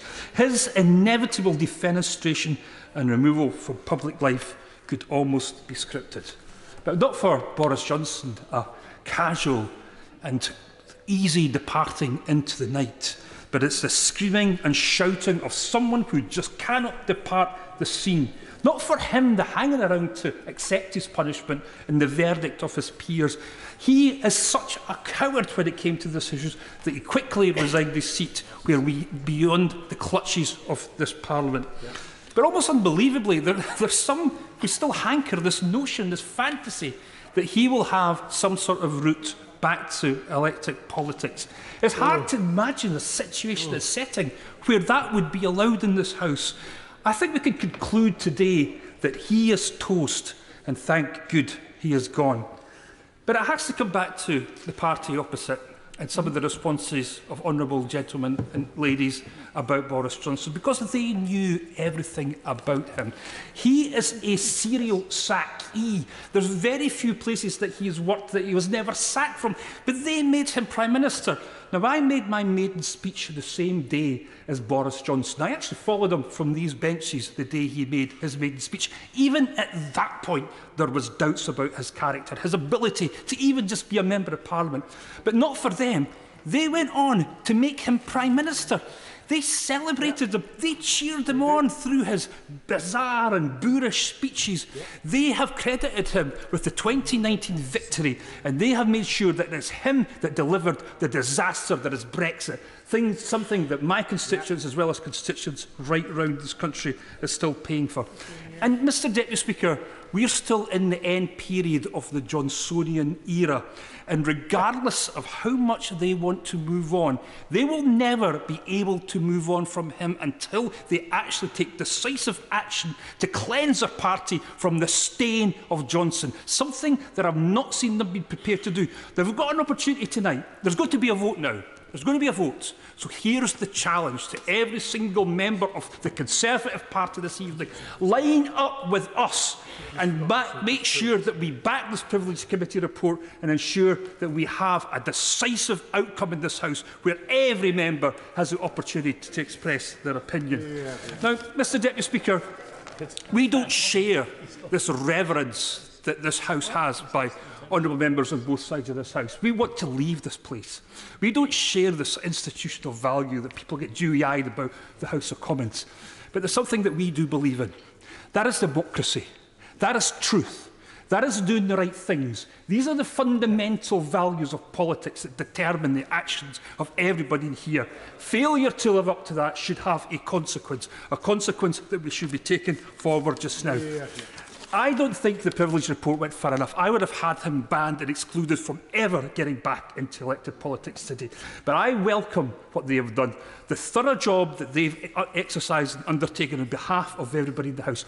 I now say to everybody in the House, back us this evening. Let's speak with one voice. Everybody trooping through this lobby. No return for Johnson. Let's pledge that loud and clear. Simon Lightwood. Thank you, Mr Deputy Speaker. This Friday marks my first anniversary, Mr Speaker, of being elected to this House, but this is perhaps one of the most powerful moments I've experienced. A chance for us all to begin to reset trust in our politics. And can I just put on record, Mr Deputy Speaker, my thanks to the Leader of the House and the Shadow Leader of the House, who have sat and listened to each and every word of this debate, and I know that doesn't always happen. So this time last year, I was still pounding the pavements of the Wakefield by-election. And yes, they wanted a fresh start in Wakefield, but they also wanted Boris Johnson out of office because they didn't trust him.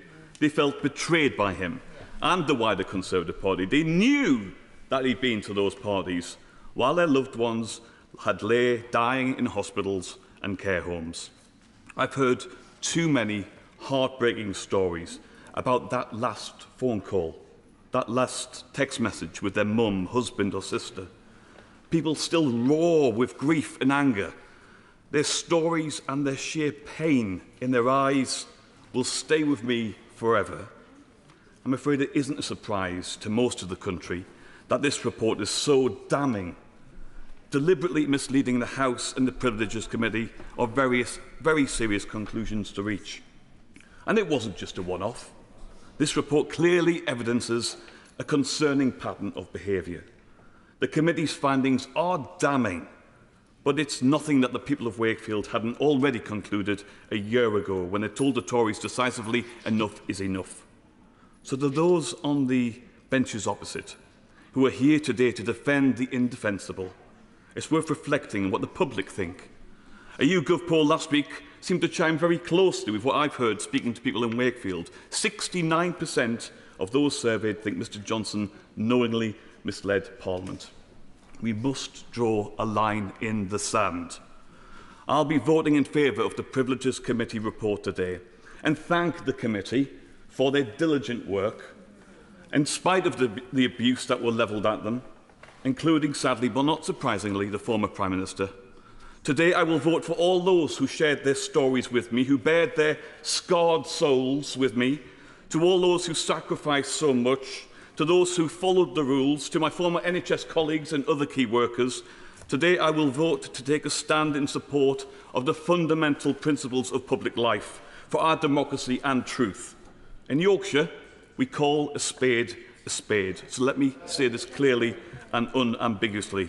Boris Johnson is a liar. he will never be forgiven. And those who still seek to defend him today, and those intending to hide from their moral duty in the forthcoming vote, your actions or your failure to act will never be forgiven or forgotten.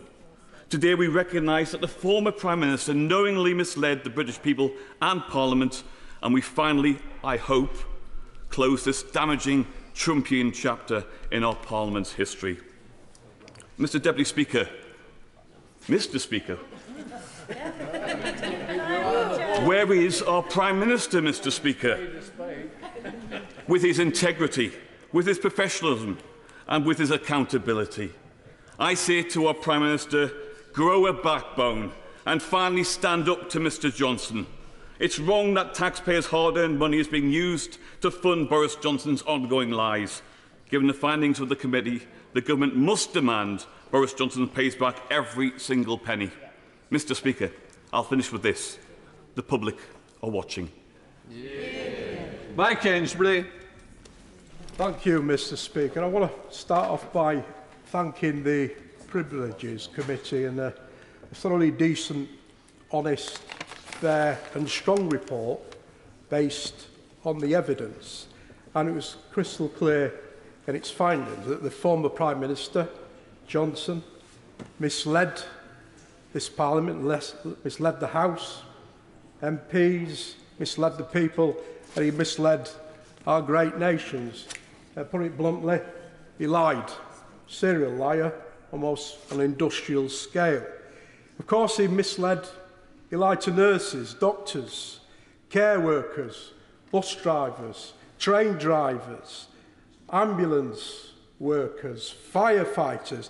Everybody were putting their lives at risk in the pandemic to save lives. Remember that mantra? He repeated it enough, didn't he? Every evening. And this all matters because people sacrifice so much in this very chamber and well beyond. And they deserve prime ministers, ministers, politicians, MPs who value the truth and honour, which people have spoke about in this place. Lead by example. The law makers shouldn't be the law breakers. And that's a fact. That Prime Minister broke the law.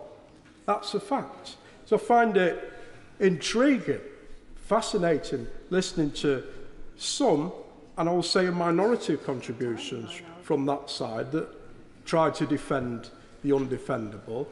And I thank those honourable members, the right honourable members, right across the House, and I'll say the Conservative side as well, with some incredible experience in this place, for doing the right thing by this Parliament and this democracy. The former Prime Minister, Johnson, has showed nothing but contempt to the friends and the families of the 227,000 people who lost their lives to COVID. And Mr. Speaker, many of us saw the video clips over the weekend of some Conservative Party staff partying while people couldn't say the last goodbyes to loved ones, visit them as they were drawing the last breath. Nothing but contempt. Absolute disgraceful. And that was a culture driven from the top. One rule for them and another rule for everybody else. Unacceptable. Many constituents have been in touch with me, like they have in terms of members right across this House, particularly over the weekend. That was a stark reminder. And then we see that dishonourable, I think the shadow leader of the House spoke about, dishonourable honours list. Every one of those should be withdrawn.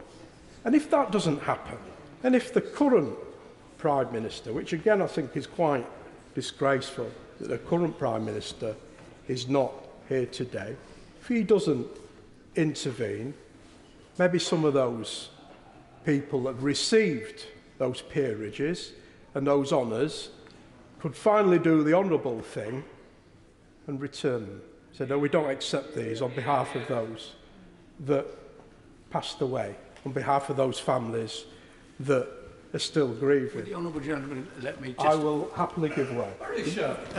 He's making a very good speech, but I would move to say that during the pandemic, I worked, and many of us worked cross-party in our constituencies, meeting every week with public health and all the people involved in fighting COVID, finding out where we were getting less take-up in vaccinations and so on.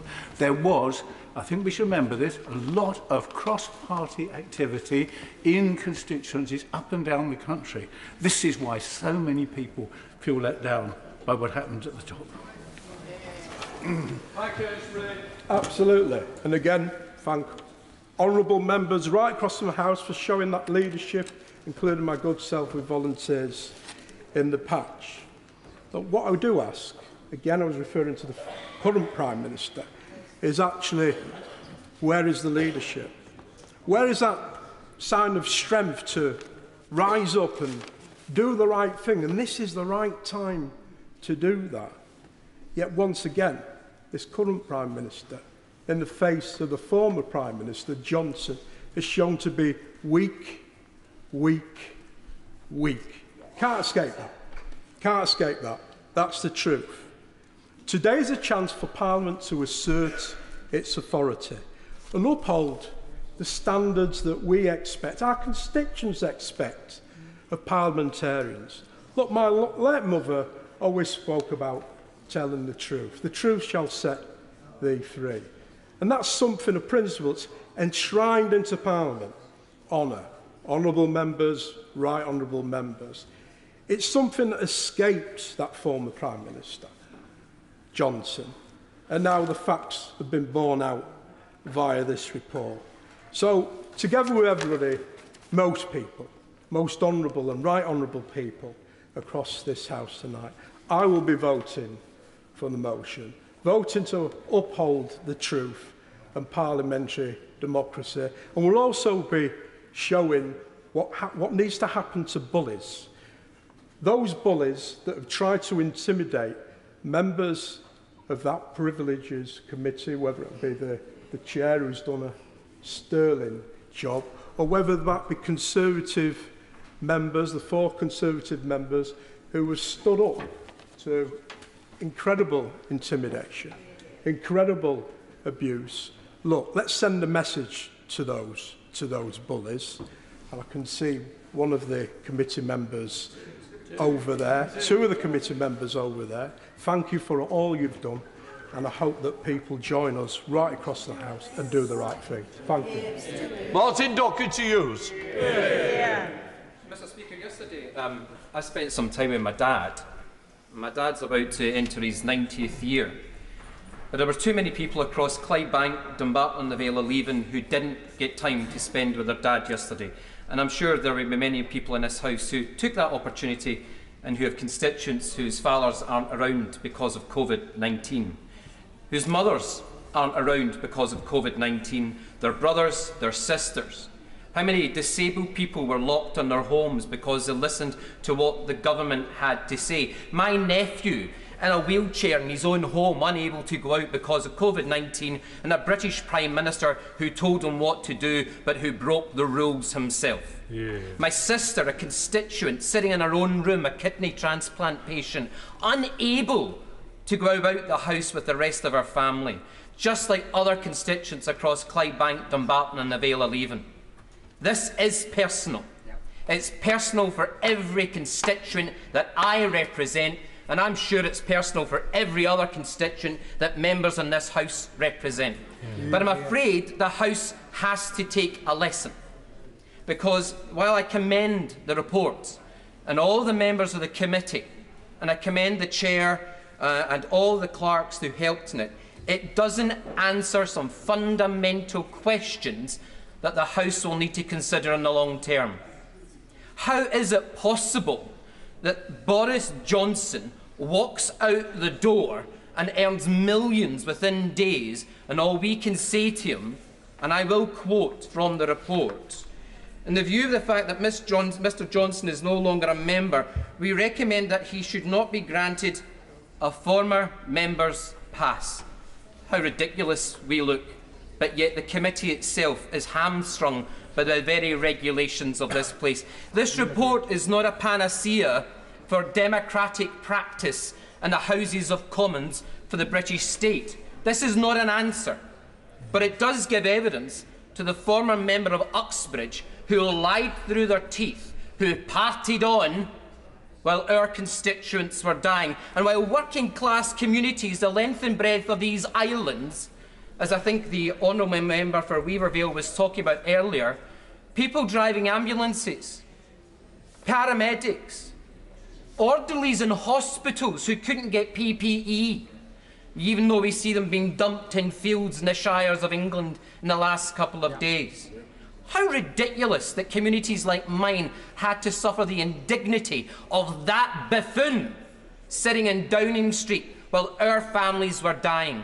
How ridiculous. The report, well, it gives evidence, it takes the evidence. And to those members who were opposite who said they saw no evidence, well, guess what? Here's the evidence. It's in the report. They might as well read it for a change. Now, there was also the COVID inquiry is ongoing, Mr. Speaker. And let me quote the other. Yeah, I will give way to my honourable friend for Glasgow East. I'm very grateful to my honourable friend for giving way. And doesn't it make a bit of a mockery that one of the things that the report can recommend is that Boris Johnson does not have a former member's pass, but he still has the privilege of sitting as a member of the Privy Council and representing this country at the Cenotaph? Shouldn't we be looking at trying to strip him of these things as well? I'll come on to honours in a minute, because I do believe, Mr. Speaker, I may have a wee bit of time. Let's quote the other former Prime Minister, David Cameron, who at the COVID inquiry today said, "From my experience chairing Cobras, the system works, but the system works better when the Prime Minister is in the chair." The party opposite removed the Right Honourable Member for Maidenhead, who I have every confidence, while we may disagree, I have every confidence that the Right Honourable Member for Maidenhead would have been at every Cobra meeting during COVID-19, unlike the person they replaced her with. That's the ridiculous proposition that David Cameron came up to today. He agrees that that idiot, if that's not parliamentary, I'll retract it, but I think it is, that idiot missed 5 COVID-19 Cobra meetings. People were dying. It's the greatest tragedy since the Blitz, and he couldn't be bothered to turn up. My constituents turned up. They had to go to work. They drove ambulances. They were in working in porters and hospitals.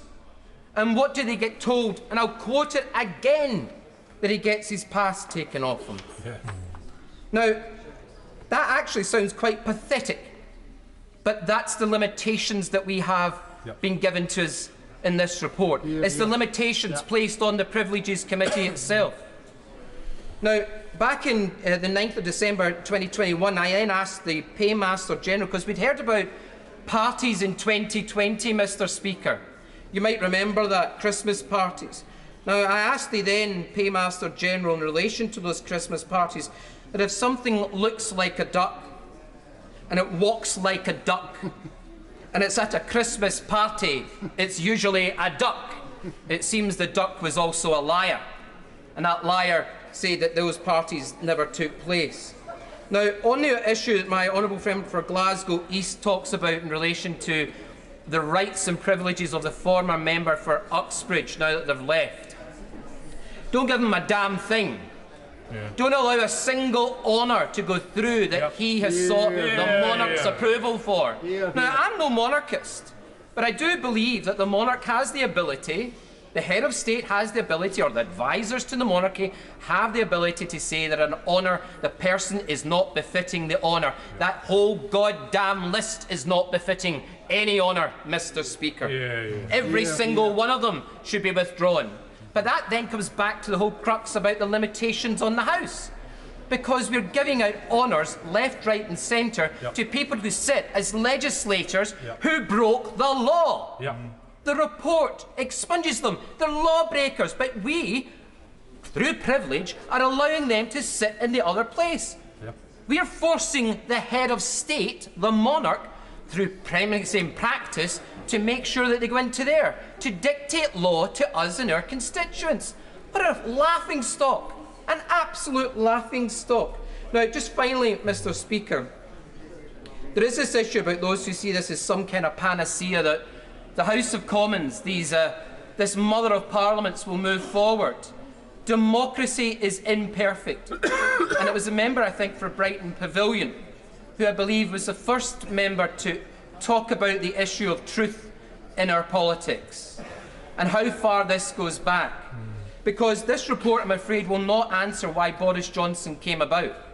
It won't answer the dark money that funded his campaign for Brexit. It won't answer the issues around Scottish limited partnerships, which so many members will know about, which funnels money that we have talked about consistently, which the government does nothing about, because that's why this report exists. We've allowed it to happen. I hope to God, Mr. Speaker, and I'm a doubting Thomas when it comes to that, I'm an imperfect Christian, that members on all sides will go through the lobbies tonight to actually support the report with all its limitations. It doesn't answer the questions that my constituents want as to why Boris Johnson's not at that bar being held in contempt as a stranger. Now, some people may say that's a bit of an arcane process, but he was a Prime Minister of the United Kingdom of Great Britain and Northern Ireland. The first time a Prime Minister has been held in contempt of the House. And this is all we have got to say to it. How ridiculous this place must seem to our constituents. How ridiculous to the people of Clydebank, Dumbarton and the Vale that this ex-Prime Minister swans off and they are living in the traumas of the modern age. What an absolute parcel of rogues in a nation. Leader of the House. Thank you, Mr. Speaker. It is not really my duty to close this debate, but with the kind permission of the Chair and the Honourable Lady opposite, there were three things I did want to briefly say. The first is, and many members have said it, to thank again the Privileges Committee for the work they have done. It is a task that we gave them to do, and they have carried it out in very difficult circumstances. And I give way to my honourable friend on that point. I'm grateful for the leader giving way. Thank you, Mr. Speaker. I'm grateful to the leader for giving way. Would she agree that whatever view one takes on this matter, whatever side one is, the House unanimously set up the Privileges Committee, all 7 members of them. They worked for months diligently to produce this report.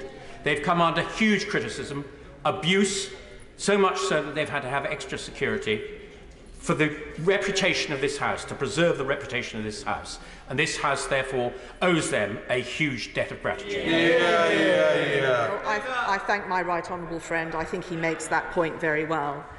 Secondly, I would like to acknowledge the tributes that some colleagues have paid to their friend and former colleague. As my right honourable friend, the right honourable member for Maidenhead, said, for many members, this is a sad and difficult duty. And finally, can I thank all right honourable and honourable members who have taken part in the debate today. This is an important matter. As I have said, members should make up their own minds and follow their conscience. They may agree or disagree with the report, or they may agree and disagree with the report and different aspects of it, as some members have. They should do what they think is right. They should be left alone to make up their own minds. They should be left alone to vote, and having cast their vote or not, they should be left alone afterwards. And I hope that is something that all members of this House can agree upon. The question is, as on the order paper, as many of that opinion say aye. Aye. Of the contrary, no. No, no, no, no. Division, clear the lobbies.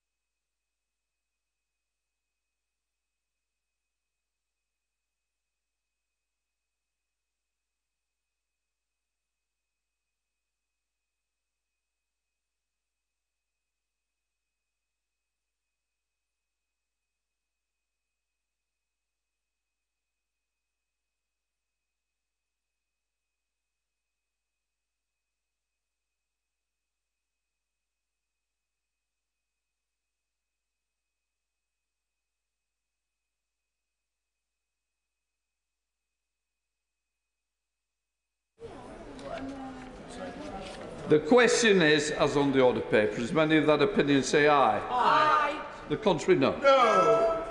The tellers for the ayes, Liz Twist. Please don't test my patience. Sir. Right. The tellers for the ayes, Liz Twist and Colleen Fetchers. For the noes, Alan Campbell and Lillian Greenwood.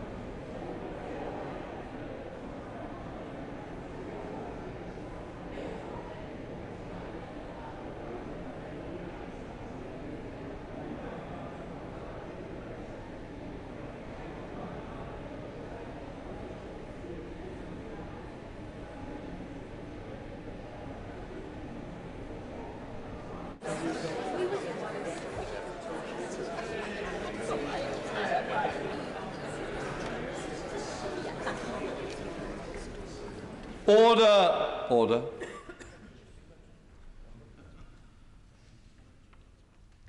The ayes to the right, 354. The noes to the left, 7. Who are you? Who are you? The ayes to the right, 354. The noes to the left, 7. The ayes have it, the ayes have it. Allah!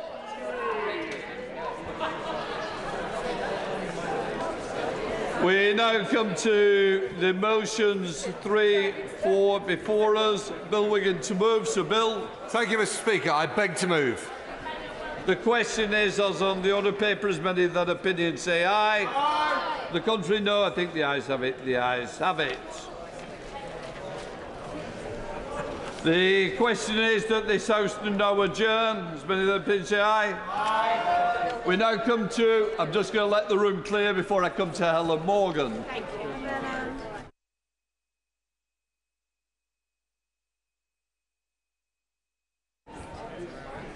To move the German. Do you want, should we move it? Yeah. The question is this House now adjourn. Helen Morgan. Thank you, Mr. Speaker. On Thursday, I was delighted to attend an annual reception at RAF Shawbury in my constituency. This important base trains helicopter pilots for all the armed forces, and we're very proud to host it in North Shropshire. However, I'm less proud, or indeed not proud, of some of the accommodation provided for service families there. This Armed Forces Week, I've had to secure an adjournment debate to raise the issue of unacceptable repair and maintenance and the poor overall state of the housing, as it has become increasingly apparent that service families who live both in Shawbury and at the barracks in Turnhill in my constituency have not always been able to return to safe and warm houses at the end of each day. Worryingly, this situation has worsened since the maintenance contract was restructured and renegotiated in April 2022. Let me provide you with some examples. One of my constituents had a roof in need of full repair and a bird cover on the chimney. This repair simply didn't happen. My constituent wrote to me that we still get massive crows falling down our chimney, but we have learnt to live with it. A second family endured severe damp and mould, and their children suffered ill health as a result. They wrote, "My children have been ill for months due to damp and mould never being resolved. We've never had as much as a call back to arrange a visit. We called yesterday to arrange a repair with water pouring out of our pipes outside. It was classed as non-urgent, so no appointment was made. This morning, we have woken up to no running water in our property, none. We cannot flush the toilet, we cannot wash our hands, we cannot access basic human rights. When I called Pinnacle to raise this issue, I have been told it's non-urgent and they will keep the job open, but no guarantee anybody will fix it today." At the reception on Thursday, I met a serviceman whose family had suffered damp and mould, no heating in their utility room, blocked guttering, and had to wash using a bucket because the water pressure was too low to shower. This final issue had been going on for 3 years.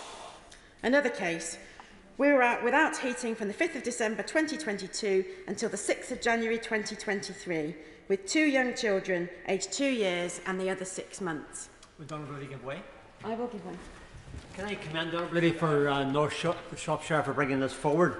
And does the Honourable Lady not agree that the fact that 46% of the personnel are married or in a civil partnership and 23% in a long-term established relationship outlines the importance of family in the support network of our service personnel, the standard of accommodation in which we put our families as a vital cog in this network, and subsequently it should be of the highest standard and well maintained so that the focus of our troops remains on their job and not in a flood in the bathroom at home. I'm grateful to him for giving way, and I agree with the points that he's made. I'm just going to provide a third and final example. A constituent wrote to me and said, "I'm about to go my 3rd night without heating or hot water. After also having 26 days without running water, I have run out of avenues to pursue with Pinnacle, etc. And I think I speak for thousands of service families across the UK when I say that this needs to be addressed. Please help." Now, when I raised these cases with the former Minister, the Right Honourable Member for Cheltenham, the DIO and the contractors Pinnacle and Amy, who serve service families in my constituency, I was grateful for their response and their genuine desire to resolve the issues. We had a constructive meeting and they have looked into each individual case as a matter of priority. But I do think that when the local MP, a Minister of State and senior management in the contractors' companies have to become involved in a process to resolve such basic issues, it's clear that the process is broken, not only for my constituents, but for service families up and down the country. This is entirely unacceptable, especially when you consider that these families are paying rent for this unsuitable housing. That's why it was no surprise to read the results of the MOD satisfaction survey last week, which showed that this poor standard of housing is taking its toll on our military families. Satisfaction in the overall standard of service accommodation has fallen to 46% in 2023 from 60% in 2014. Satisfaction regarding the requests for maintenance and repair work decreased to a paltry 19% in 2023 from an already low 46% in 2014, while satisfaction with the quality of the work has also fallen to 19% this year from 40% in 2014. Nor was it a surprise to hear that the poor state of housing means that many servicemen and women are considering leaving the profession because of the strain on their family life. Will the Honourable Lady give way? I will give way. I'm grateful to the Honourable Lady for giving way. I wanted to draw her attention to the Armed Forces Continuing Attitude Survey, which found that 1/3 of spouses said that they would be happier if their partner chose to leave the service. Does she agree with me, or rather, does she agree with my constituent, a now retired full colonel, Colonel Michael Woodcock, who wrote that remaining in the service too often depends on a most hardy spouse? Well, I'm grateful to my honourable friend for his intervention, and I think he raises a very, very good point, because community and support and family life is extremely important to servicemen and women, and I'm going to come on to that just shortly. So the point I was about to make is that it's important to recognise that these families can't resolve this issue by simply moving to private rented accommodation elsewhere in the vicinity of their base. That's often either unaffordably expensive or just unavailable, and it's also outside the military community. Service families, as we know, often move house every 2 years or have a parent or family member away from home on a tour of duty for an extended period. So the support network of families who understand their circumstances is really important, and it's crucial that the service family accommodation there is suitable. Now, if the usable stock is decreasing or service families are put off taking a home because of these issues that I've described, then the vibrancy of that community is badly affected, and service life overall becomes less appealing, as the results of the survey have showed. Empty and dilapidated housing stock often exacerbates the situation, because where there's a shortage, families must stay in substandard homes. Now, this also appears to be a failure of the contract arrangements to deal with empty properties. One of my constituents reported houses being left empty and unheated, but with the mains water still turned on. In the winter cold snap, the pipes burst, meaning that the ceilings fell in and serious damage occurred. Other houses on that estate have had insulation fitted to roofs with unrepaired holes in them, meaning that when water ingress occurs, it has caused even more damage. These houses will now cost thousands to repair to an acceptable standard, and the families affected will be owed compensation. It's a truly false economy to have allowed this to occur. It's wasting taxpayers' money, and it's reducing the options for service families who want to live near their base and their community. Will she give way? I will give way. Does she agree with me that there is a degree of hypocrisy, that we celebrate these brave servicemen as our heroes because they put their lives on the line for the security of our nation, and yet we cannot guarantee the most basic support for their lives? Well, I'm grateful to my honourable friend for her intervention, and I agree with her wholeheartedly. Now, my understanding is that the current maintenance contract allows just 2 weeks after a family leaves a house to carry out any required upgrade work, including any small repairs, but also big ticket work such as retrofitting insulation and replacing kitchens and bathrooms. Now, clearly 2 weeks isn't going to be long enough if a significant amount of work is required. This leads either to incomplete or poor quality work, which will cost more to fix in the future and cause disruption to the family living there. The overall feedback from my constituents, and there has been a lot of it, has been that the response to requests for repair of the management of empty houses has deteriorated since the contract was restructured last April. And while the coming of spring and summer has improved living conditions in the short term, there remain significant concerns about the operation of the process. There appear to be too many handoffs between, in the case of my constituents, the contractors Pinnacle and Amy. I note that in response to an urgent question in December last year, the former minister acknowledged that there were IT issues, and this rings true with the experience related to me, in which requests have either not been logged in the first place or have gone missing in the handoff between the two companies. Now, anyone who's worked in a business knows that IT issues in a contract restructuring of this scale are inevitable, but the minister suggested that these were unresolved in December 2022, a full 9 months after the restructured contracts went live. So I would like to ask, has there been any further improvement to date? I have a constituent still reporting little progress on a leaking roof and radiators. While the roof was fixed in 5 days, the scaffolding remained up for 5 weeks, at goodness knows what unnecessary cost to the taxpayer, but the radiators still leak. There is damp and mould, and they've not been given the results of a damp survey, apparently carried out in December last year. I hope, Mr Deputy Speaker, that I have illustrated the chaotic and broken process of reporting an issue and getting it fixed under the newly restructured contract, the shocking state of dilapidation of some empty homes that could otherwise be used for housing our service families, the impact on the service family community, and the unacceptable waste of taxpayer money. This is the price of a failing process. Now, we have spent much time in this chamber rightly debating and indeed agreeing on the need for social housing to be of a decent standard and for tenants to have the right to demand a decent standard, both in the context of the Social Housing Regulation Bill as it passed through Parliament and in demanding an end to the system that led to the shocking death of Awab Ishaq. The Honourable Lady Bridwell. I will. I thank her for giving way, and I congratulate her on the speech so far because it's an excellent speech setting out the issues. Now, in Labour, we launched our Homes Fit for Heroes campaign a few months ago to focus attention on this scandal. And my front bench colleagues have said that we'll make addressing this issue a priority when we are elected. We can't be carrying on with leaky roofs, broken boilers and damp as well in the houses, as she said, in our focus, and make this a priority. Does she agree that the government could already have been doing a lot of this work to improve things for the services now? Yeah. Well, thank you for her intervention, and I do broadly agree with her. I think we need to accept that our service families have the same right to decent housing as everyone in this country, and that when they report a problem, they can expect a response.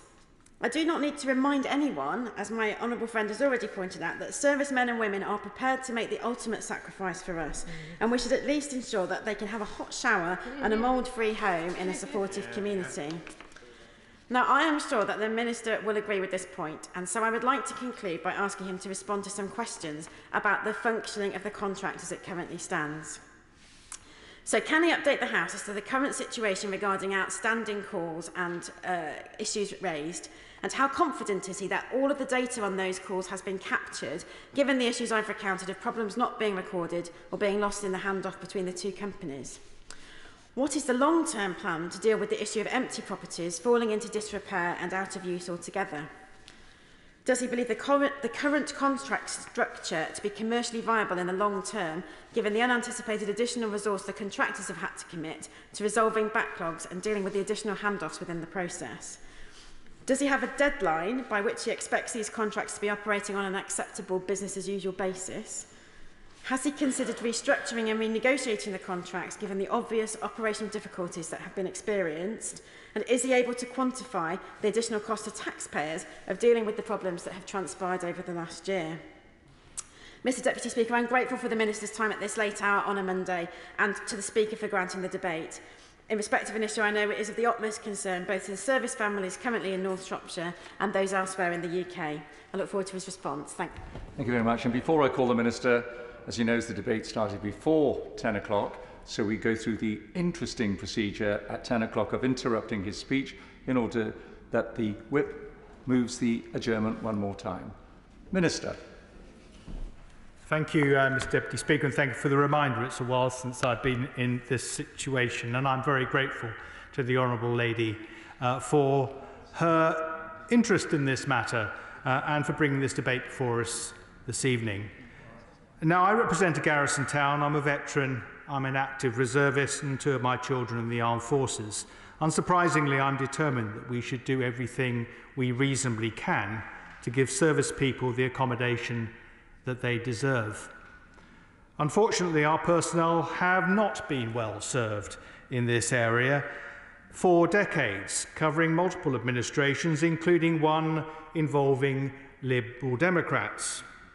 Too often our people have had to put up with poorly built housing that's been crudely adapted with the advent of central heating, and I've lived it in my service career, and I've seen it professionally. Sadly, in the years after the Annington deal, only 100 million of the 1.66 billion of sales proceeds were reinvested in upgrades with predictable consequences. And the future Defence Infrastructure Services Accommodation contract, which went live on the 1st of April last year, has yet to live up to its potential. We've heard some examples of failure today, and I have examples of my own. But we shouldn't forget that there are some great examples of SFA. I can say from first-hand experience that some of it is truly exceptional. And on the 18th of May this year, the MOD announced a 173 million investment in capital purchase of family homes in the UK for armed forces families. This comprises the purchase of 310 brand new homes and the purchase of the freehold of 113 modern, formerly leasehold homes. The brand new homes have been purchased in the last 12 months and are due to be occupied by the end of this year. All will meet modern EPC standards, and some will meet the very highest, a grade A rating. In 2022-2023, as part of this purchase, MOD bought 66 homes to support Imgin Barracks at Innsworth, 58 homes at Bryce Norton, and 36 homes at Aldershot. As well as this, we have also agreed to purchase an additional 176 homes at Innsworth over this and the next financial year, to be completed by 2025. These homes will be net zero. So investment in accommodation is going up. During the last 7 years, MOD has invested more than 936 million in service family accommodation improvements. That includes around 185 million last year on modernising homes, tackling damp and mould and improving thermal efficiency. This is part of a wider 3 billion FDIS programme that has replaced the old facilities management contracts. But customer satisfaction has fallen, especially around damp, mould, heating and maintenance. In the December cold snap, there were reports about personnel being without heating for more than 5 days.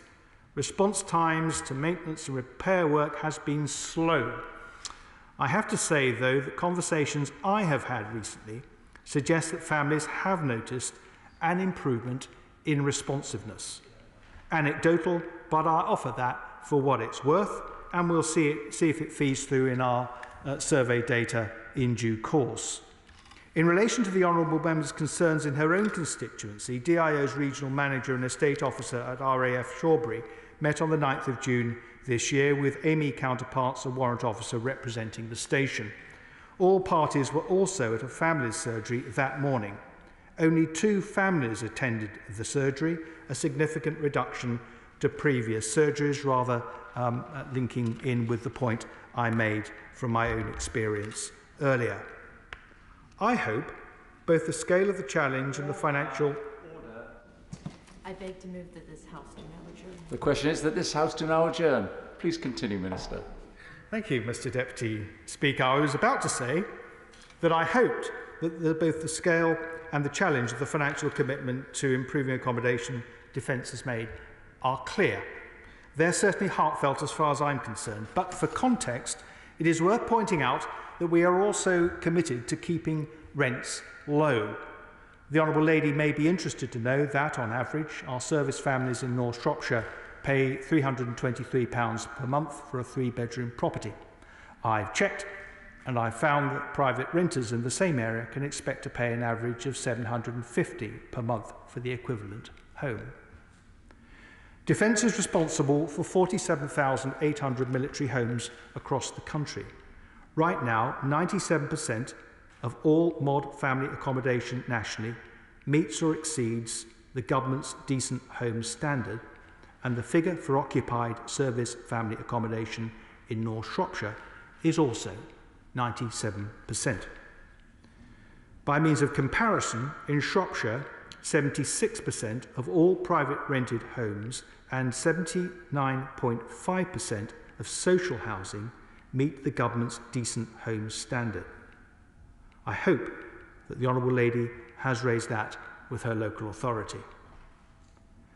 I should say that the 7 occupied properties in the Honourable Lady's constituency that are below that decent housing standard are structurally safe and sound and met the standard when occupants moved in, but have since fallen below. Remedial action on the door and window lintels at fault is expected this summer. I hope she is reassured by that. However, it's inevitable when you're dealing with housing that things will go wrong. I think we all know that. When they do, the response needs to be first class. But according to the last Armed Forces Continuous Attitude Survey, which canvassed service personnel late last year and was published earlier this month, only 19% of respondents were satisfied with the response they got, and that's not good enough. Will my right honourable friend allow me? Of course. My right honourable friend is being characteristically frank about the problems as well as the successes of the policy. Is there anything that can be done to the model of financing for the maintenance of service housing that would incorporate perhaps a financial incentive on those people who have the contracts, that if they do not arrange for repairs quickly enough, they could conceivably feel it where it hurts in their bank balances? I'm very grateful to my right honourable friend. He's absolutely right. And the FDIS contract introduced early last year does just that. And if he'll forgive me, I may just come on to describe what that might mean or has meant in a few moments. Day-to-day management and maintenance of service housing, Mr. Deputy Speaker, has since early last year been through FDIS, and it's been contracted out to 3 separate contractors: Amy in the central and northern region, Vivo in the southeast and southwest, and Pinnacle, which runs the National Service Centre and coordinates activity. Any contract transition is fraught with difficulty. It certainly has been with FDIS. But there's a third issue which challenges delivery to our service families, namely the underlying issue of poor original build quality, which flowed from decisions made in the 1950s and 1960s and was compounded by historic underinvestment. When combined with a resource-constrained fix-on-fail regime, the resulting effect has led to a maintenance logjam estimated to cost around $960 million. Now, these are explanations. They're offered as explanations, and they're certainly not offered as excuses. The new contracts introduced a number of improvements. Clear customer satisfaction targets for the first time in mod housing history. More demanding target response times for most types of reactive maintenance. A higher standard of preparation of homes for families to move into, and financial consequences for contractors who fall short and incentives to go beyond the minimum standards. Currently, as a result of some of the poor performance already outlined this evening, MOD's contractual rights to withhold payments from suppliers are being exercised and deductions are being made as appropriate. Withheld profits will be reinvested for the benefit of service families. In addition, a total of 1.14 million has been paid in compensation direct to service personnel by the FDIS suppliers at no cost to the Ministry of Defence since the FDIS accommodation contract went live on the 1st of April last year. We are taking further measures to address issues related to damp and mould. We've established a dedicated hotline to address specific concerns, and we've improved the initial triage process to prioritise cases. This is followed with an on-site visit to apply the initial treatment, assess the need for a follow-up, and decide whether a professional survey is required. Since early 2022, homes are not being allocated where there is a known damp or mould issue. Separately, tomorrow, we will be laying a written ministerial statement entitled Defence Infrastructure Update, which will update the House on the work being undertaken to reduce a backlog in expired gas and electrical safety certificates in mod properties through an accelerated and targeted renewal process.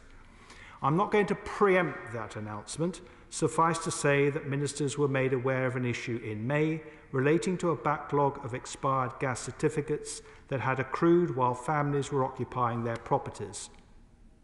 This has occurred for a variety of reasons, including residents being unavailable to allow access to their homes for inspection, supply chain resource and contract IT issues. The backlog of electrical certificates is a consequence of changes in regulations in August 2020, which requires certificates to be completed every 5 years instead of every 10 years. Needless to say, we have acted immediately. The Secretary of State and the Minister for Defence Procurement have spoken with FDIS contractors personally, stressing that we expect this backlog to be cleared in the next few weeks. The Defence Infrastructure Organisation has worked with its suppliers to improve communications to families to ensure availability for inspections.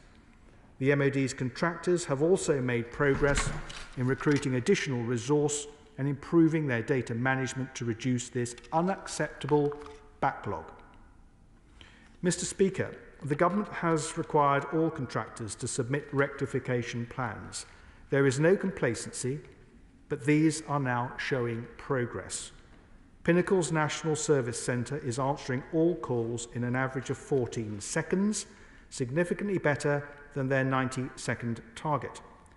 Amy and Vivo have brought waiting lists down significantly, with very big improvements in maintenance response times. At the end of last month, the maintenance backlog stood at around 5,000, down from a high of 21,100 in December 2022. The number of open complaints is down by around 70%. And most key performance indicators are now at acceptable levels or better across most regions. Now we need the final few measures to be brought up to scratch, and crucially for that performance to be sustained. It's easier said than done, but we are making headway. The Defence Infrastructure Organisation is working with Vivo and Amy to develop a programme of straightforward interventions to address damp and mould. And critically, we have the means through FDIS to hold our contractors to account should they fail to meet their end of the bargain. If required, we can recoup money or refuse to pay it out. We have already used those levers robustly where we can and where it's appropriate, and they have made a difference. So I hope I've reassured the Honourable Member that we're on the case. And we most certainly will continue to hold our contractors' feet to the fire. Our new accommodation strategy, published last October, sets out a clear ambition for where we want to be. A situation where all our people have access to good quality accommodation in line with modern living standards. The question is that this House do now adjourn. Let me say aye. Aye. I think the ayes have it. The ayes have it. Order. Order.